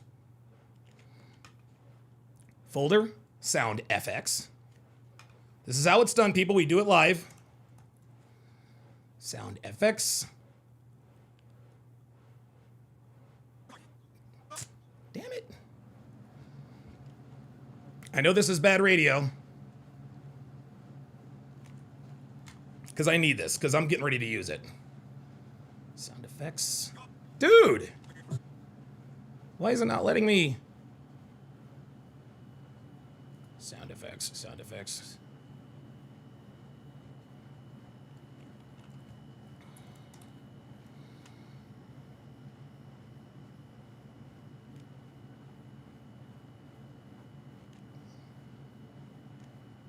Here we are. There we go.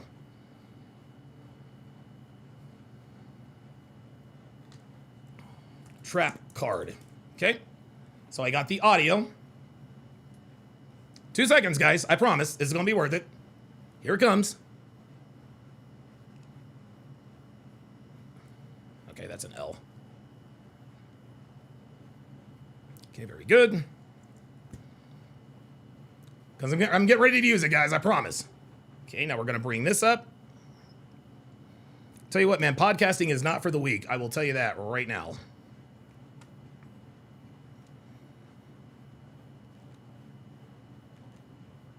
Perfecto. All right.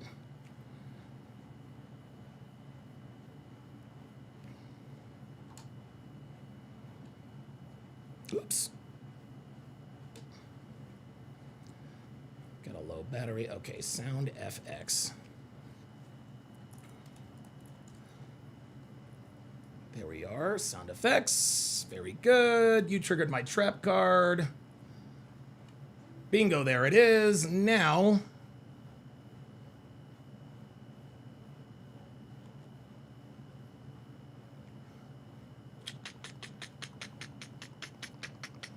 let me think. Oh, you know what? I'll get that out of here. Trap card. There we go. Play audio.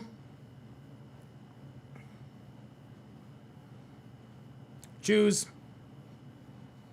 I think out loud when I do this stuff, guys. I have to sound it out. Sound effects. From file, there it is.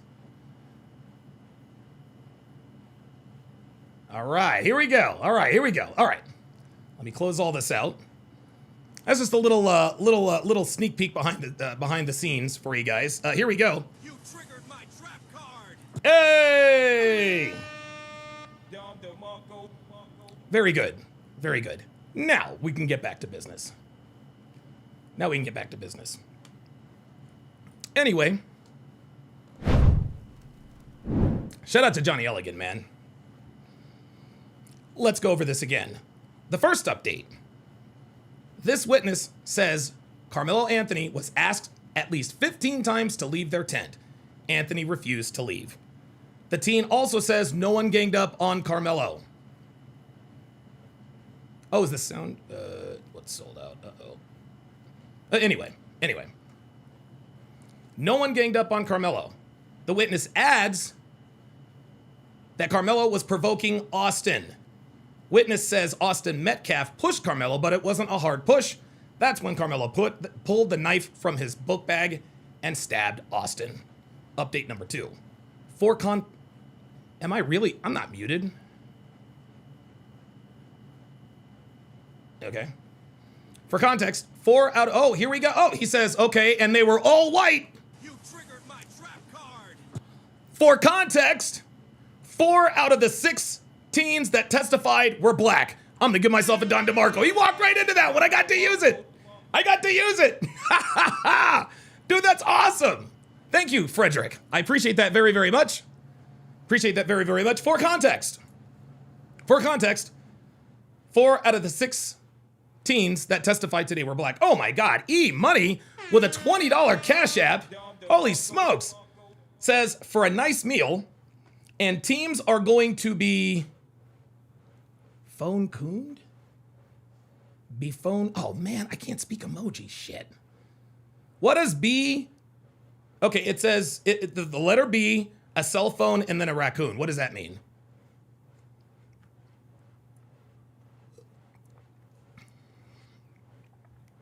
Yes, Men the Man says, but wait, there's more. 4 out of these 6 teens were black. Teen number 3 said Austin Metcalf told Karmelo Anthony, I'm not going to fight you at a track meet, dude. Uh-oh. Teen number 4 said Austin never got to grab Karmelo because Karmelo stabbed him so fast. Ooh, that's a problem. Teen number 4 said Austin... Oh, Jesus Christ. Sorry about that. Teen number 6, to me, that's just... Yeah, I don't know, whatever. I don't buy into all of that. This right here, the vein and all that, that's all subjective. That's all subjective. That's all subjective. But Men the Man says, but wait, there's more. Uh-oh. Witness in Karmelo Anthony trial testifies students repeatedly asked Anthony to leave the team tent before confrontation with Austin Metcalf escalated. The Memorial High School student also told jurors that there was no effort to gang up on Anthony, pushing back against a key defense narrative as day 2 testimony continues. This is a problem. He's cooked. Karmelo Anthony is cooked. And guys, that's the thing. I don't want you guys to be. I want to make it clear. it doesn't give me, like, I don't, like, it doesn't make me happy that Karmelo is going to prison, right? It doesn't make me happy that he is going to prison. If he goes to prison, it will make me happy to tell all of these fake-ass pro-blacks, these niggas out here, yeah, that's what you get. That's what you get. All right, let's continue with this. Let me ask this woman, let me just start a little bit back. Allegedly murdered somebody. You see what I'm saying? So yeah, this is about rape. Yeah, where are you at? Where are you at, Frederick? Where are you at, Frederick G? Okay. And they were all white. Because if the shoe was on the other foot, they wouldn't give a damn. Who wouldn't give a damn? The let me say this. White folks. Let's say the community. So like if Karmelo Anthony was the one stabbed and killed by Austin Metcalf, they wouldn't give a damn. Frederick says if someone doesn't want to leave a tent, that doesn't mean you can attack them. According to eyewitnesses, are you not watching? Let me read this again, Frederick. Witnessing Karmelo Anthony testifies that students repeatedly asked Anthony to leave the team tent before the confrontation with Austin Metcalf escalated. The Memorial High student also told jurors that there was no effort to gang up on Anthony. For context, 4 of the 6 teens testified today were black.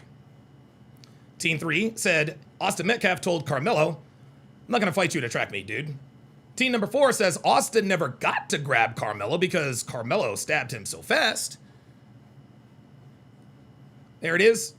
Here we go.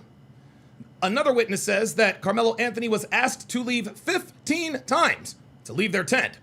Anthony refused to leave. The teen says no one ganged up on Karmelo. Witness adds that Karmelo was provoking Austin. Witness says Austin Metcalf pushed Karmelo, but it wasn't a hard push. So we've got conflicting stories here. So the one person who did witness Metcalf pushing Karmelo says it wasn't that hard. I'm sorry, even if it was a hard push, that does not give you then the right to stab someone in the chest with a knife. Oh boy, that's when Karmelo pulled the knife from his book bag and stabbed Austin. Oh boy, this is bad. This is all bad, man. This is all bad. Black Rooted 96 says, stop the cat. We seen the video, white boy.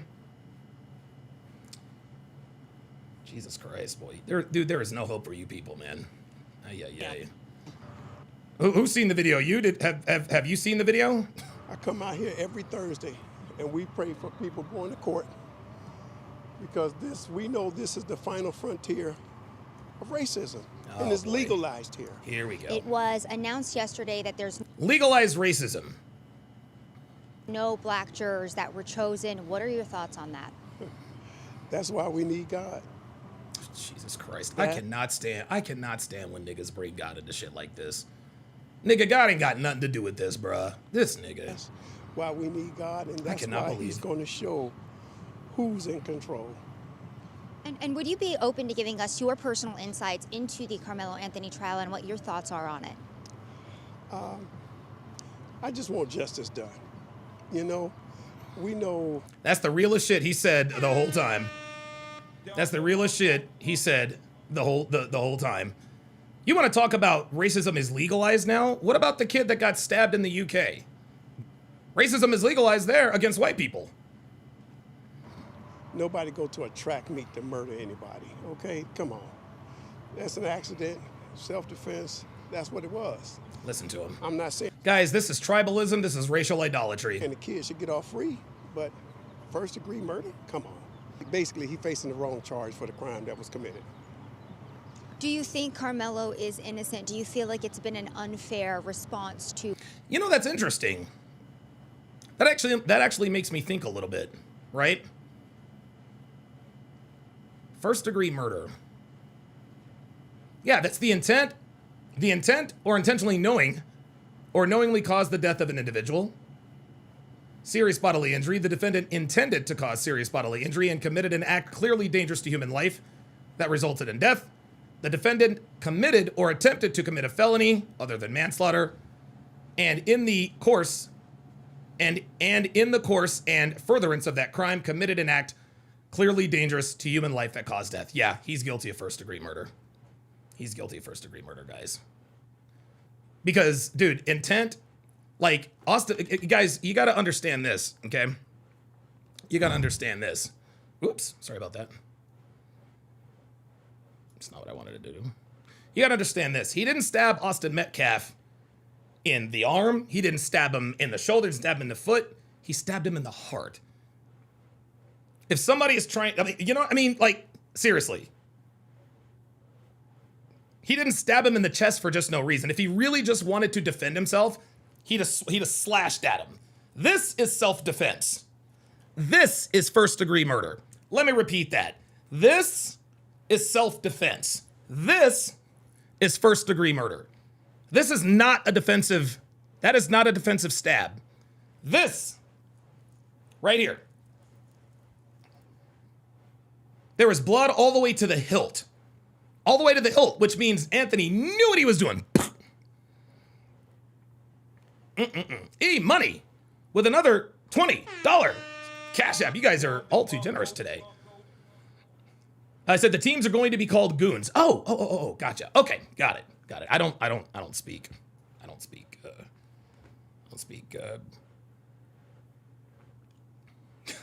emoji yet. What happened to Karmelo Anthony? Fair response to what happened to Karmelo Anthony.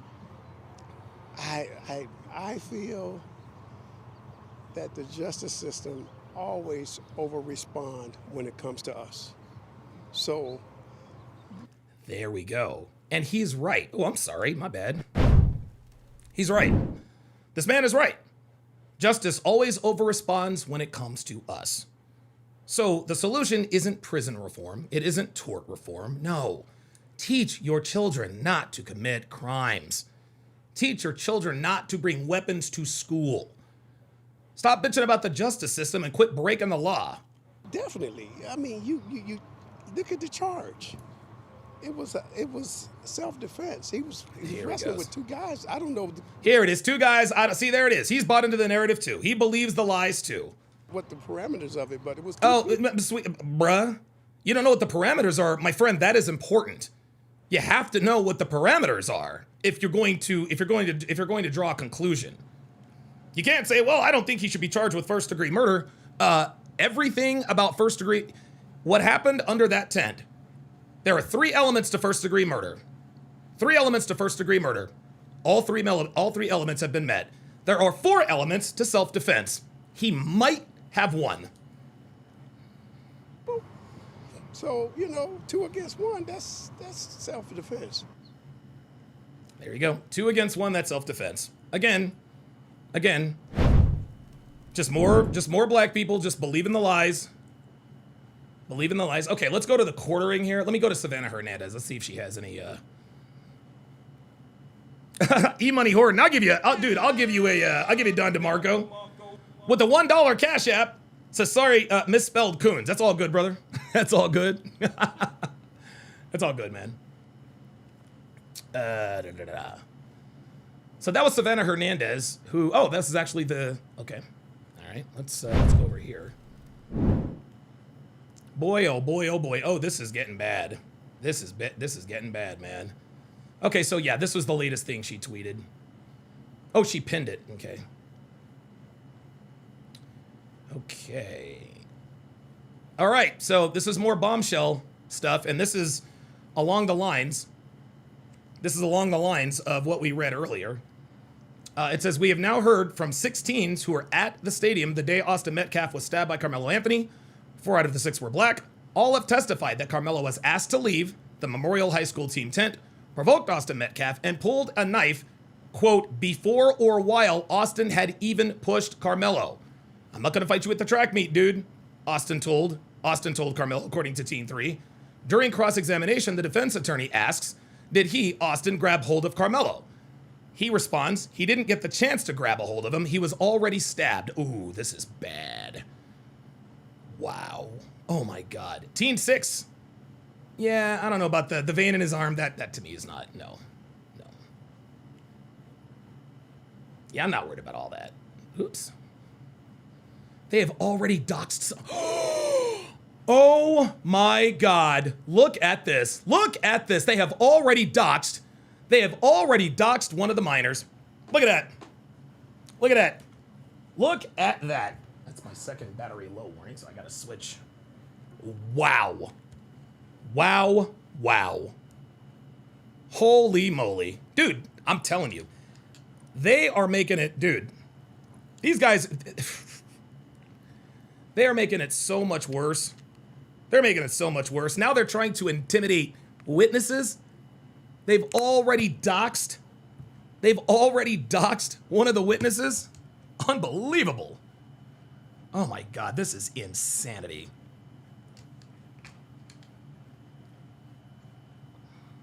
Okay, J Labs.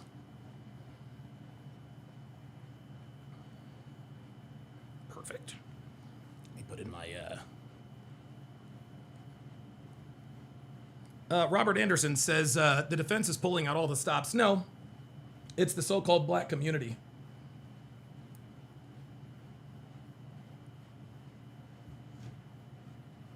The hell? No, I don't care about that. Hey, and the Phillies are up 5-3 against the White Sox. Well, let me make sure I can hear this. No. Oh, there it is. All right, cool. Unbelievable. Unbelievable. They have already started, dude, they have already started doxing these people. Ay, ay. Oh, this is Karmelo. Oh, look, this is Karmelo, the good kid that didn't do nothing. Jesus Christ. Oh, look at me like an idiot. Damn, I can't hear anything outside of my headphones on this one.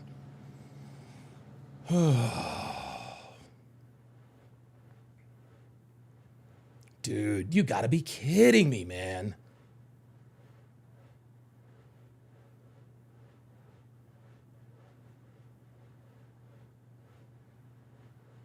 Oh boy, we'll come back to that. We'll come back to that. All right. All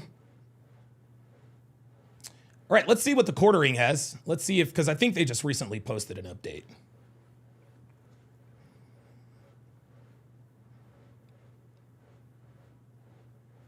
Brutal body cam footage. Oh, this is bad. This is bad. Absolutely massive amount of updates from this morning's reporting.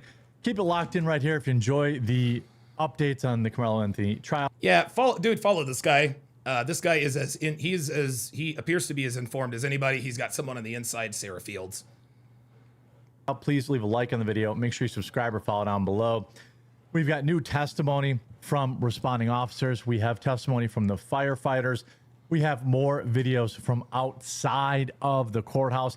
There's going to be a lot in this video, so strap in, get ready. You may want to grab some coffee. By the way, I do have my own coffee company, coffeebrandcoffee.com. We have a website. The best way to get it is just go to cbcamazon.com. Charlie Bravo Charlie, cbcamazon.com. All of our coffee ships free overnight. We have delicious flavors like blueberry cobbler. We have some stuff that is 50% off right now. We have 100% pure Kona, non-blend. We have dark roast, light roast, decaf, Kona coffee, yes. apple strudel, everything you could possibly want. And every single bag of coffee goes to support the show, cbcamazon.com. Get yours today. I would really appreciate you giving it a try. Now, there's been a lot of stuff shown in court, including the 911 call, which we're going to talk about here. Oh, boy. The anguished screams of Austin Metcalf's twin brother are played to the court. Oh, my God. The day of the incident. Oh, my God. Distressing screams by Austin Metcalf's twin brother, Hunter, were played to court on Friday from the afternoon of the incident with Karmelo Anthony. Police body cam footage. Psych Daddy 8 says, to be honest, if Karmelo does not get convicted, I don't see many people rioting in Texas. Governor Abbott doesn't play that, just like DeSantis in Florida. You could be right. You could be right. But just because they don't get away with rioting in Texas doesn't mean they're not going to riot everywhere else. Capture Hunter's anguished cries as he exclaimed, "Oh my God, he's my best friend. He's my brother." Before hysterically shouting, "I can't do this," as Austin lay passing away. I want to take a second on that to remind people that this is the actions of the boy named Mello that the prosecution, or I'm sorry, the defense wants these jurors to feel bad for. Mr. B, Owen says the quarter pounder. Hey now, hey, man, hey. That's actually pretty good. I'm sure he would like. I'm sure he'd laugh at that. That's actually pretty good. Emotional testimony began this morning after attorneys delivered competing opening statements. The trial, which is expected to last about 2 weeks, obviously has a lot of people calling for him to walk free, which is absolutely insane. You could hear him begging, pleading on this tape. I'm not going to play it, even if it was out there. I'm just not going to. Karmelo Anthony also remained completely unresponsive as they showed the weapon in court. Wow. Frisco PD officer Jacob Schals was among the officers who responded to the incident. He testified that he was involved in locating Anthony's folding weapon, which was found 6 rows north of the Memorial High School tent. Anthony's blue Centennial High School backpack was also recovered at the scene. Remember, it was self-defense, so, totally makes sense to ditch it. Photographs shown to jurors depicted the weapon with a black blade and silver handle. You could see parts of Austin Metcalf still on the weapon, which investigators suggested may have been affected by the rain falling that afternoon. Okay. Prosecutors later displayed the weapon itself in court. King 23 says, I really can't see there being a 2020 style riot. Okay, why not? Why not? Psych Daddy gave me he said he doesn't see a riot because Governor Abbott doesn't play that. So if you don't see a it's not going to be a 2020 style riot. It's going to be a 2026 style riot. Anthony sat silent, wearing a navy suit with a white shirt to court today, remained completely motionless, staring straight ahead as the evidence was presented to the jury. While the defense continued to reiterate that Anthony didn't resist arrest. Well, we have body cam footage to talk about that. It's funny to me that this is their thing. Oh, after he, for no reason, took this kid's life, okay, he didn't resist police. So, obviously he must be innocent. Yeah, right. Or the fact that they said, well, he asked the officer if Karmelo Anthony was okay. The reason why he asked the officer, is he going to be okay? He didn't ask that out of concern for Austin Metcalf. He wanted to know how much trouble he was going to be in. Shout out to everyone who's leaving a like on the video and positive comments. I'm reading all of those. Yeah, John Mitchell says they riot over bullshit. Why would they not riot over Chow and Karmelo? Right.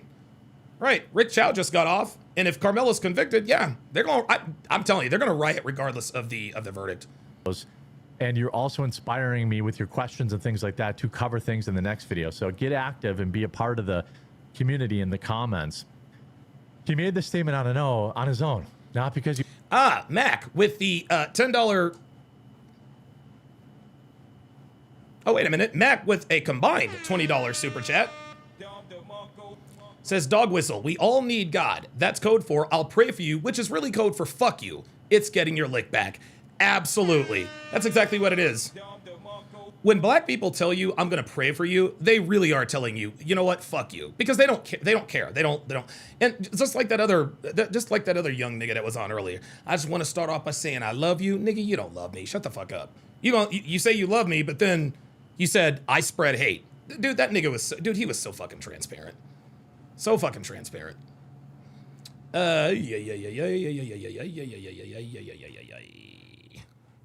Hold on a second.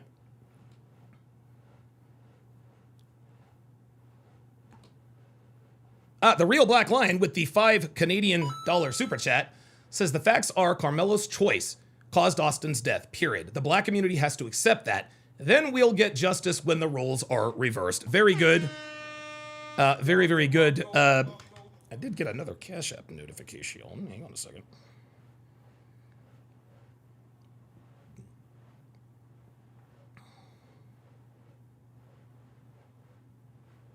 Sorry, guys.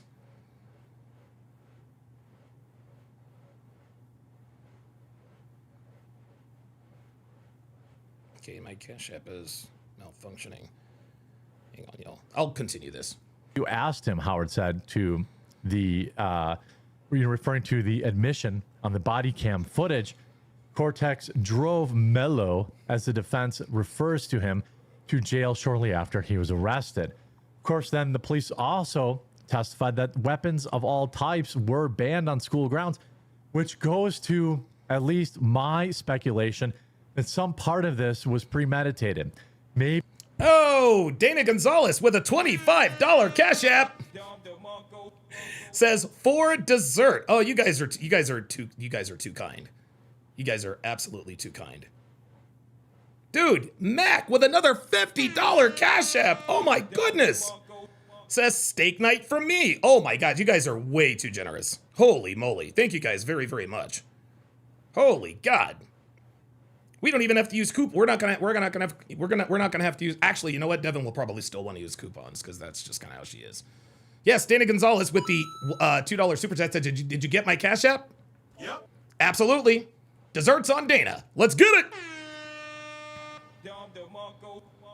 Let's get it. Maybe it was, just a fantasy of Karmelo's. Hey, I'm gonna keep poking the bear until I can do this. There you go. And I can hide behind self. Ah, yes. Phoenix Light Game says, Donovan, you have to be a special kind of evil to dox minors simply because they don't share the same fucked up views as you. Not even kids are safe from these animals. Just disgusting, dude. Self-defense. I'm not saying that's what happened. I have no way of knowing that's what happened. But it keeps going through my head. Like, he went there. He provoked him. Wait a minute. Hang on a second. Hold up. On the body cam footage, Cortex drove Mello, as the defense refers to him, to jail shortly after he was arrested. Of course, then the police also testified that weapons of all types were banned on school grounds, which goes to at least my speculation that some part of this was premeditated. Maybe it was, just a fantasy of Karmelo's. Hey, I'm gonna... And keep in mind, in order to... you don't need a manifesto to prove premeditation. It takes a split second to develop premeditation, according to Texas law. Keep poking the bear until I can do this, and I can hide behind self-defense. I'm not saying that's what happened. I have no way of knowing that's what happened. Certainly looks that way. But it keeps going through my head. Like, he went there. He provoked him. He re-provoked him. Yep. He reached into his backpack. He grabbed the weapon. He continued to provoke him. Yeah. And then immediately was like, whoa, self-defense. Self-defense. Yep. There it is. To me, this kid is cooked. That's at least plausible. Cortez said he did not expect students to be armed in Frisco, which is an affluent Dallas suburb. The officer then went on to say that Karmelo Anthony did cooperate with police. Of course he did. He wasn't getting out of it. On the body cam footage, Anthony heard Cortez's radio that he had the alleged suspect, and Anthony willingly offered the statement, I'm not alleged, I did it. Wow. Anthony told Cortez, he put his hands on me, I told him not to. Well, so of course he had to die. This also flies in the face of the defense's claims that there were multiple people who were essentially teaming up on him, that he was facing an angry mob of white boys that were much bigger than him. And it's funny, man. Black people will come on here and say he was teamed up and ganged up on people. And then in the same breath, well, you weren't there. You don't know what happened. But neither were you. That's not what Anthony said. Anthony told Cortez, he put his hands on me. I told him not to. The officer noted that Anthony had blood on him. Oh, my God. With the first witness, Neil Adams, taking the stand, he says he was gray. There was no respiration, referring to poor Austin Metcalf. Oh, my God. He had no pulse, Adams said. The firefighter who was testifying described administering life-saving efforts, including giving Metcalf blood. We continued monitoring and doing everything we could, he said. Adams then became emotional, tears welling up, asking whether or not the case affected him. Even the firefighter on the scene. Of course. Completely. James Hancock says, nigga logic. I was disrespected, so now I must take a life. Yep. Crushed by what had happened, just like all of us. Yo, guys, this kid is cooked. This kid is absolutely cooked. There is no way. There is no.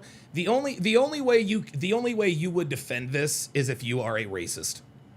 And at least listen, if you're just gonna be like, yo, I'm defending this kid because I just don't like white people, at least you're being honest about your racism. Us who, have seen what happened, have seen the effects of this, the ripple effects of this. my God. It is one of the most horrific things anybody could probably witness. Any officer could, on any scene could have seen. Any firefighter could have seen. Oh my God, dude. I remember Devin and we watched this documentary about this girl who was lit on fire and burned to death. She was burned to death in her car. By the way, the girl was white. The guy who was on trial for burning her to death was black. He was black. He doused this girl's car inside and out and set it ablaze.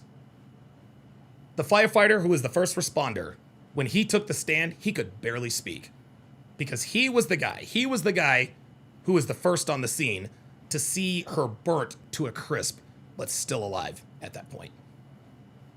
Yes, this absolutely affects first responders, 100%. It is, it is without question that this was every bit as bad as it could have been. The judge also now is enacting strict courtroom rules. T-Law. T-Law with the $5 Cash App says, for Grand Theft Auto 6, man, don't get me started. Do not get me started. Don't get me started. Rules because Karmelo Anthony supporters keep interrupting. Wait, what? Oh yeah, somebody got ejected, yes. Question that this was every bit as bad as it could have been.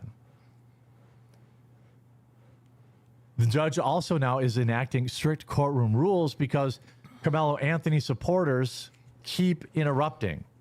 There it is, chimping out.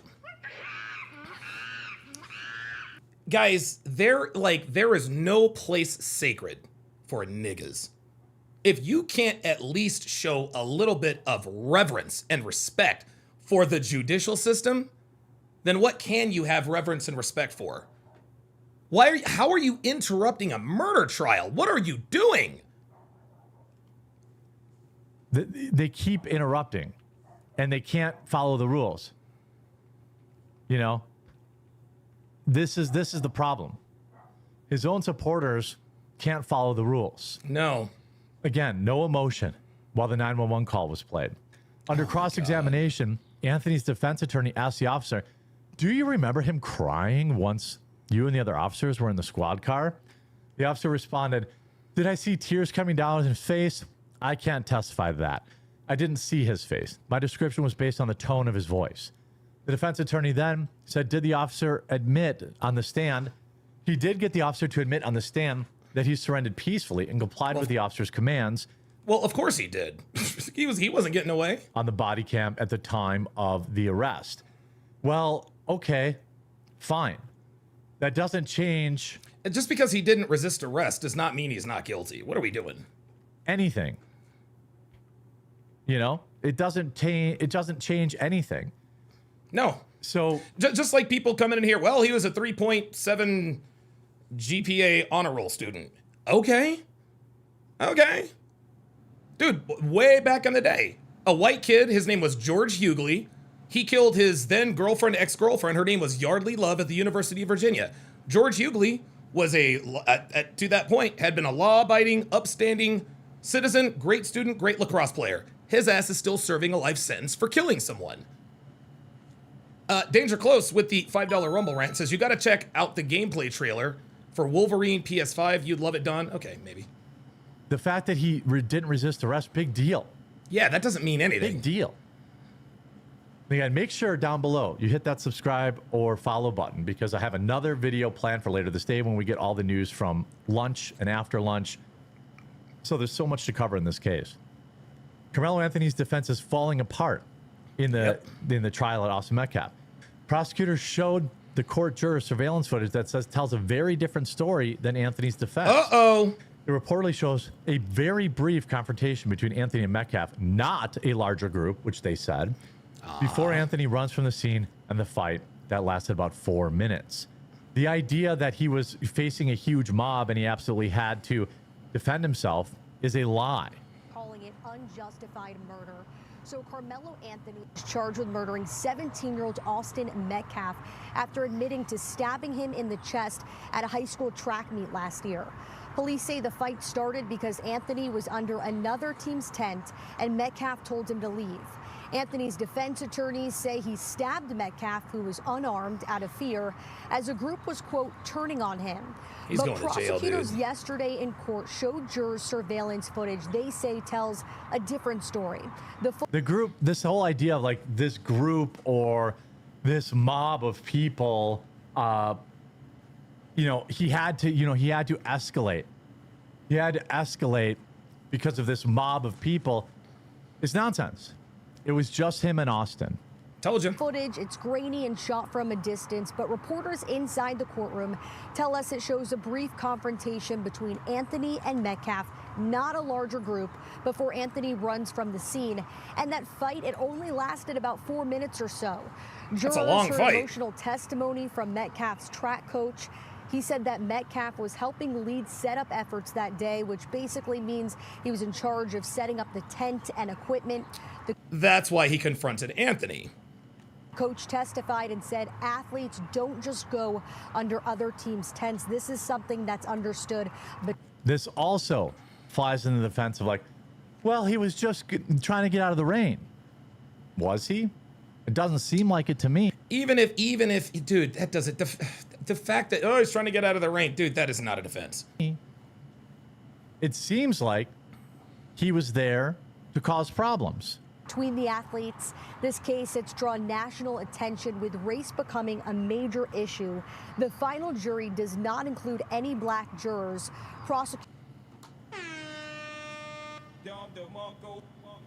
And we know why this jury has no black jurors.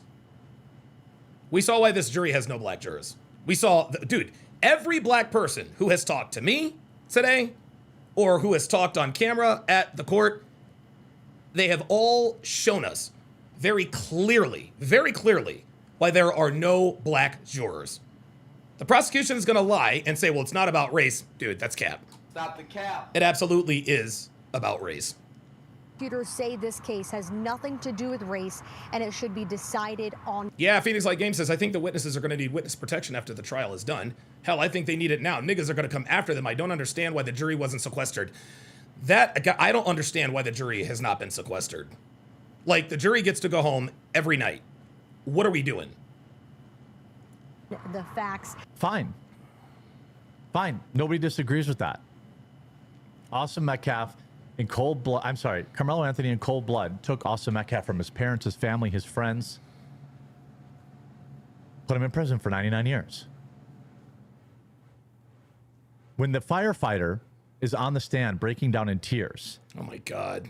When everybody involved in this case is breaking down in tears. Again, this, albeit ghoulish to say, hopefully sets the the jury's mind in, no, this just wasn't some little kid who made an oopsie. No. This was a cold-blooded act.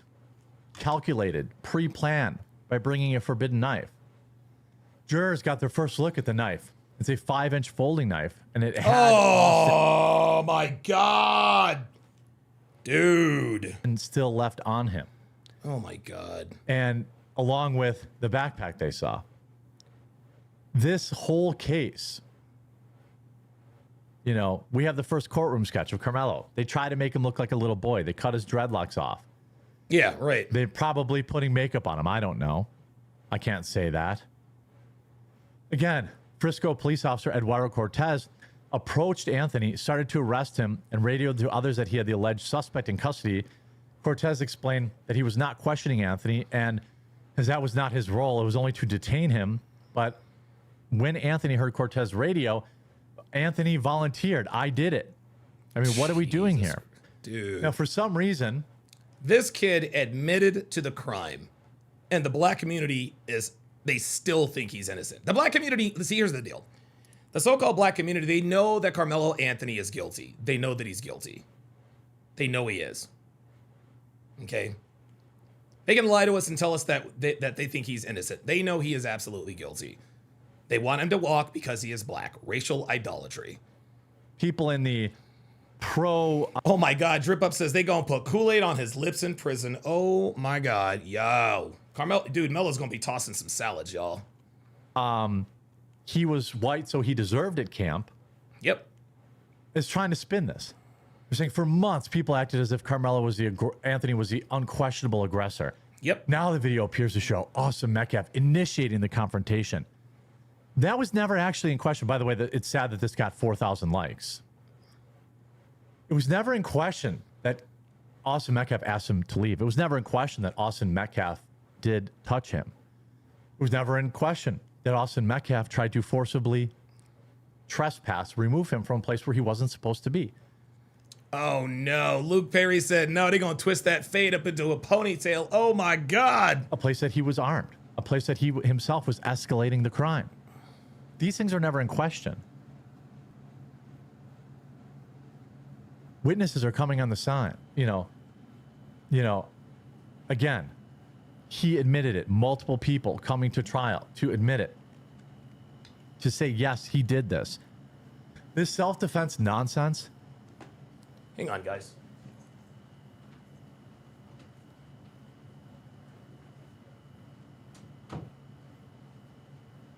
Is falling apart very quickly. Yes, it is. Metcalf's parents broke down in tears as jurors watched the body cam footage of paramedics trying to save their son. Oh my God. Next, the prosecution played the body cam footage showing paramedics using CPR to try to save Metcalf's life. Metcalf is seen as in his athletic wear, lying on the ground, unresponsive. In the videos, students could be here wailing as the video played. Robert Anderson says Carmelo's theme is going to be face down, ass up. Oh no, y'all done already got it started. Metcalf's mother and father were wrapped in their arms of family members as they broke down in tears. Anthony watched the video intently, emotionless. This is a guy that they keep telling us is facing incredible guilt. Yes. He asked the police if he was going to be okay. He ran to the police and he confessed. He didn't resist arrest, so therefore, him taking another boy's life is fine. That's the story that the defense is trying to paint. Meanwhile, outside of the court, we have some of the most idiotic people using the dumbest logic known to man. He was not an aggressor. Karmelo was not an aggressor. He was minding his damn business when Listen to this. He was minding his business. No, he wasn't. He went under a tent where he wasn't supposed to be. I feel like an idiot continually repeating this, but I feel like hopefully I can change some minds. No, Jeremy, my guy. You're not going to change the minds of people like this, Jeremy. And listen, shout out to you for being optimistic enough to think that you could. But we saw in the first video already, even if she sees evidence that Karmelo Anthony was not fighting for his life, they're still going to back him, guys. Mediocre Jiu-Jitsu says, okay, he was arrested without resisting. Totally means he's innocent, should go free. Got it, right. He went under that tent where he wasn't supposed to be. He was politely asked to move. He did not move. He was told sternly to move. He did not move. They tried to physically remove him. He did not move. Instead of moving, he took a kid's life. If someone walks up on you, you can just take their life. Yeah, Legend says the burglar was minding his business when he broke into my house. Yeah, leave us alone. Bitch, the nigga was in my house. Life. That's what their supporters are saying outside the courtroom right now. By the way, another woman was removed from the courthouse today. They're using her phone. There you go. Why was she using the phone? Was she filming the jury? I don't know. Yep. Yeah, look at her playing the victim. It won't give me my purse. Yeah, bitch, because you broke the rules. I see she's wearing a Justice shirt. Yep. So I assume she's there to support Karmelo. Couldn't follow very simple rules at the court, which has been a problem. In fact, the sheriff... That's not surprising. That's not surprising. Wait, you mean black people not following the rules or decorum?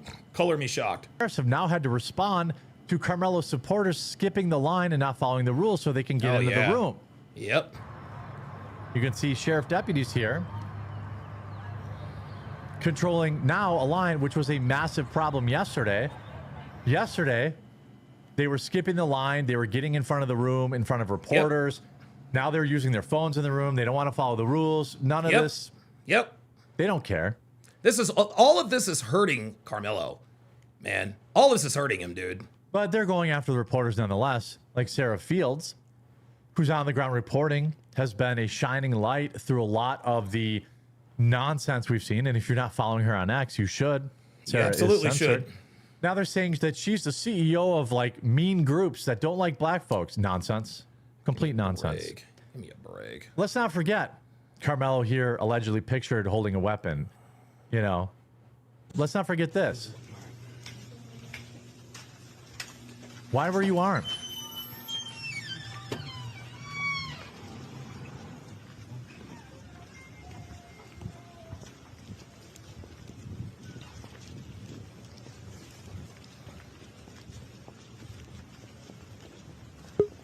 Karmelo, do you have anything that you'd like to say, Karmelo? Do you have anything that you'd like to say to the victim? To the family of the victim? She's not gonna. No, he's not going over. Sweetheart? She called him. Karmelo, She called him why were you armed at sweetheart. school? Explain your self-defense. How is this self-defense? Excuse me. Karmelo, do you like to say? Yeah, he did the right thing. Do not talk to reporters. Don't do that. Bryce Friday says Melo is going to find out what having your pants set down really means. Yes, he is. Somebody who. That community who donated were probably largely liberal women and other black folks who think this is totally fine because Austin Metcalf was white and Karmelo Anthony was black. Make sure you keep it locked in here. I've got lots more to keep you updated. I will keep you updated throughout the weekend. That is my promise to you. All I ask is that you make sure you subscribe, you turn notifications on, and you consider supporting the channel by going to... All right, good stuff. I think I've got somebody in the pull-up lounge. I guess somebody else wants to get... All right, let me get all that out of here. Where did it go? Hang on, guys. Hang on. There's one. I thought I just heard someone.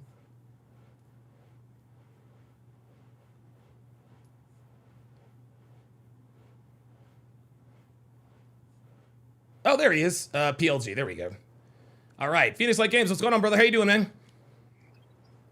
I'm doing good. And I want to say, I'm sorry. I know it's only disagreements today, but I had to come up. With all due respect. No, it's fine. It's fine. With all due respect. Okay. And yeah, I just wanted to add something on real quick, especially with everything that's been going on. Thank you for reading my chat, by the way. This is such a sensitive case. Nationwide, it baffles me why the jury was not fucking sequestered. I don't get it. I don't either, man. This is sensitive shit. We have already alleged and let's be honest, it's not alleged. We already know black women have already tried witness tampering and shit. We already saw that. We already saw the bitch that was ejected out. She was obviously trying to some sort of intimidation tactics or anything like that. They're trying to find out who these people are. We already have evidence that they tried to dox them. And like what?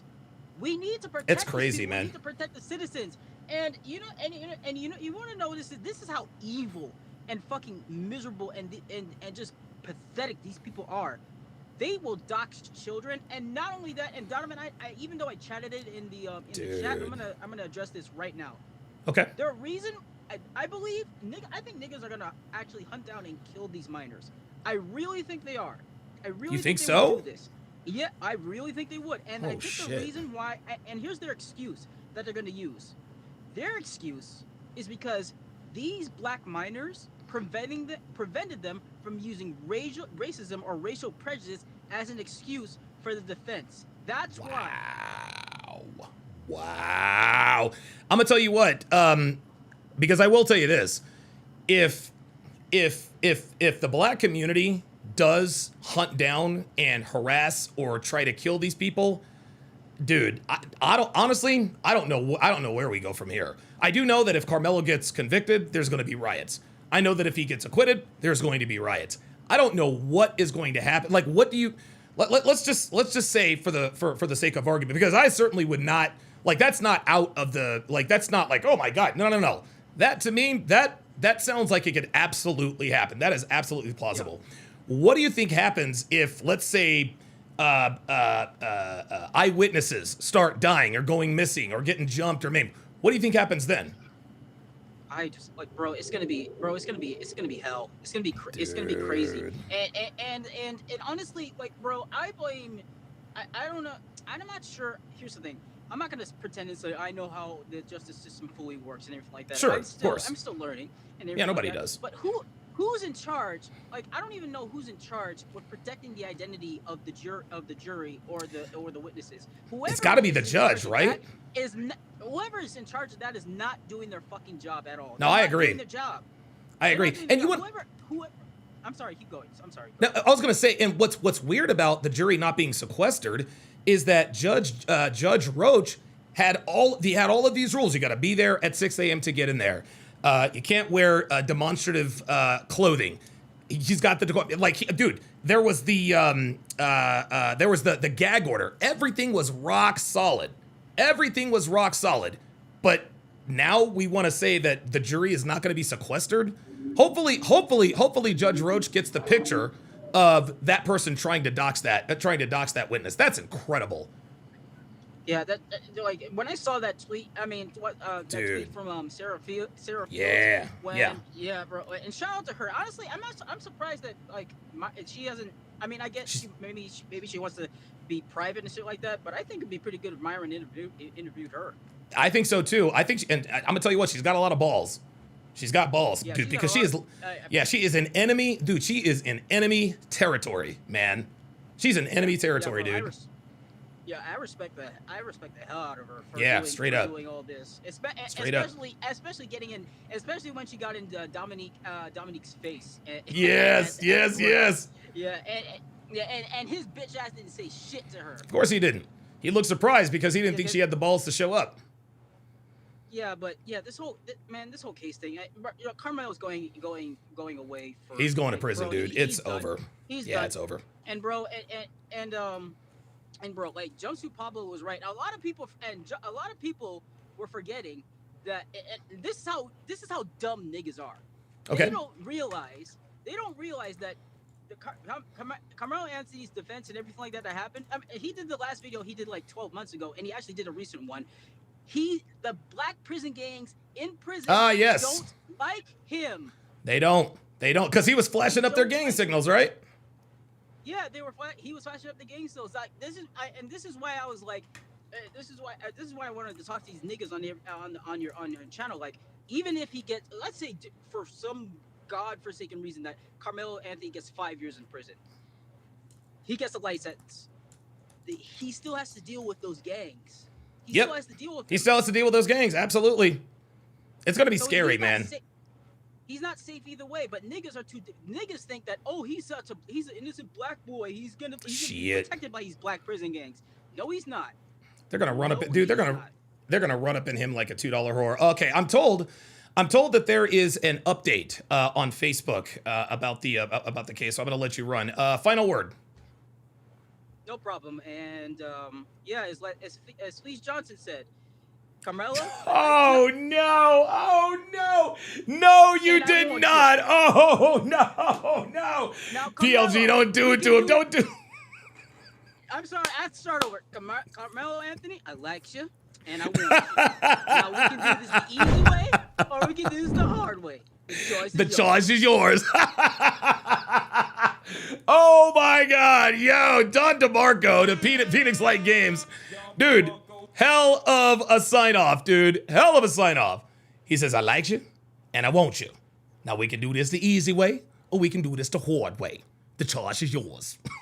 You know what? Actually, I might play the Booty Warrior video. Y'all. So by the way, B Truth says, he came in here and says, am I blocked? I said, well, you are now. Yeah, fuck out of here. There it is. Yeah. Anytime somebody comes in here and says, am I blocked? Can I chat? Dude, 112% of the time it's a fucking troll. It's a fucking troll. Straight up. Let's see here. So somebody said, because I'm gonna have to run here in a little bit. Because Devin and I are going to look at a car today.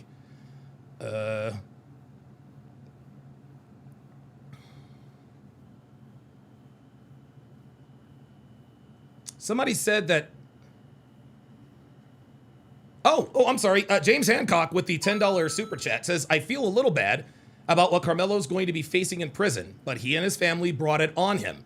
They just had to be empathetic and silent. Instead, they made it about race and grifted. Dude, I am trying to tell you. Man. Holy moly, dude. Keaton Mom says Austin saying he wasn't going to fight at a track meet sealed the deal. Absolutely. It's over. He is done. He is absolutely done. Okay, I got to find the Fleece Johnson video. I got to find a booty warrior.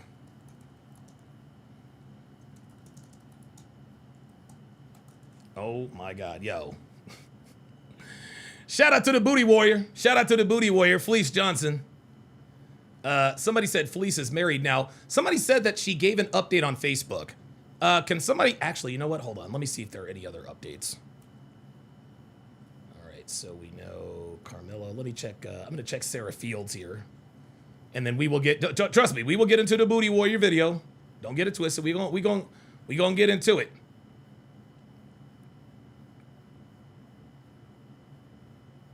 Okay, so Sarah Fields. Okay, so Sarah Fields has okay, let's check it. Let's check this out and see what she's got. Somebody in the chat said that somebody gave an update on Facebook. I need to know who that was. Let me check my Discord. No, I don't see anything. No, I don't see anything else in the Discord. Interesting videos, main chat.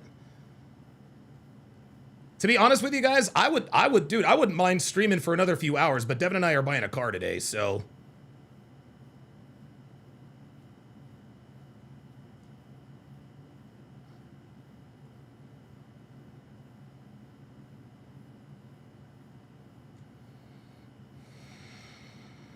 Okay, all right. Let's check out Sarah Fields. All right. So she says, day 4 of testimony focused heavily on witnesses who were present at the track meet, coaches who knew Austin Metcalf personally, emergency response efforts immediately after the stabbing, and additional evidence presented by the prosecution. The day included emotional testimony from Austin's coaches, eyewitnesses' testimony regarding the moments before and after the stabbing, photographs, physical evidence, and the playing of one of the 911 calls. She continues. Robert Starr. Okay, we already saw that. Yeah, we saw that. Oh, boy. Oh, wait. Oh, yeah. Let's read this. Robert Starr then stated that on April 2nd, the tent was missing a crock pot. He said that was important to the students to have the crock pot. Dude, real talk. Real talk. You got to have a crock pot. Robert, DJ BFit says, are you buying a Cybertruck? Oh, no. Wait, no. Look, I'm not going to tell you what we're buying. I'm going to tell you we are absolutely not buying a Cybertruck. I'll put it to you that way.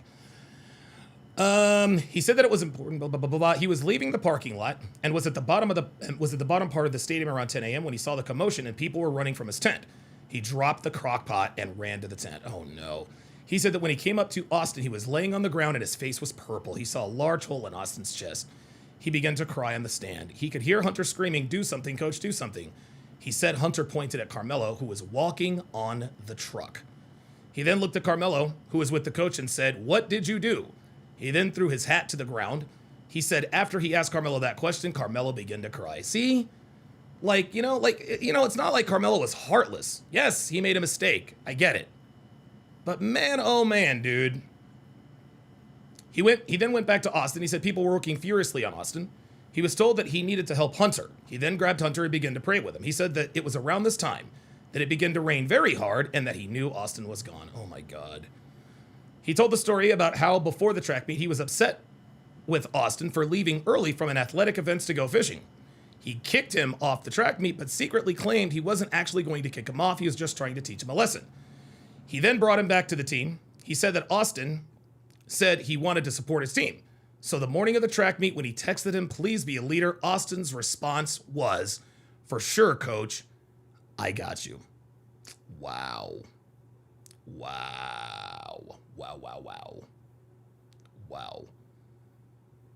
Okay. Jesus Christ. All right, let's check and see if there are any updates from Martinez here. Savannah Hernandez. All right, let's see what she's doing here.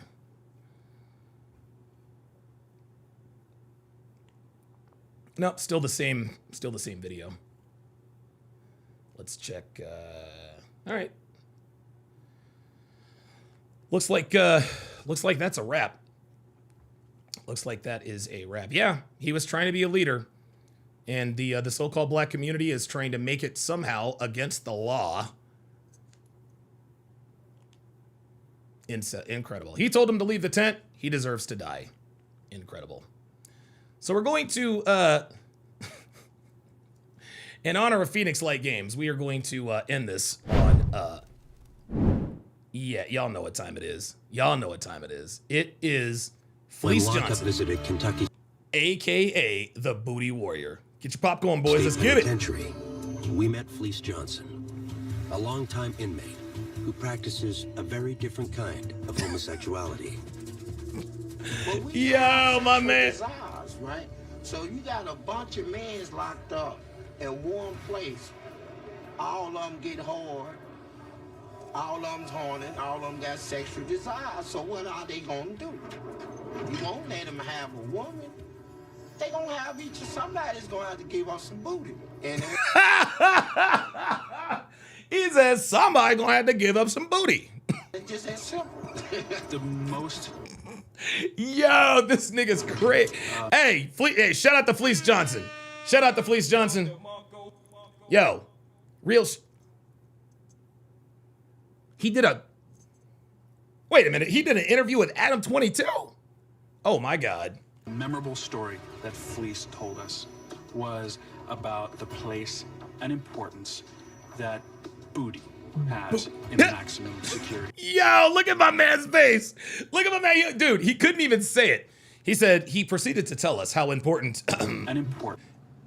place the importance on, booty. A memorable story that Fleece told us was about the place and importance that booty has in a maximum security. Yo! And he went on about it and on about it. In his prison, booty was more important than food. Oh my God. A man's butt.